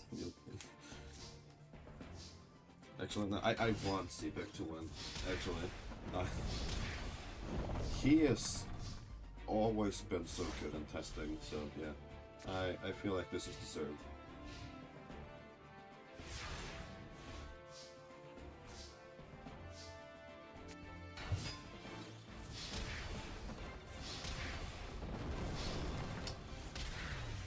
There we go. Sebek wins.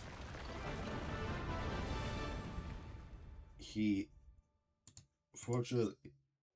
unfortunately will not take the top 4 spot, but he has definitely earned some merit points in, well, just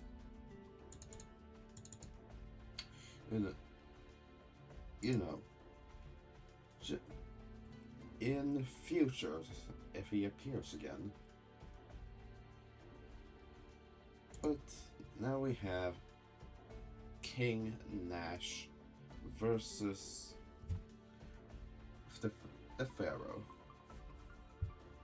A clash of 2 kings.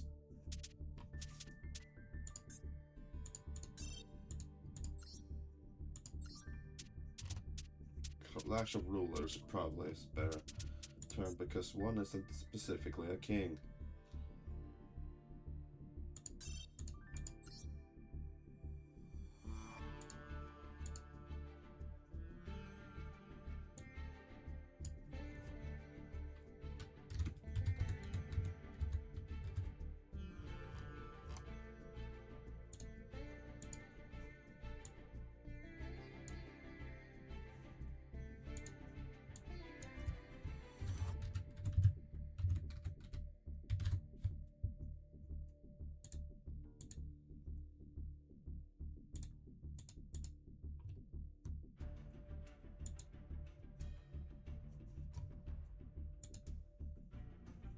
Nope. What? Oh. Hold on. I need to get rid of feedback. There we go. Okay.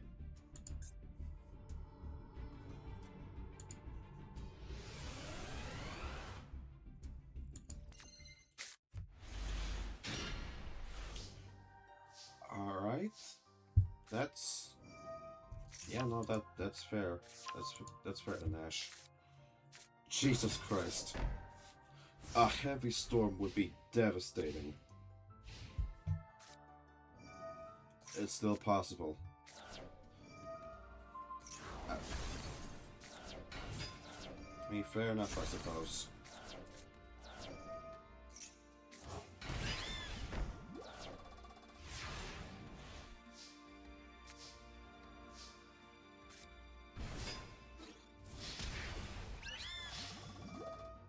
Hey, we finally get to see Karibo. Yeah, that's the reason. That's the reason why his mate is Karibo.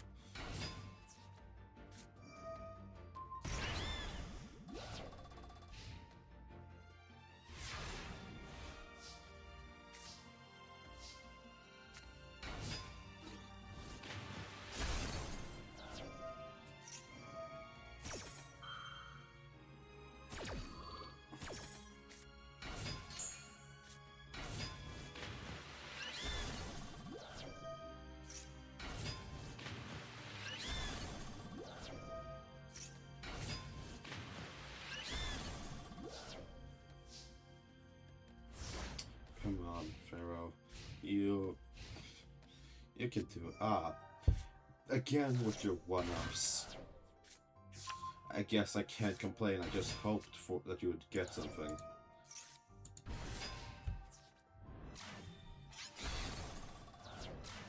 No God card.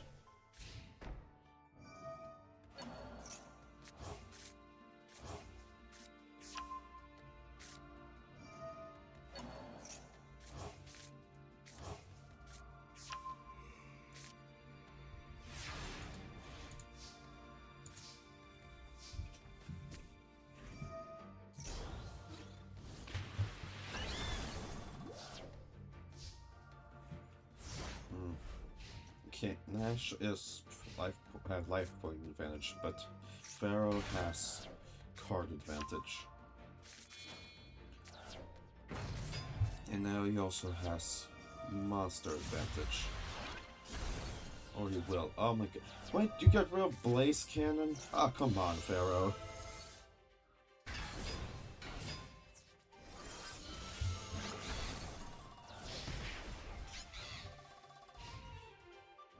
Again, this duel will... no major harm will come to either of these characters depending on the outcome. But this God card effect is still active. So if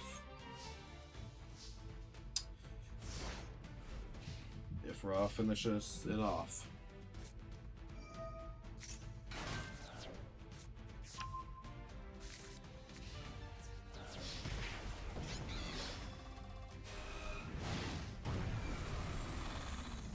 and that's it. Ra is the only God card we've seen today, but it makes sense. He has a lot more ways to get Ra and bring it out than he has for Slifer or Obelisk, as to my immense disappointment. Now the final match for the top 8. Bakura versus the Forest Mage.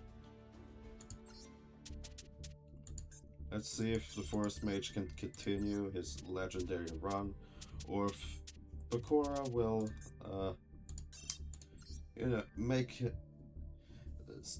put a stop to it.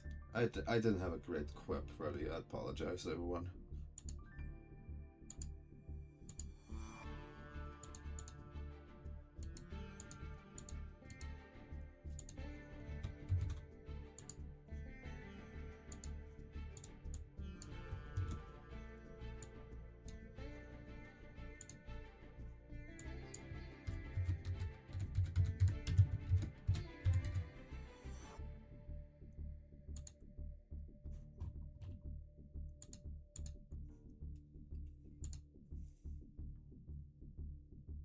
Oh wait, that's Nash. I always miss a one.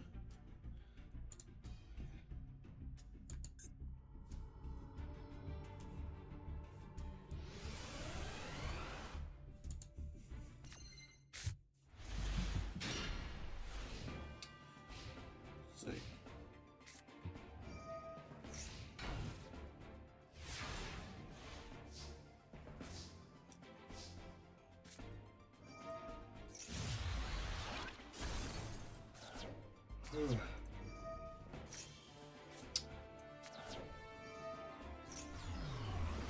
Force Mage has gotten dark hole so many times. No.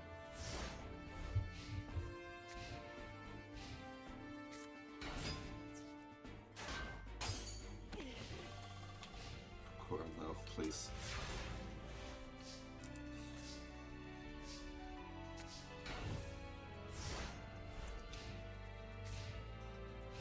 Him taking out Nightmare was one.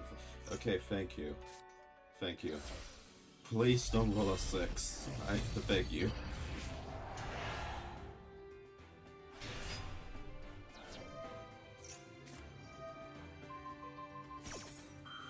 Oh.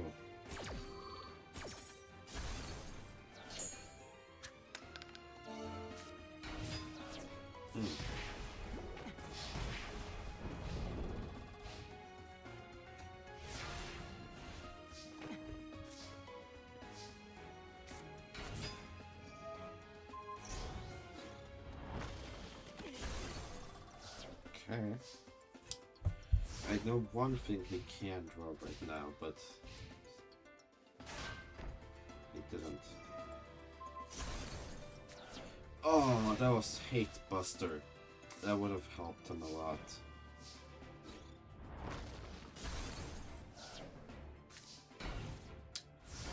Oh my, wow. I'm really gonna have to write lore about how... Well, you guys can probably guess.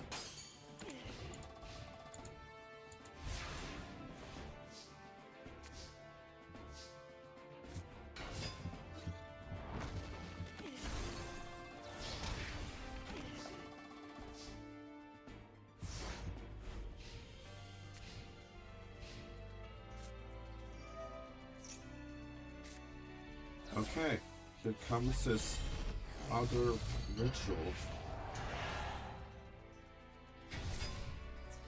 That was very lucky that he got that.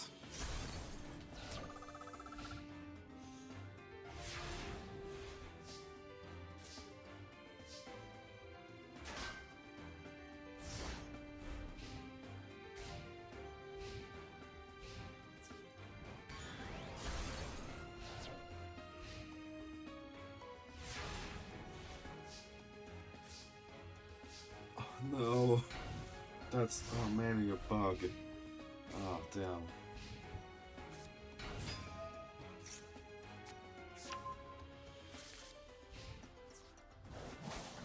Okay, at least he won't be left with a...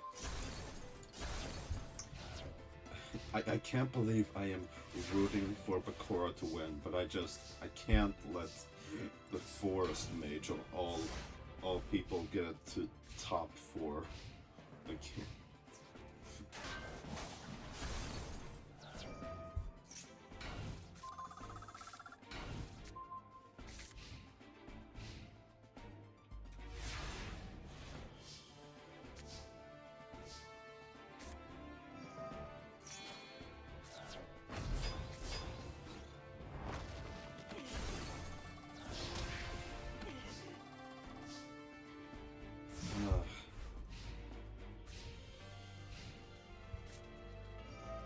Oh, there's his black purple black.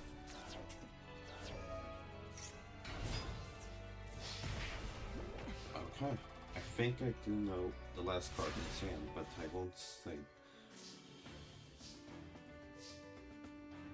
And the forest mage is bricked.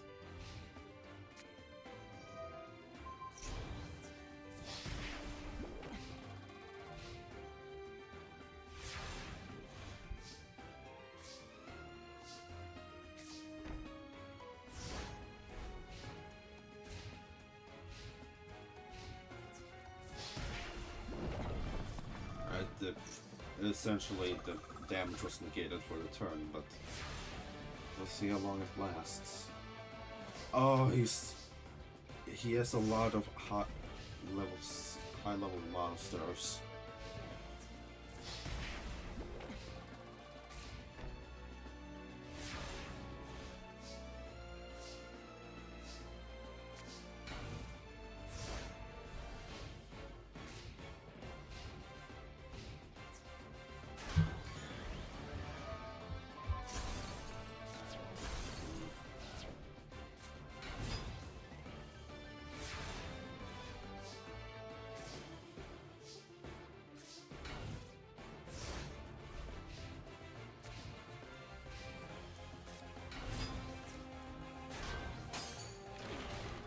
God, this is a back and forth.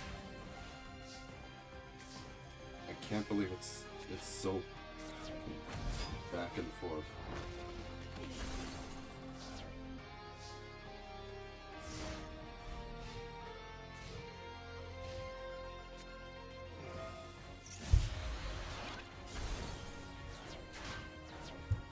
What's that?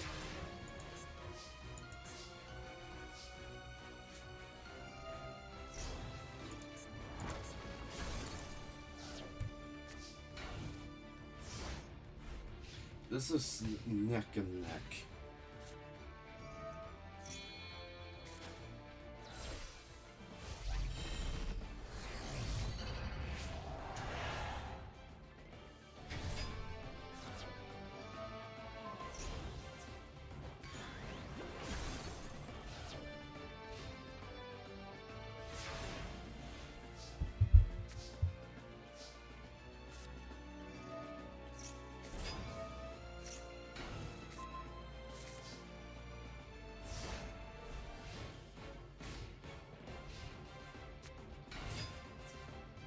He's out of ritual monsters.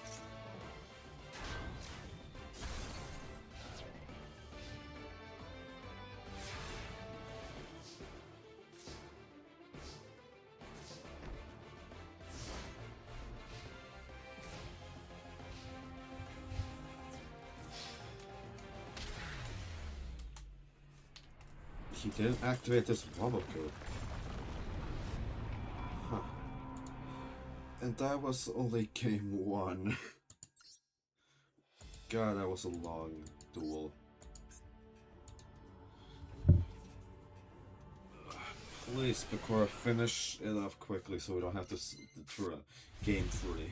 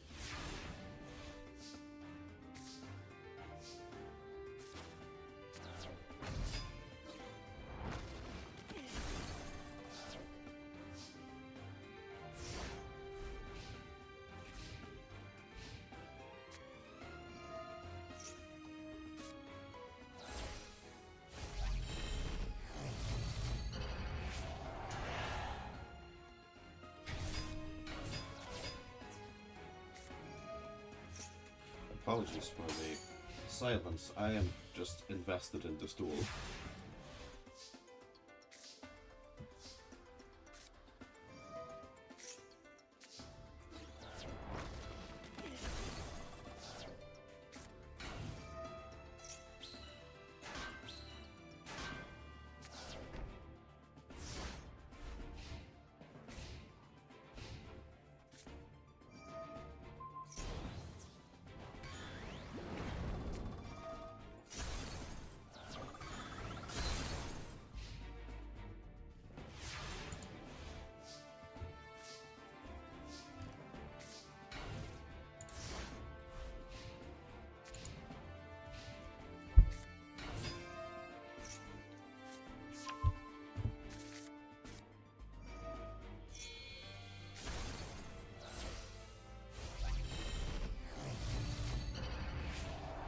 This is a gamble for sure.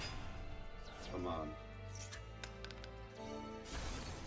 Alright, I guess that's what that does.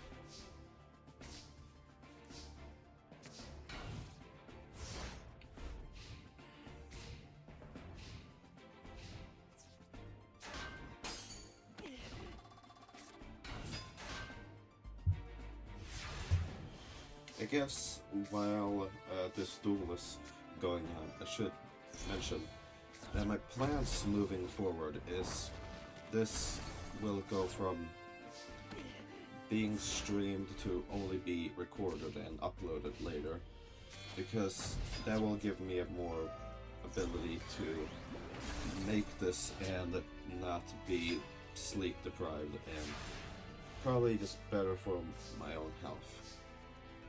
I just did streaming in this one because I didn't want to leave a big cliffhanger before the upload.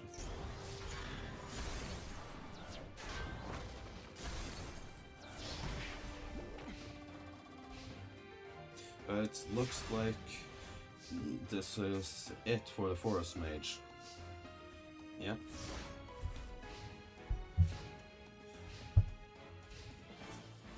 With one of his aces. Bandit King Bakura takes out the Forest Mage. But the Forest is quite pleased with the Forest Mage's performance today.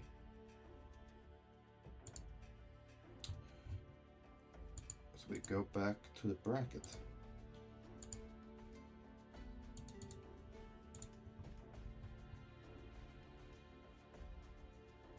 We have Sork versus Grand Mage Haishin. Let's see if this... Well... we'll see if Haishin can actually succeed in what he wanted to do.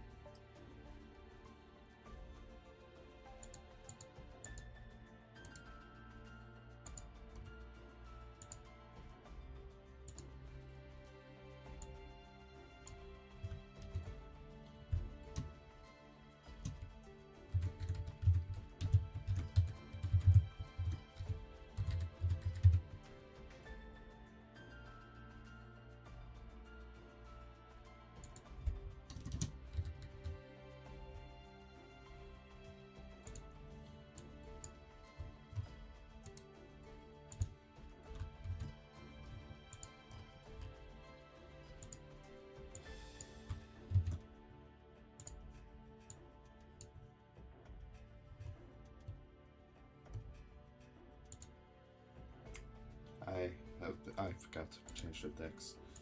Oops.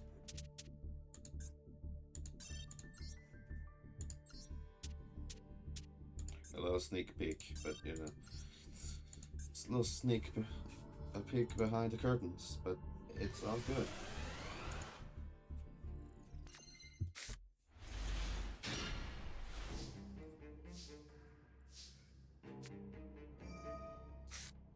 Ooh, boy.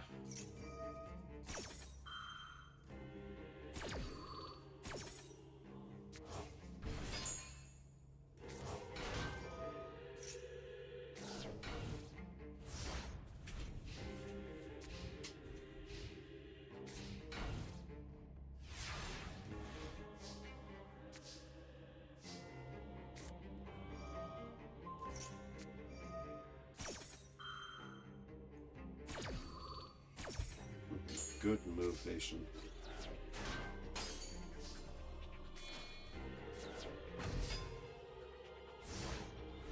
But, oh!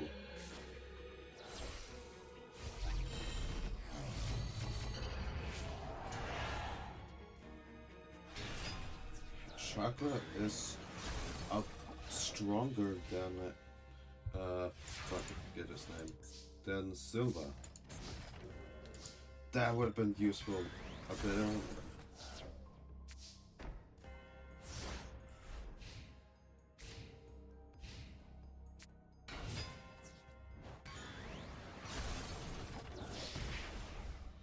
Maybe Haitian can do this.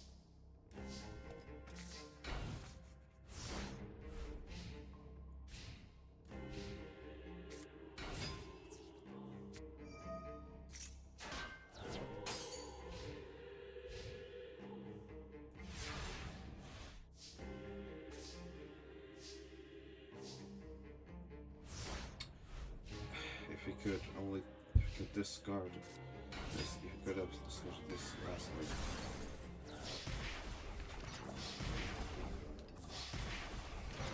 Wow, this might be looks like the first game Sork will lose this entire tournament.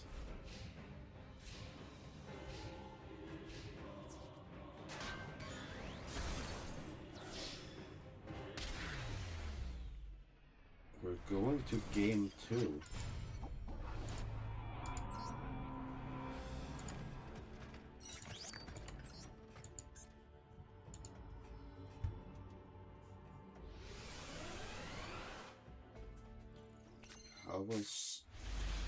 Let's see if Sork can take back the game.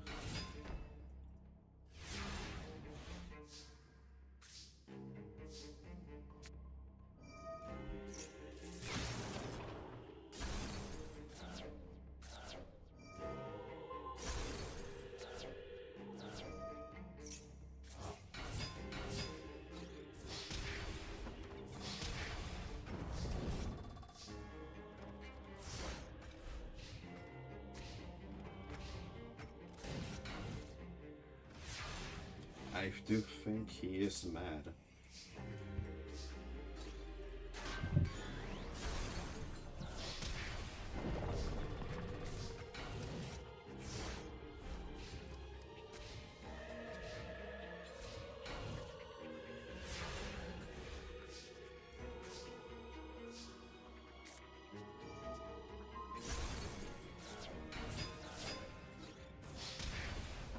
You even need to summon those. And just like that, Sork takes it back.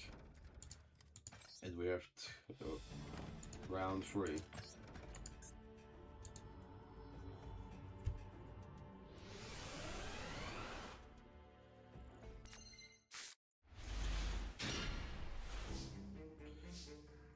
Oof, that's a hand.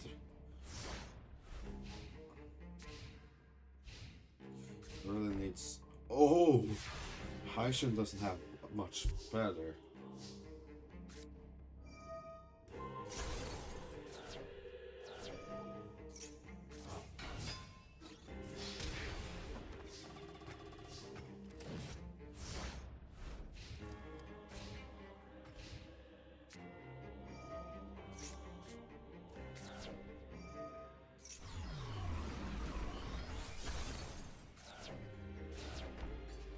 Hmm.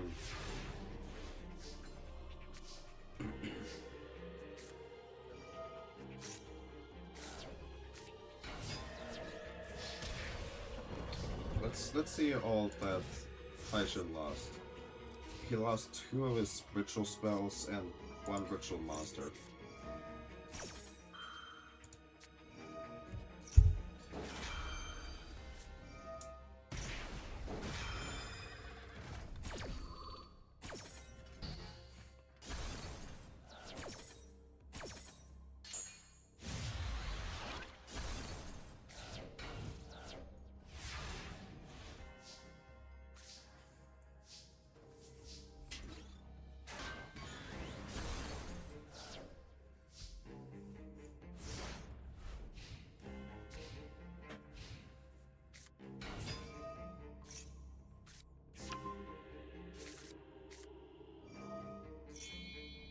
Okay, he does have his final ritual. And now there's a ritual monster being a brick in the deck.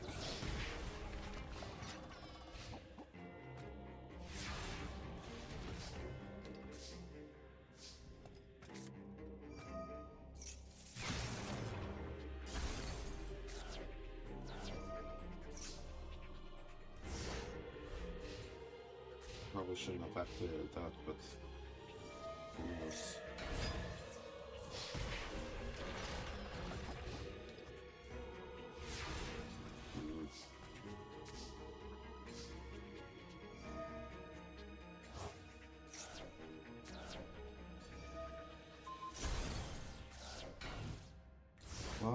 Why not target the supply squad?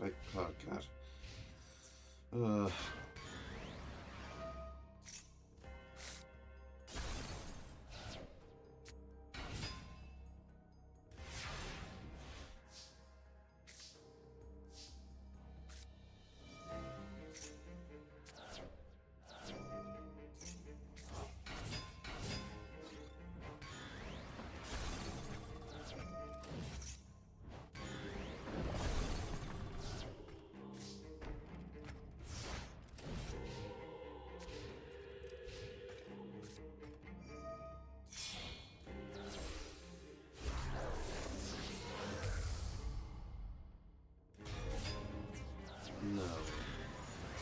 No, right?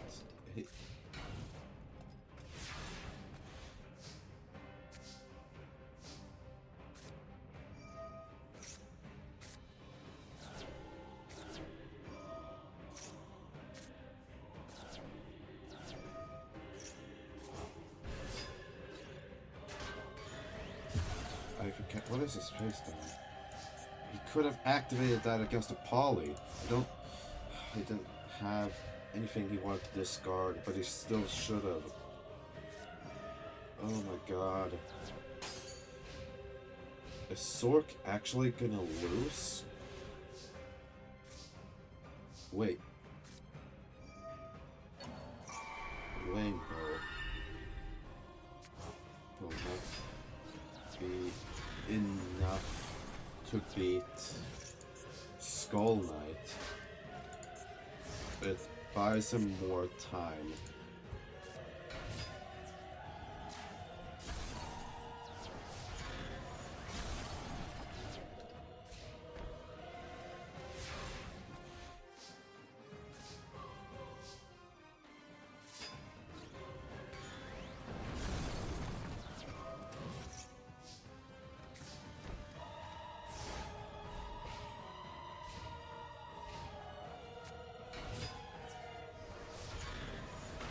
Oh my god. Zork.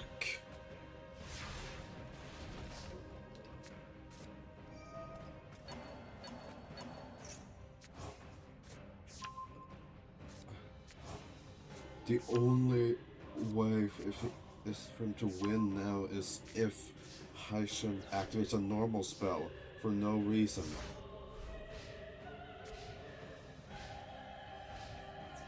Haishin did it. Oh my god.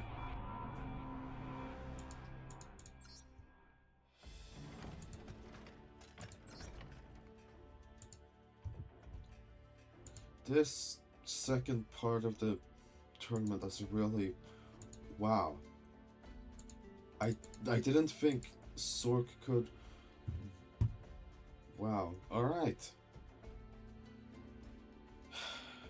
And now we go to a destined battle of Pharaoh versus Bandit King Bakura.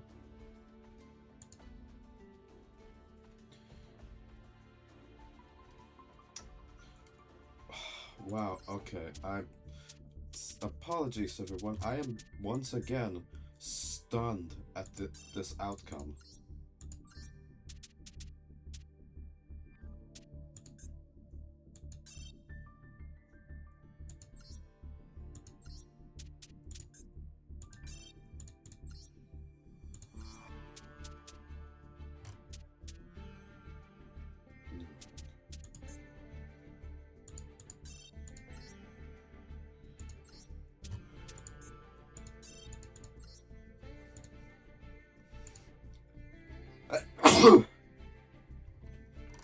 Okay, jeez, oh.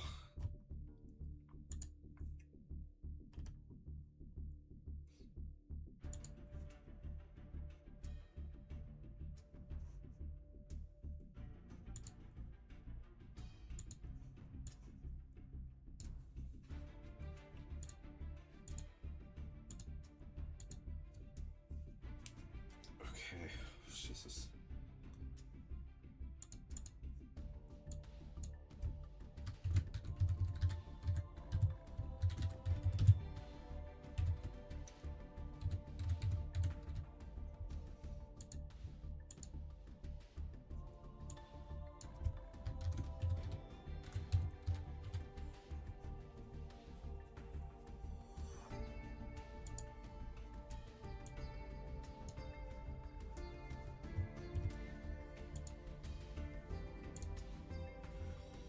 Let's jump right into this one.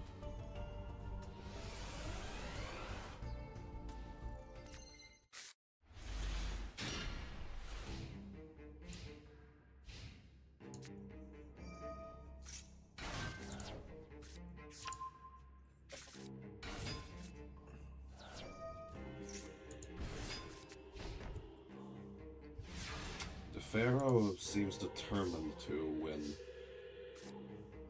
But, oh, that's a brutal top deck.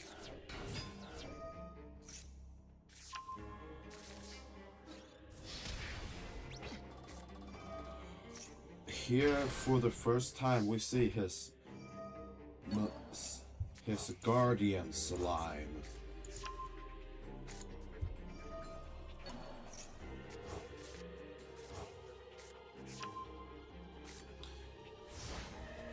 Didn't think he wouldn't be protected, you know, did you?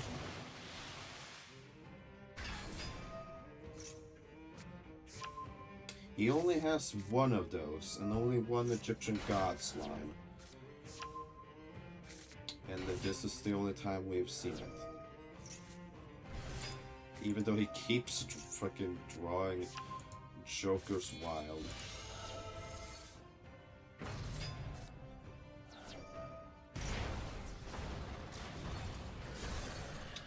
The Pharaoh intends to end this now. The Bandit King is gone. And we will be moving straight away into the finals. Okay.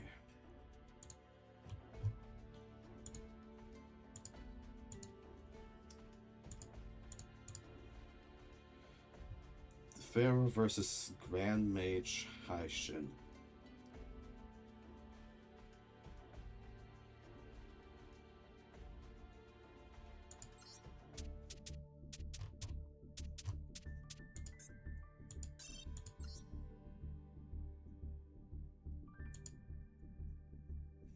If you're curious, this time there will be no third place breeder match.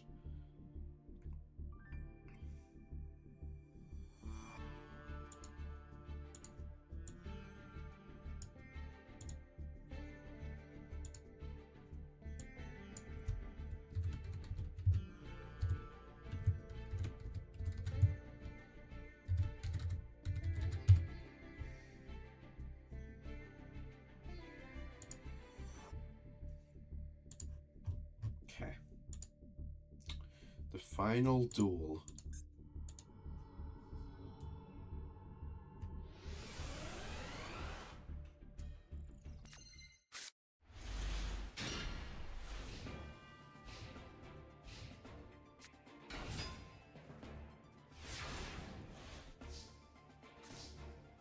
I really thought it would take Zork to beat the Pharaoh, but seeing all that we've seen in this tournament, who knows?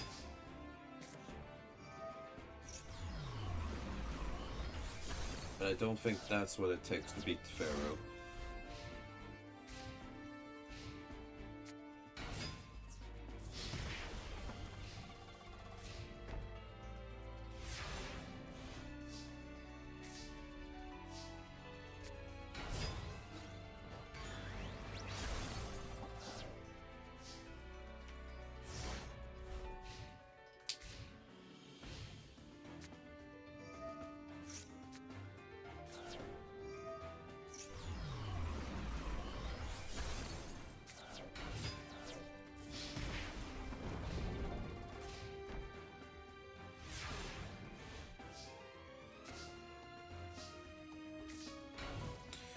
He's one level short of his ritual.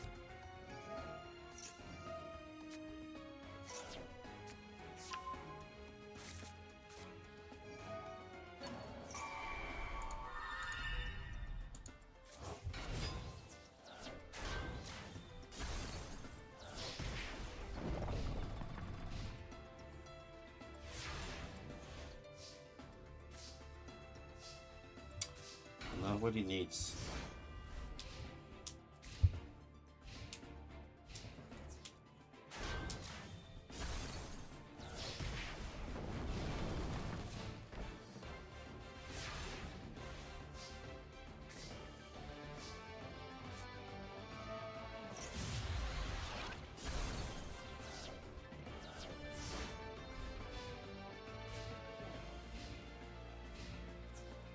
And there's round one. The Pharaoh really being unstoppable.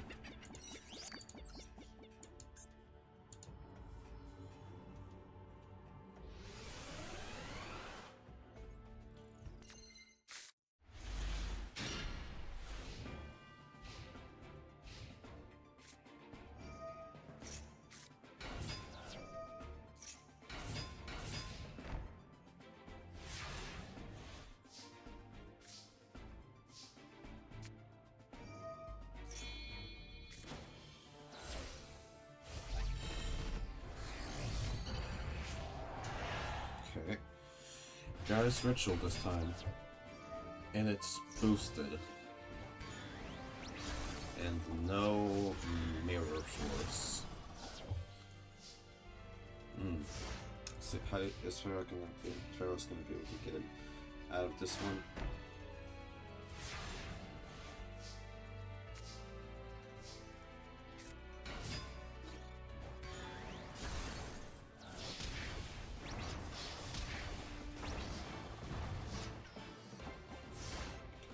Pharaoh, no.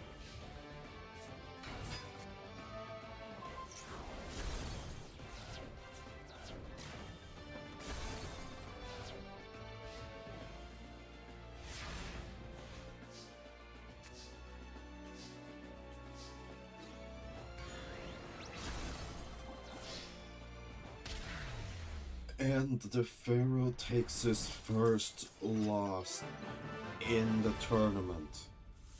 It's still a game 3, but that's the first. Oh man. This is anyone's game.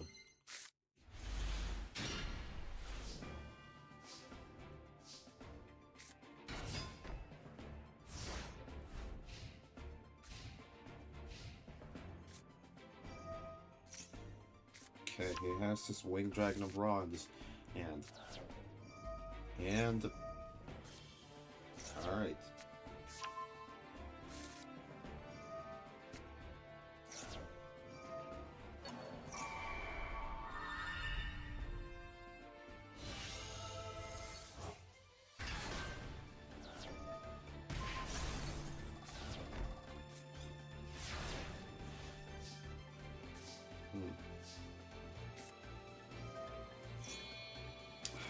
I feel like he wasted that. He wasted Raw's effect. Okay, wait. Please tell me you don't have Mirror Force. But you have Guardian Slime, which will bring out Egyptian God Slime.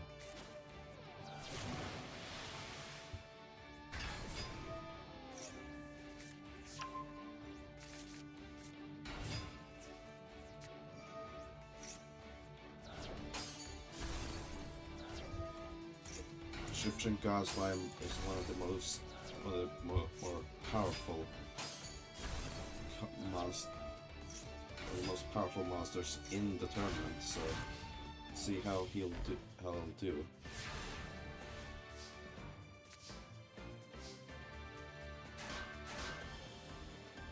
gonna tempting to go for some damage.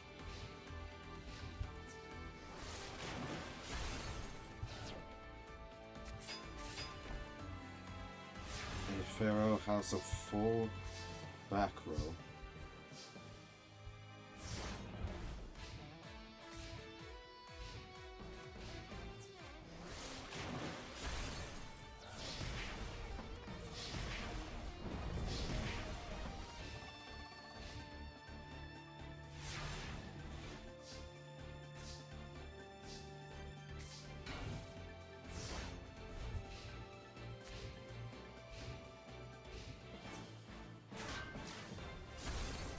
And it's over. The Pharaoh wins and sends Haishin to the shadows, where Sork, well, he has some choice words for Haishin now. But there we have it, folks. Our winner of the Millenniums and tournament is the Pharaoh.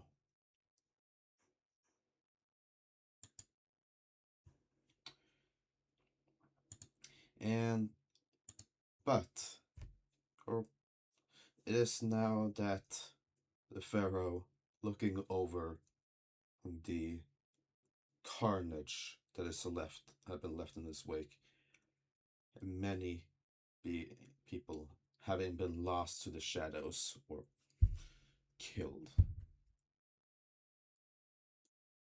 and the Pharaoh needing to make a terrible choice, seals the shadows away with his own name. But not before Sork gives him one final message that we will see at a later date. Thank you all so much for watching, and I'll see you all next time. Bye.